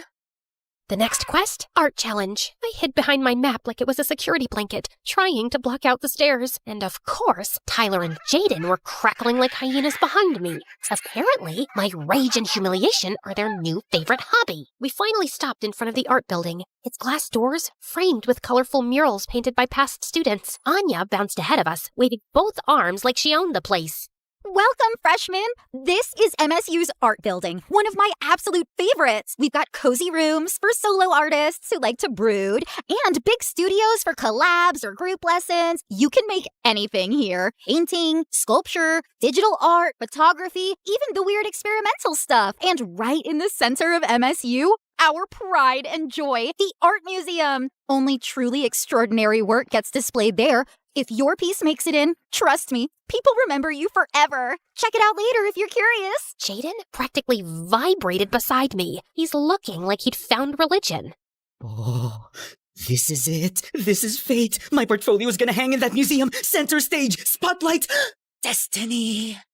The doors swung open, and someone came out, a woman in a paint-splattered apron and the most colorful outfit I'd ever seen, like a walking rainbow with glitter on top. Her hair was bright orange and curly, the pencil tucked behind her ear, and she had the kind of energy that made you want to burst into one of those children's songs about how the world is colorful and so am I, while spinning in a field of flowers. Hello, my little masterpieces! I am Orla, and today you're going to discover that art is not just what you make, it's who you are. Prepare to laugh, prepare to cry, and most importantly, prepare to get paint absolutely everywhere. Your challenge is simple, yet profound. Each group gets one canvas. Together, you must create your very own team mascot. It can be anything. Bold, wild, ridiculous, iconic. Don't play it safe. Safe is boring. And in art, boring is the only true failure. Boring is totally not my thing. Holy pachuchi, just looking at my teammates made me nervous. The canvases were passed out, brushes clattered onto the tables, and the room instantly filled with chatter and the smell of wet paint. The 3 of us stared at the big blank canvas in front of us. All right, here's the plan. 1 canvas, 1 mascot. I'll sketch something smart and symbolic, then we'll discuss colors later. Yes, boss. It took me a while to create a pencil drawing of our mascot, and I was actually satisfied with it. Okay, for the colors. Tyler just dunked a brush into the paint like it was a soup spoon. This mascot needs fire. Boom! He slapped a massive red streak across my careful outline, and I nearly had a conniption. If there's fire, it needs protection and something cool. He added giant sunglasses, random accessories, and a ridiculous grin. Tyler started laughing, and Jaden doubled over with him. They continued drawing silly things, and I just can't. I'm trying! Our symbolic creature looked like Memezilla on spring break. Look at his arms. He's jacked. Wait, he needs a Gucci belt.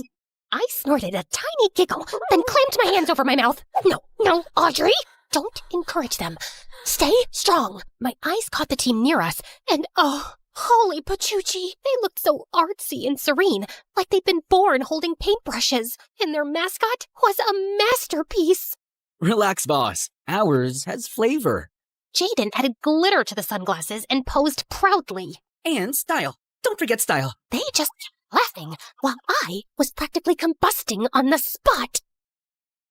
I stared blankly at my pamphlet, now all wrinkled, like how I feel on the inside. Years of grinding. I ended like this. Day 1 of my dream school, and instead of rising to the top, I was sinking fast. Tyler approaches, hands still in pockets, still grinning. Jaden lingers a few steps behind, camera lowered for once. So, this is where you host your dramatic breakdowns? I'm not breaking down. I'm just frustrated. Yeah, no kidding. You nearly bit my head off in front of the entire art building. Because you won't take anything seriously! Tyler's grin faltered, his voice cutting sharper than usual. And you take everything too seriously.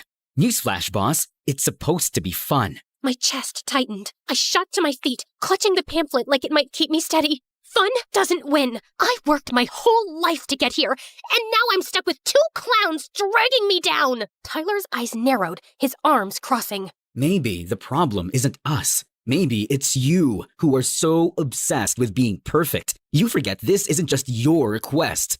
The words hit harder than I expected, and heat rushed to my face. I didn't have a comeback, not one that wouldn't make it worse. So I spun on my heel and stormed off, leaving both of them in silence behind me. I went behind the school crying, for a variety of reasons, but mostly I feel bad about lashing out at Tyler. He's right. This is supposed to be a fun event. I should let go of the tension and exhaustion from all that studying for years to get here. I need to apologize later, sincerely. Then maybe we can actually enjoy today's event together. But then, later came, and the tension was still thick between me and Tyler. Jaden was caught in the middle, throwing out jokes, trying to lighten the mood, but it's not working. I gave Jaden an apologetic smile, and he just grinned back and mouthed, "Don't worry, it's cool." Then I glanced at Tyler.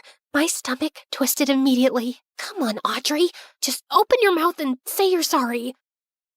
Attention, students. I lost my chance to say something as 2 teachers walked in. The female teacher looked like she just walked out of a drama poster. Long, straight black hair, sharp eyes that could probably see straight through you. Beautiful, but terrifying. The type who made you sit up straighter without even realizing it. The male teacher was her complete opposite. All smiles. Tall, broad-shouldered guy in a tracksuit, whistle hanging from his neck. He had that athletic dad energy. Warm smile, easy laugh. The kind of teacher who'd crack a joke right before making you run 10 laps. Settle down. This is your final challenge. Oh yeah! Time to see if you've got brains and brawn. Don't worry, kids. Only a little pain is involved. Good afternoon, freshmen. I am Ms. Hoshino, your instructor for logic and strategy. I also teach mathematics. This is Coach Ramirez, head of physical education. But you can just call me Coach R. Easier to shout across the field.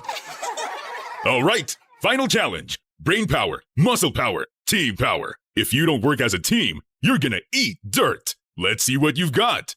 I gulped. Our team isn't exactly working right now. I am so gonna eat dirt. There are 3 rounds. Listen well. Assistant stepped forward, holding sealed envelopes with different colors. Your final challenge will test perception, reasoning, and endurance. Round 1, a visual puzzle. Each group will receive an image cut into fragments.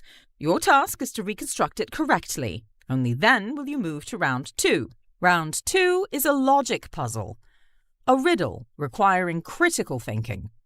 Solve it, and you advance to the final round. Round 3 is simple. A long-distance run to the finish line. 1 runner per team. Fastest across wins. The assistants dropped the first envelope on our table. Tyler ripped it open, spilling a dozen oddly shaped scraps of glossy paper across the surface. Ooh, puzzle pieces! My time has come to shine! It's not just a jigsaw. Look, the edges don't even match. Please, I've spent years framing shots and lining up angles. This is basically Photoshop, but in real life. His hands moved fast, rotating pieces, sliding them into place. Tyler and I tried to follow, but he was already halfway there before we could blink. Not gonna lie, he's kinda cracked at this. A few final clicks, and Jaden smoothed the last piece into place. The image formed into the Blossom Bridge in full bloom, glowing under a spring sky. And that's how you turn chaos into art. Done! Miss Hoshino stepped over, gave a curt nod, and handed us the second envelope. Well done. Proceed to the logic round. Tyler slid the second envelope across the table. My fingers hesitated for half a second before I tore it open. Inside was a folded card with a riddle written in elegant script. I speak without a mouth and hear without ears. I have no body, but I come alive with air. What am I? Tyler frowned, scratching his head. A ghost? No. It's obviously the voice of artistic inspiration. Duh! I roll my eyes. Cute guess, but no, it's an echo. I scribbled the answer quickly onto the card and rang the bell. Miss Hoshino raised her eyebrow, a faint smile on her lips. Correct. You may proceed. Tyler leaned back with a smirk, but there was still an edge to it, not his usual playful grin. Knew you'd have it. Boss Brain saves the day again. My smile faded, and I looked down at my hands, guilt twisting in my stomach. He was trying to make it sound like a joke, but it only reminded me of how harshly I'd snapped at him earlier. I wanted to say something, anything, but my throat closed up. The tension between us was thick enough to choke on. Jaden, desperate to cut it, slung an arm around both our shoulders with a grin. Okay. Logic done. Art King wins again. Now we pass the baton to our athlete, yeah? All runners to the field! This is your last leg. Finish strong! We moved toward the track, but my stomach churned. I felt dizzy, but I managed to hold myself up and forced myself to walk. The teams lined up on the athletics field, the track stretching out in front of us like it went on forever. Tyler bounced on his heels, loosening his shoulders. Jaden adjusted his camera, already trying to get action shots. I stood off to the side, but my vision swam. The skipped lunch, the stress, it all caught up at once. The whistle blew just as my knees buckled. The world tilted and I stumbled forward, but Jaden caught me just in time. Tyler was instantly there, crouching down, his usual smirk gone. Hey, what's wrong? I blinked my eyes as I shook my head, feeling embarrassed. I'm fine. Just skipped lunch. Dumb, I know. Don't say that. Just hang in there. I'm gonna call a teacher. I immediately grabbed his sleeve, stopping him in his tracks. Tyler, I'm sorry. I'm sorry for yelling at you and ruining today. It's supposed to be fun. And you're right. I was so caught up in being perfect, I forgot we should enjoy today. Together. Tyler blinked at me, surprise flickering in his eyes. I swallowed hard, my voice cracking just a little. I really wanted to prove I belong here, and I took it out on you. I'm so sorry. For a moment, silence. Then Tyler's lips curved into a small, warm smile. Hey, no problem. I've been yelled at worse during practice. He ruffled my hair playfully, but assuringly. Just rest. I'll handle this. That's impossible. We're already way behind. Tyler glanced at the track, then back at me with that familiar glint in his eye. Impossible? Nah, I'm a sponsored sports student, remember? I'm not called the wind of track and field for years for nothing. Before I could protest, he stood up and winked at me, and then he ran. Not just fast, blazing. Passing team after team after team, the gap closing with every stride. He was the wind. I watched in awe as Jaden and the crowd roared. The whistle blew like a song as Tyler crossed the finish line. First place, chest heaving and a wide grin. My heart skipped, then thudded hard against my chest. Faster than his sprint. I didn't even notice Jaden raise his camera, capturing me in that moment with a quiet, knowing smile. The field erupted with cheers. Everything happened so fast, but also it felt like the world slowed down. Tyler jogged back to us with his wide grin. How about that, boss? Did I make you proud? I laughed. Are you kidding? That was freaking A! Jaden snapped away like we just made history. The day wasn't over. It was only the beginning. After an hour of rest, we were all assisted to the announcement board to see our class assignments, and there it was.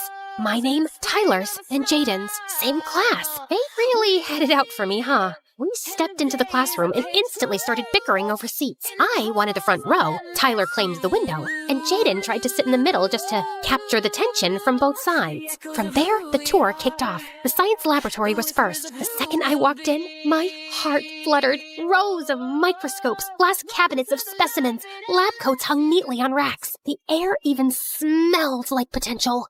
The gym was huge, a full-size court echoing with the sound of basketballs. Tyler's eyes lit up instantly. Just behind it was the sports field.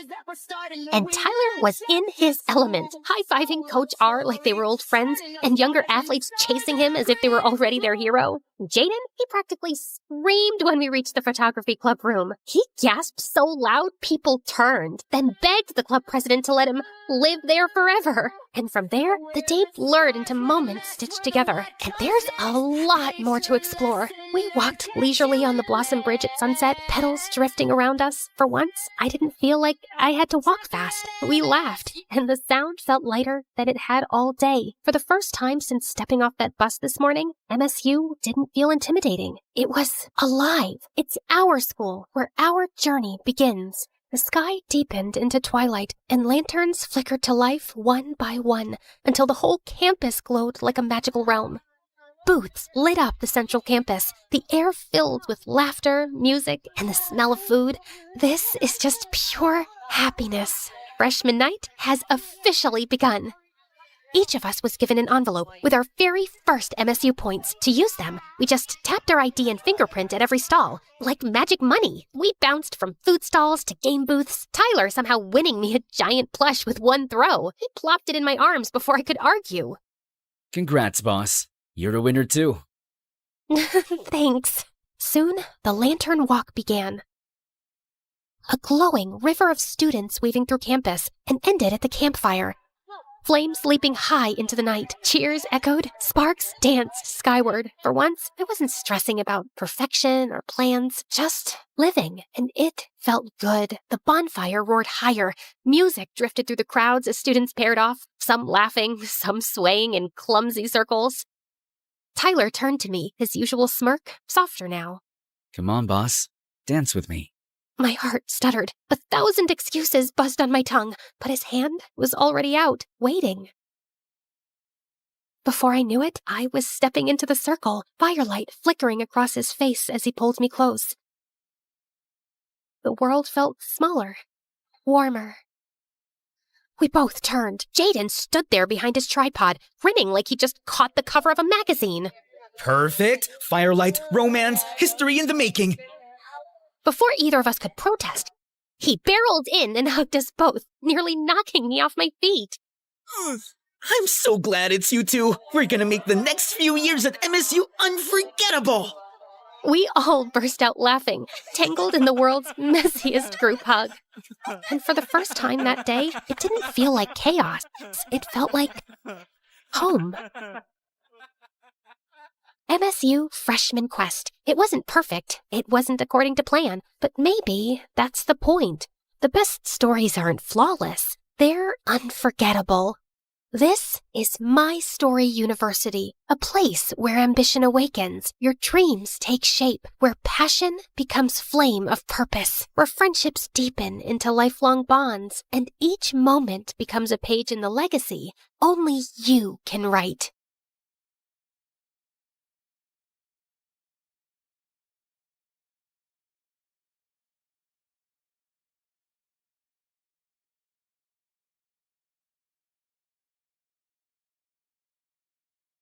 Hi, I'm Toby from Chicago. Please, like and subscribe. I was born to the kindest people you'll ever meet. My dad owned a giant tech company, And we were wealthy, but my parents were always caring and generous and taught me to be the same. When I was in the first grade, my parents took me to an amusement park for my birthday. And as we were leaving, I suddenly spotted a boy crying behind a bench. I realized it was Nathan from my class. He was a giant bully. But I couldn't just leave him there. Hey, Nathan, are you lost? Let me help you. My parents and I searched for his parents all over the giant park and finally found them after 2 hours. And it turned out that Nathan's dad was my dad's biggest business rival. His parents didn't even thank us and just took him away. Rude. I thought after what happened though, maybe Nathan and I could be friends. But the next day at school, I was walking down the hallway when he suddenly pinned me against the wall. If you tell anyone you saw me crying, I will deal with you. Do you get me? I won't.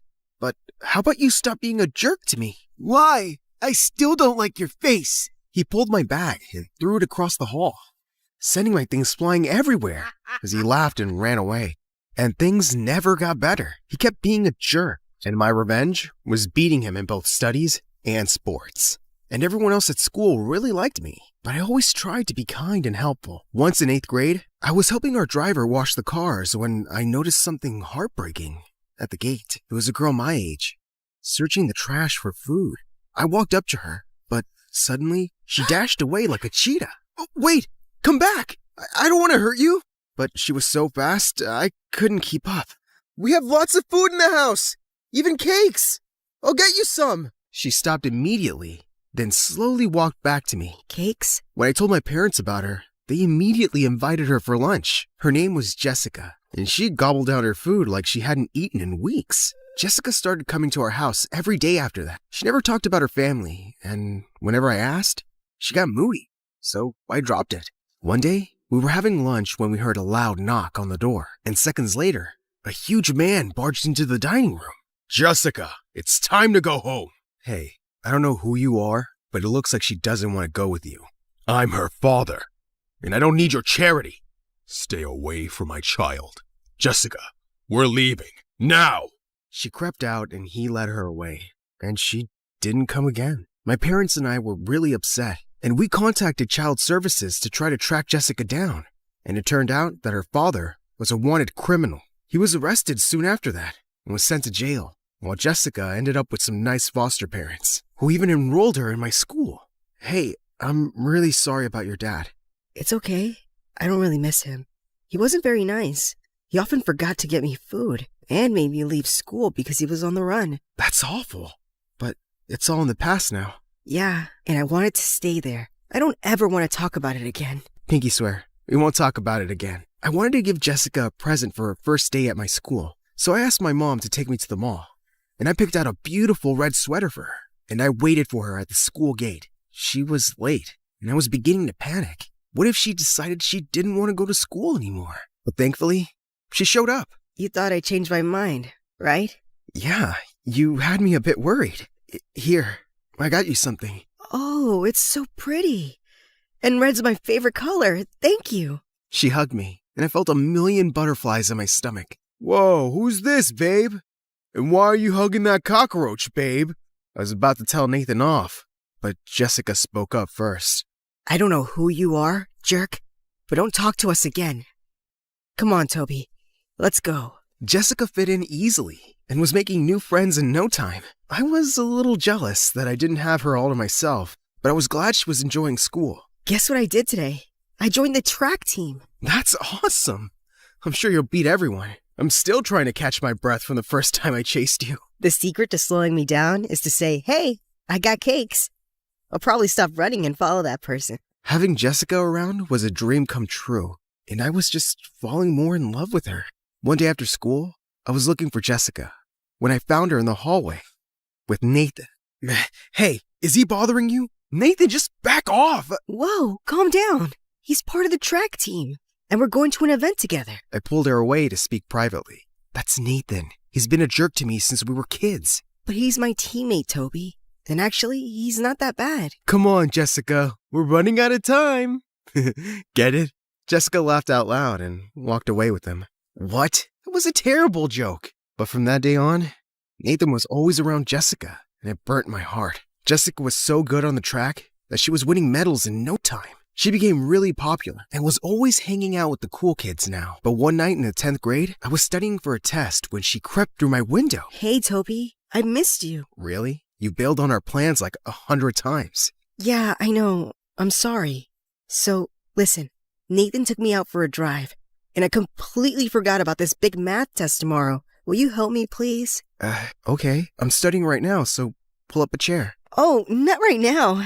I mean, can you help me during the test tomorrow? You mean cheat? You know I never do that. But I'm going to fail, Toby. Yeah, well, that happens when you hang out with people like Nathan. Keep doing that and he'll ruin you. If you can't help me, at least don't give me a lecture. Thanks for nothing. I'm sure Nathan will think of something. And with that, she left. And the next day, I spotted a shy girl in our class, passing cheat sheets to Jessica and Nathan during the test. So that was Nathan's solution? Bullying other kids to help them cheat? But just then, the teacher caught the girl and took her off to the principal. And moments later, Nathan and Jessica were called out too, and then suspended for a week.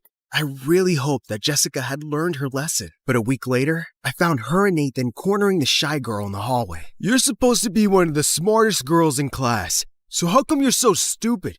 You ratted us out to the principal. You know what we do to snitches? And can you stop crying? You got snot on your face, and it's gross. What the heck? Jessica was a bully now? Jessica, what's wrong with you? Knock it off and leave her alone. Mind your business, nerd. I wasn't talking to you, jerk. Well, you're talking to my fist now. And then Nathan punched me. I tackled him to the ground, and we both wrestled like crazy till some teachers stopped us. And for the first time ever, I landed in detention. Jessica tried to talk to me, but I just walked past her. I completely avoided her for the next few days. But then one evening, the police arrived at our house with some news of her dad. He was really sick and was being transferred to another city for treatment right away. And he wanted to meet Jessica before he left. She wasn't answering my calls. And when I went to her house, her foster parents told me she was at Nathan's place for a party. Great. It was the last place I wanted to go, but I had to tell her. As I looked around for her, my heart suddenly dropped to my stomach. Jessica was in the corner with her arms around Nathan, and then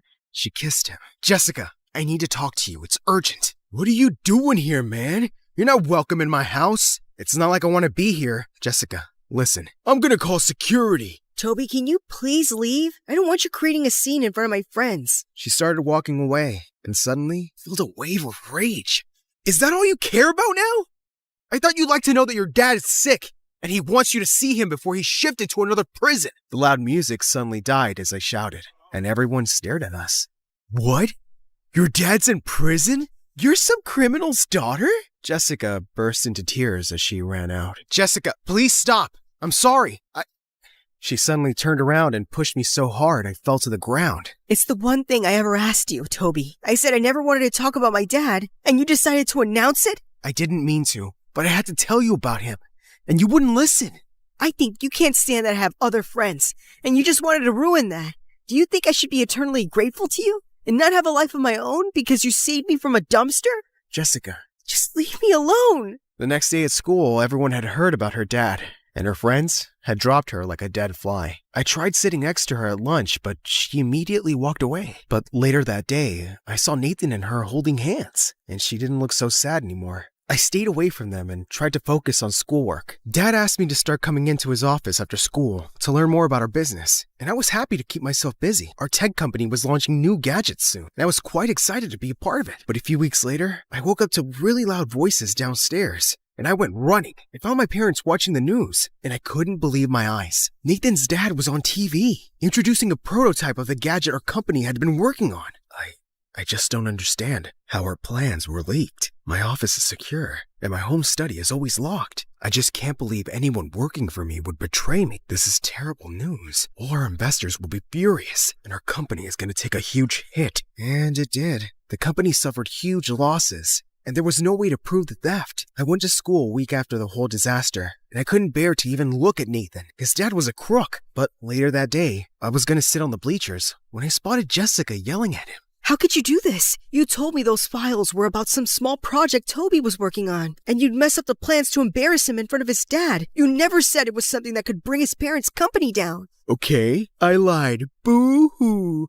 I didn't make you do anything. You got those files from me and then put them back. Remember? I was angry. I only wanted to humiliate Toby. You went too far.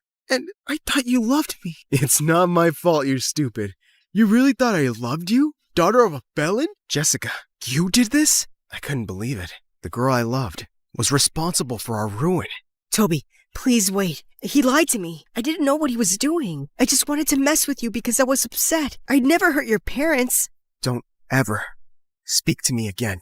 All I've done since I met you is love you. And you stabbed me in the back. Wait, you love me? Not anymore. Now I wish I'd never met you. The next few days at school, she didn't show up. And I didn't care. One day I was in my room when Mom came in. Honey, we went to Jessica's foster home, and they told us she ran away. I'm so sorry. Whatever. Good riddance.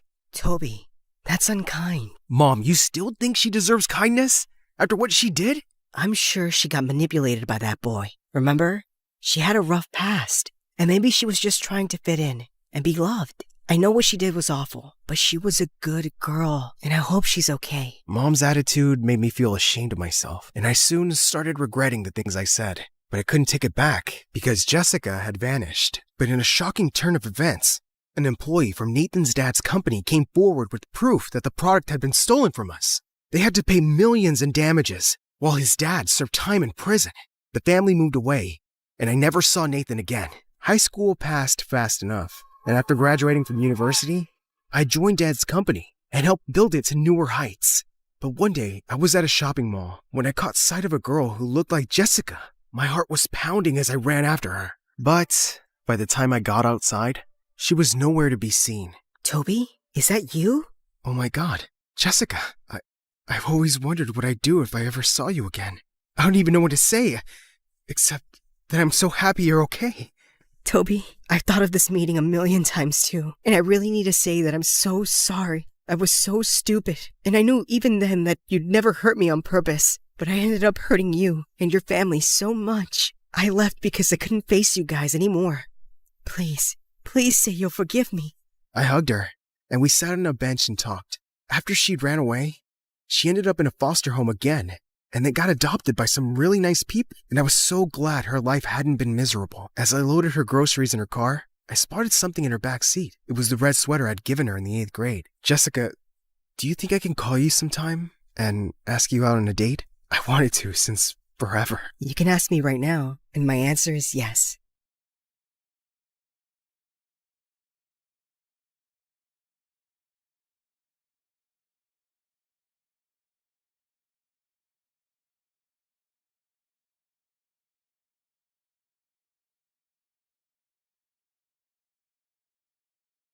So, have any cute guys caught your eye yet?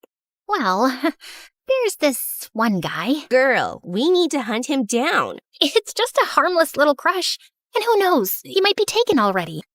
Just please, don't do anything stupid. Oh, don't worry about it. I got you. I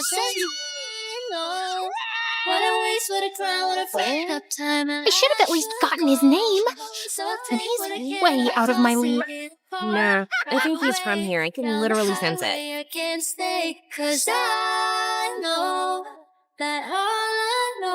It's time to go.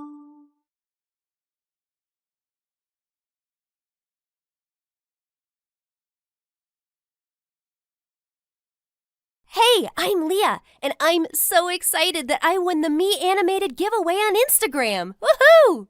Hi, I'm Alasne from a village in Brazil. Please like and subscribe. My name means miracle, and that's because Mom was totally not expecting to have me. I came into the world 10 years after my older sister Mira, and both she and my mom adored me. Since my dad left soon after I was born, Mom had to do 2 jobs to make ends meet. Growing up, Mira was always in charge of me. She was like my second mom. As a kid, I was quite short for my age, and I always got picked last for gym class. One day in 3rd grade, I'd had an awful day at school, and Mira noticed my face when she came to pick me up. What's wrong, Allie? I suck. I'm gonna be short and sad forever. You don't suck. You can be the greatest person ever, but you have to see the greatness in yourself first. You mean I can even be a short president? Of course, lots of presidents are short, and you're still growing, love. Mira was the most beautiful girl in the village, and whenever we walked on the streets, boys would be falling over themselves to get her attention. But I was always there to save her.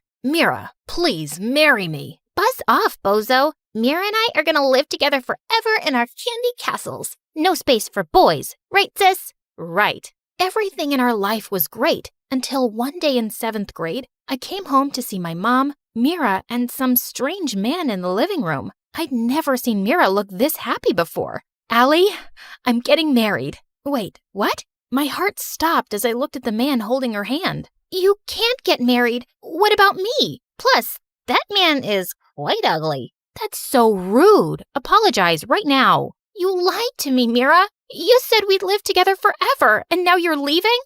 I can't believe this. I stormed off to my room and wouldn't speak to Mira or Mom. I wouldn't even join in any of the wedding preparations. I knew I was making Mira sad, but I was too heartbroken to care. After the wedding, Mira got ready to leave for the big city, and I watched her from my window. When she got in the car, she turned around to look up at me and blew me a kiss. Suddenly, the car started moving, and I raced downstairs. I couldn't let her leave without hugging her goodbye, but the car turned a corner and disappeared. It was too late, and Mira was really gone. While Mom would be away at work now, I'd be alone at home after school, and I had to find a way to keep myself busy. I started writing, mostly to vent my feelings and miss Mira less, but soon I really began to enjoy it. 2 years went by, and when it was time for high school, Mom gave me some surprising news. She told me that she'd been saving up to send me to a fancy school right outside of the village. But that must be really expensive, Mom. I can manage it, don't worry.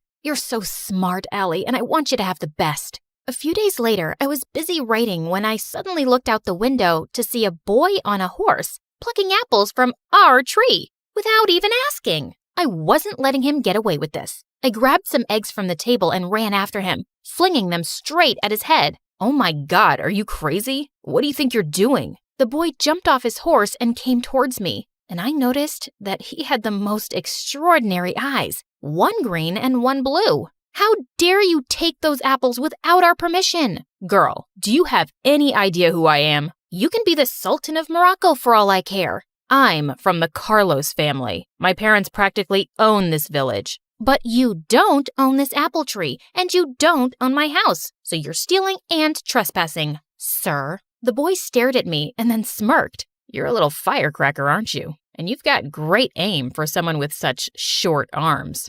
Before I could reply, he dropped the apples and walked off. Ugh, just wanted to punch his face with my tiny fists. But if he was telling the truth, the Carlos family did own the village, and I hoped I hadn't gotten me and Mom into trouble. A day before my new school was starting, I was beginning to feel more nervous than excited. The place would be full of rich kids, and I'd really stick out in my old clothes and shoes. But that evening, a huge package arrived at our door. I opened it, and inside was the most beautiful jacket ever. First days can be hard, but never forget how amazing you are. P.S. I'm sorry I missed Christmas again. Love, Mira. I was so happy I had something lovely to wear. Mira and I rarely talk these days because she hadn't visited once and now had a baby that always kept her busy. But I couldn't be mad at this gift. I walked into the huge school building feeling confident, and my first day was actually going great until I went to the cafeteria.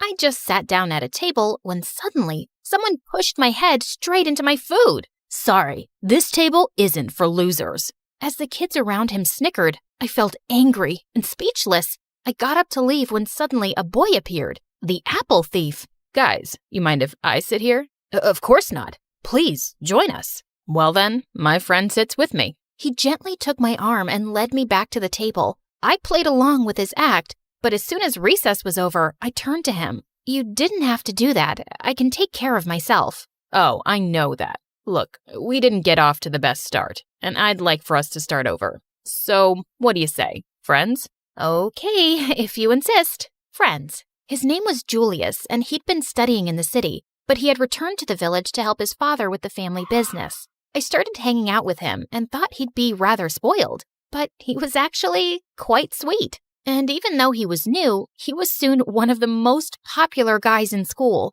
Everyone wanted to be his friend, and they all shot me weird looks. Everybody loves Julius. You could have your own fan club.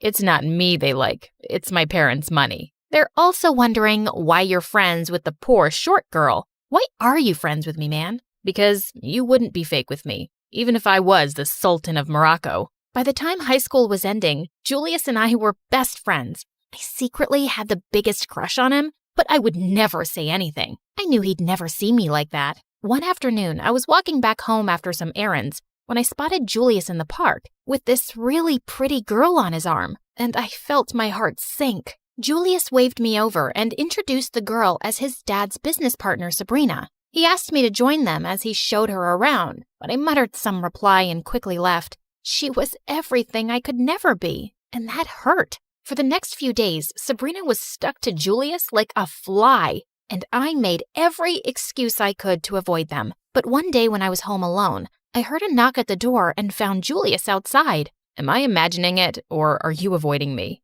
Why would I do that? I'm just busy. Busy or jealous? What? Why would I be jealous? Maybe because you have feelings for me and don't like seeing me with Sabrina? Jeez, you're so full of yourself. I don't like you, not one bit. You can marry her for all I... Just then, Julius pulled me close and kissed me. I love you, Allie. I always have, but I was never sure if you did. I do. I love you too, Julius. It felt amazing to be with Julius as his girlfriend. We graduated high school and had the best summer together. And then one day, Julius said he wanted me to meet his parents. I felt super intimidated by the idea, but it meant he was serious about me. I wore my best dress, but I still felt shabby when I reached their house. It was basically a palace, and I could just tell his parents weren't happy to see me. The dinner was going awkwardly, and in the middle I excused myself to use the bathroom. But as I got up, I crashed straight into a servant carrying in the next course, and we both landed on the floor with food all over me. Let's just get you home. He didn't even drop me off himself. He sent me back with a driver. But the next day, Julius came to see me with tears in his eyes. Allie, I am so sorry. My parents said they won't ever accept our marriage, and I think it's better if we end things now. What? Is that how you feel too, Julius? Are you ashamed of me? Of course not, but I don't have a choice right now. They'll cut me off, and I won't be able to take care of you. Listen, I'm leaving for London tonight, but I will write to you often, and I'll work hard, and when I've made something of myself, I'll come back for you, I promise. Why did the people I love the most always leave me? Allie, wait for me. I will come back for you. He kissed me and left. I cried for days, feeling heartbroken, but he had promised he'd write, and I decided not to lose hope. I waited for 2 weeks, but when I didn't get a letter, I walked over to the post office. It was a 3-hour walk back and forth, and the mailman told me he had no letter for me, but I continued visiting for a couple of months. Every time my heart sank when I heard the words,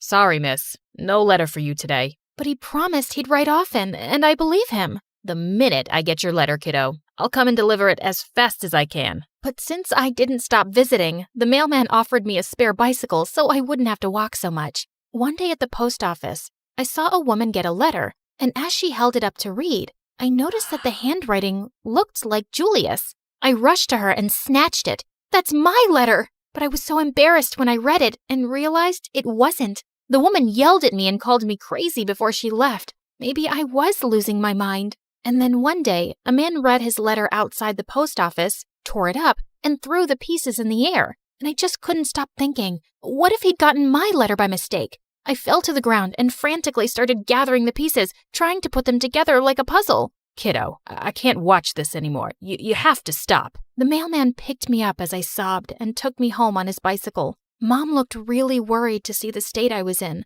and stayed by my side all night. A few days later, I woke up to find Mira sitting in my room. I jumped up to hug her tight, and she pulled me into her lap as I cried. Allie, I'm here to take you. You cannot continue like this. But what if he writes? Sweetie, it's been a year. It's time to let go. I was too tired to even protest. My bags were already loaded in Mira's car, and Mom kissed me goodbye, and I left the village. It took me a while to recover my health, but it cheered me up to be around Mira and my adorable niece Anna. One day as I was playing with her, Mira walked into the room holding my old notebooks. I found these in your stuff, and Allie, these stories are beautiful. You should definitely start writing again. Do it for me and Anna. At first, I did start writing stories just for my niece, But Mira also started guiding me about writing programs I could apply to. I joined a university close to her, and by the time I graduated, I already had a novel that I soon got a publishing deal for. To my shock, the novel met with huge success instantly, and I became rich.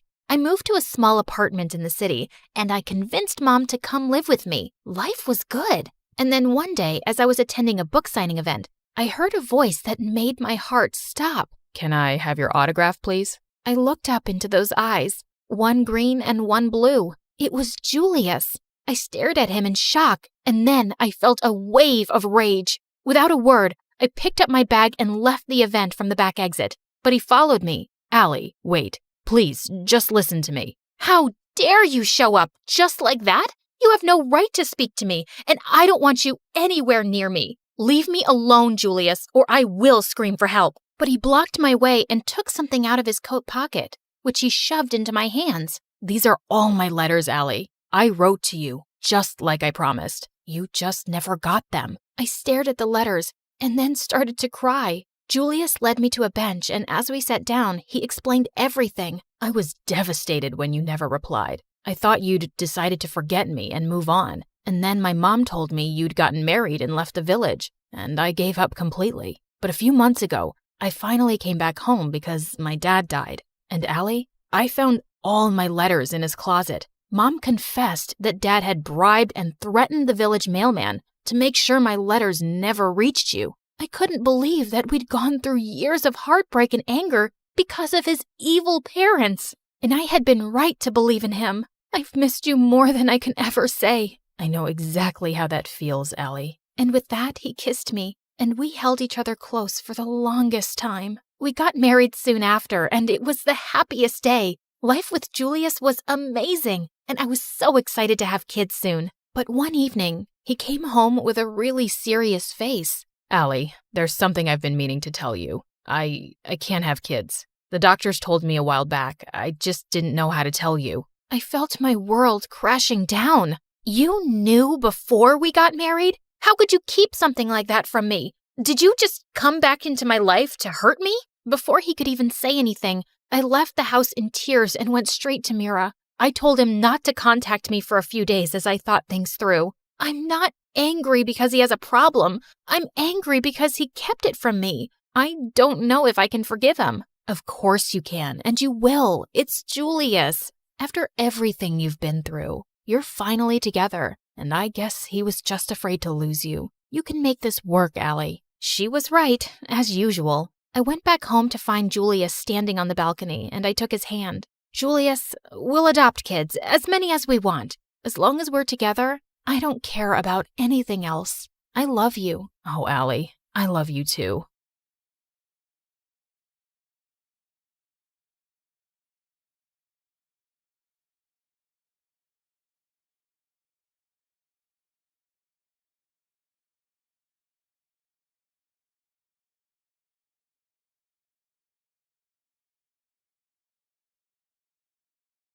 Hi, I'm Alicia, and I'm about to tell you how I met the love of my life. But before we get into that, please like and subscribe to MSA. If there's one thing you have to know about me, it's that I wasn't an ordinary little girl. Being raised by a single father who was an ex-army officer does that to you. I had rules, discipline, and responsibility drilled into me since I was very young. And growing up, I found other kids my age really immature. I don't know why he'd break up with me. I wore the clothes he liked, woke up at 5 every morning to do my hair because he liked them curly, and pretended to love watching wrestling.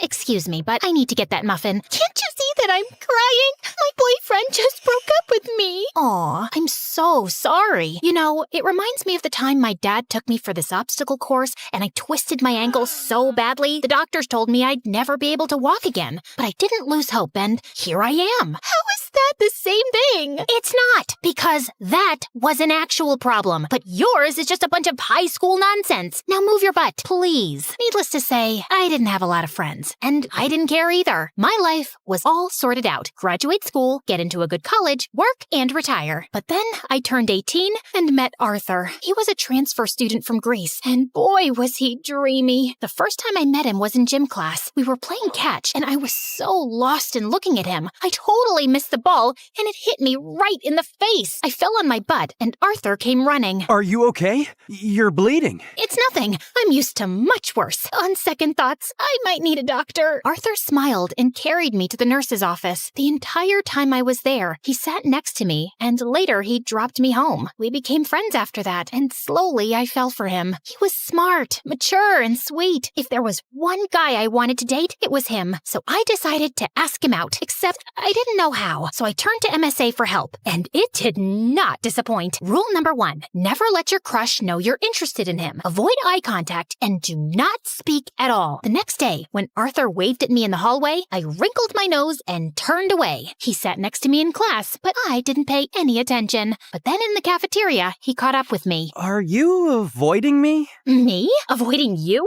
Oh, don't be silly. I was just really busy thinking about global warming and how it's impacting the fish population. Oh, that reminds me. I have to water my fish. My plants. I'll see you around. And I just ran before I embarrassed myself further. After that epic failure, I turned to step number 2. Dress up nice and behave like a total diva. I went shopping, picked up a bunch of dresses, and the next morning it took me 2 hours to get ready. I thought I looked great, except the moment I entered, everyone started pointing at me and laughing. Oh my God, why is she dressed like a peacock? What is that on her face? Did someone finally punch her for being a know-it-all? I was so embarrassed. I immediately turned around and ran for the bleachers. I was still sulking when Arthur walked up to me. If you rub your lips anymore, they're gonna fall off. This lipstick won't come off. Ugh, it's so annoying. Let me help you. Also, I'm not saying you don't look good with makeup, but you actually look way prettier without it. Really? Does that mean you'll go out with me? Are you serious? I wanted to ask you out for the longest time, but everyone in school told me you're a cold-hearted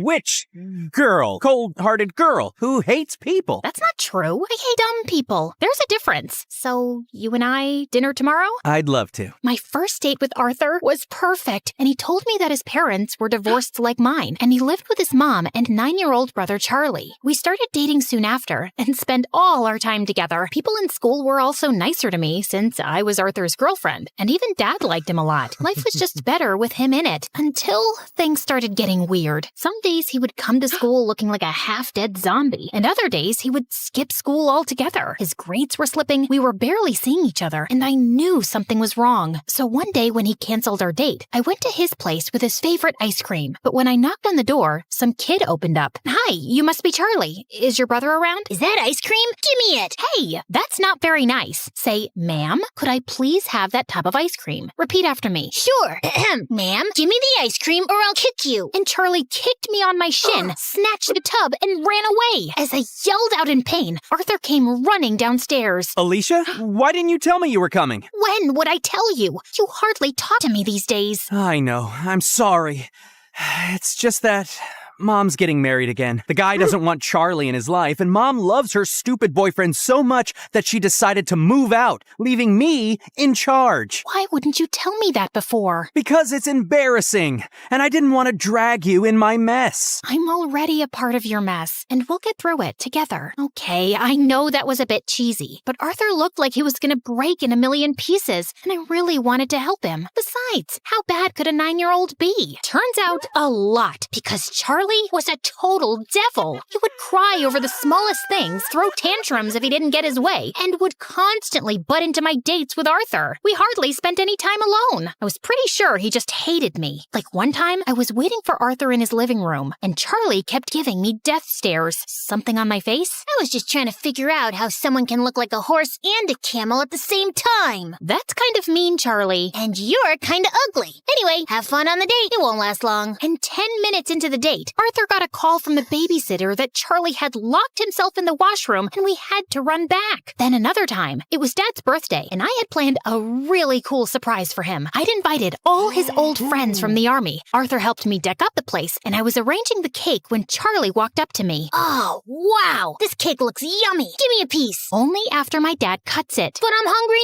now. Then eat something else. There's a whole pizza on the counter. Are you stupid? I said I want the cake. Charlie tried to get the cake, but I got in his way. way. He shoved me away, and I accidentally knocked into the cake, which crashed to the floor. Whoopsie. Guess no one gets to eat it. What happened? I heard some noise. Your brother ruined my surprise. I just asked her to give me some cake, and I asked you to wait. Relax, Alicia. We'll get a new cake. I'm sure your dad won't know. That's not the point, Arthur. Your brother is a spoiled brat. He needs some discipline. You put that kid on a leash, or I swear I will. He's my brother, not some dog I can put a leash on. I know he made a mistake, but he's just a kid. You know what? We'll just leave. We wouldn't want to ruin your evening any more than we have. Perfect. Arthur took Charlie's hand and they left. I wanted to stop them, but I was too mad. Later that night, when I calmed down, I realized I might have been too rude and called Arthur up, but he didn't answer. He didn't even show up to school the next day, and neither did Charlie. So I went to his place to talk to him and saw Charlie crying on the porch. What's wrong? Arthur wasn't here when I woke up this morning,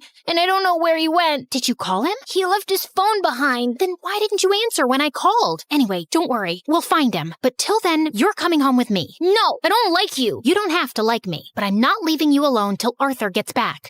So annoying. We waited the whole day for Arthur to show up or get in touch, but he didn't. By nightfall, I decided to sleep in the lounge and offered Charlie my room. If you need anything. The next morning, Arthur was still a no-show. I couldn't reach his mom either, and then remembered he told me she was out of the country on her honeymoon. Next, I asked his friends and colleagues, but none of them knew where he was. Eventually, I contacted the police, but even a week later, they had no news of him, and I was worried sick. What could have possibly happened to him? Meanwhile, Charlie refused to go to school or shower. He mostly kept himself locked in my room and reacted rudely to any nice gesture I made. I was losing my mind, so I turned to Dad for help, and he promised he'd get a word out to his colleagues in the army to track Arthur down. I still don't know what to do with Charlie. He shuts me down every time I try to talk to him. He's been through a lot, Alicia. What he needs is some distraction to keep his mind off things. After your mom left, you were all over the place. That's why I built such a strict routine for you, so you wouldn't have time to think about her. Maybe you should do something similar. I decided to give Dad's advice a shot, and the next morning, I walked to Charlie's room and woke him up. Get up. We're going out. Is Arthur back? No. Then let me sleep and go away. Nope. You're getting up right now. Charlie resisted, but I dragged him out of bed, and somehow we made it to the bus stop. He kept cursing me the whole way, but I didn't care. And minutes later, we were at our destination, the paintball arena. I'm not going in there. Why? Too chicken to lose? As if you're on. Charlie and I had a great time at the paintball game, and it was the first time I actually heard him laugh. Afterwards, we went to a trampoline park and jumped our hearts out. By the end, he was so tired he could barely walk, so I called a cab and took him to my favorite burger joint, but he just stood at the entrance and stared. What, you don't like burgers? No, it's just that this was my favorite place to come with my mom. Every weekend, we'd come here and play our favorite songs on the jukebox machine. And now, she doesn't even call me, and Arthur's left me too. Arthur will be back in no time, I promise you. He loves you a lot, Charlie, and no matter what, we'll always be here for you. You too? Yes, me too. Charlie cried and hugged me tight. For the first time, I saw him as a heartbroken kid who just wanted his family back. Since then, Charlie warmed up to me. We'd have breakfast together, and he would always make my bed when I got home from school. He was a lot calmer and hardly threw a tantrum. I couldn't wait for Arthur to come back and see how much progress Charlie had made, but we still had no leads on him. I wanted to be strong, but with each passing day, my hopes of ever seeing him again were getting dimmer, and it broke my heart. Finally, one night, I broke down in front of Dad. I don't think Arthur's coming back, Dad. It's been weeks, and no one knows where he is. If he was in town, we would have found him by now. And Charlie, he's lost his mom and might lose his brother too. What can I even say to him? What? I turned around and saw Charlie standing at the door. You've been telling me all along the police will find him. You said you were sure. No, I'm sure he's fine, Charlie. I was just... Stop lying. Why do all grown-ups lie so much? I hate you. All of you. And Charlie just ran out of the house. Dad said he'd go after him. And as I was sitting in the kitchen in despair, the phone suddenly rang. It was the police, saying they'd found Arthur in a hospital close to town. I rushed to the location and texted Dad on the way. The doctors at the hospital told me that Arthur was brought in a few days back by the forest rangers. Apparently, he went on a hike and got injured, and since then, he'd been in a coma. I was sitting next to him when Charlie walked in with Dad. How is he? He hit his head, but he's out of danger. Doctors say there's a very good chance he'll be just fine. Charlie, promise me, no matter what happens, you and I will never fight again. I promise. I will never scream again, and I will always be a good brother. He will wake up, right? What do you think?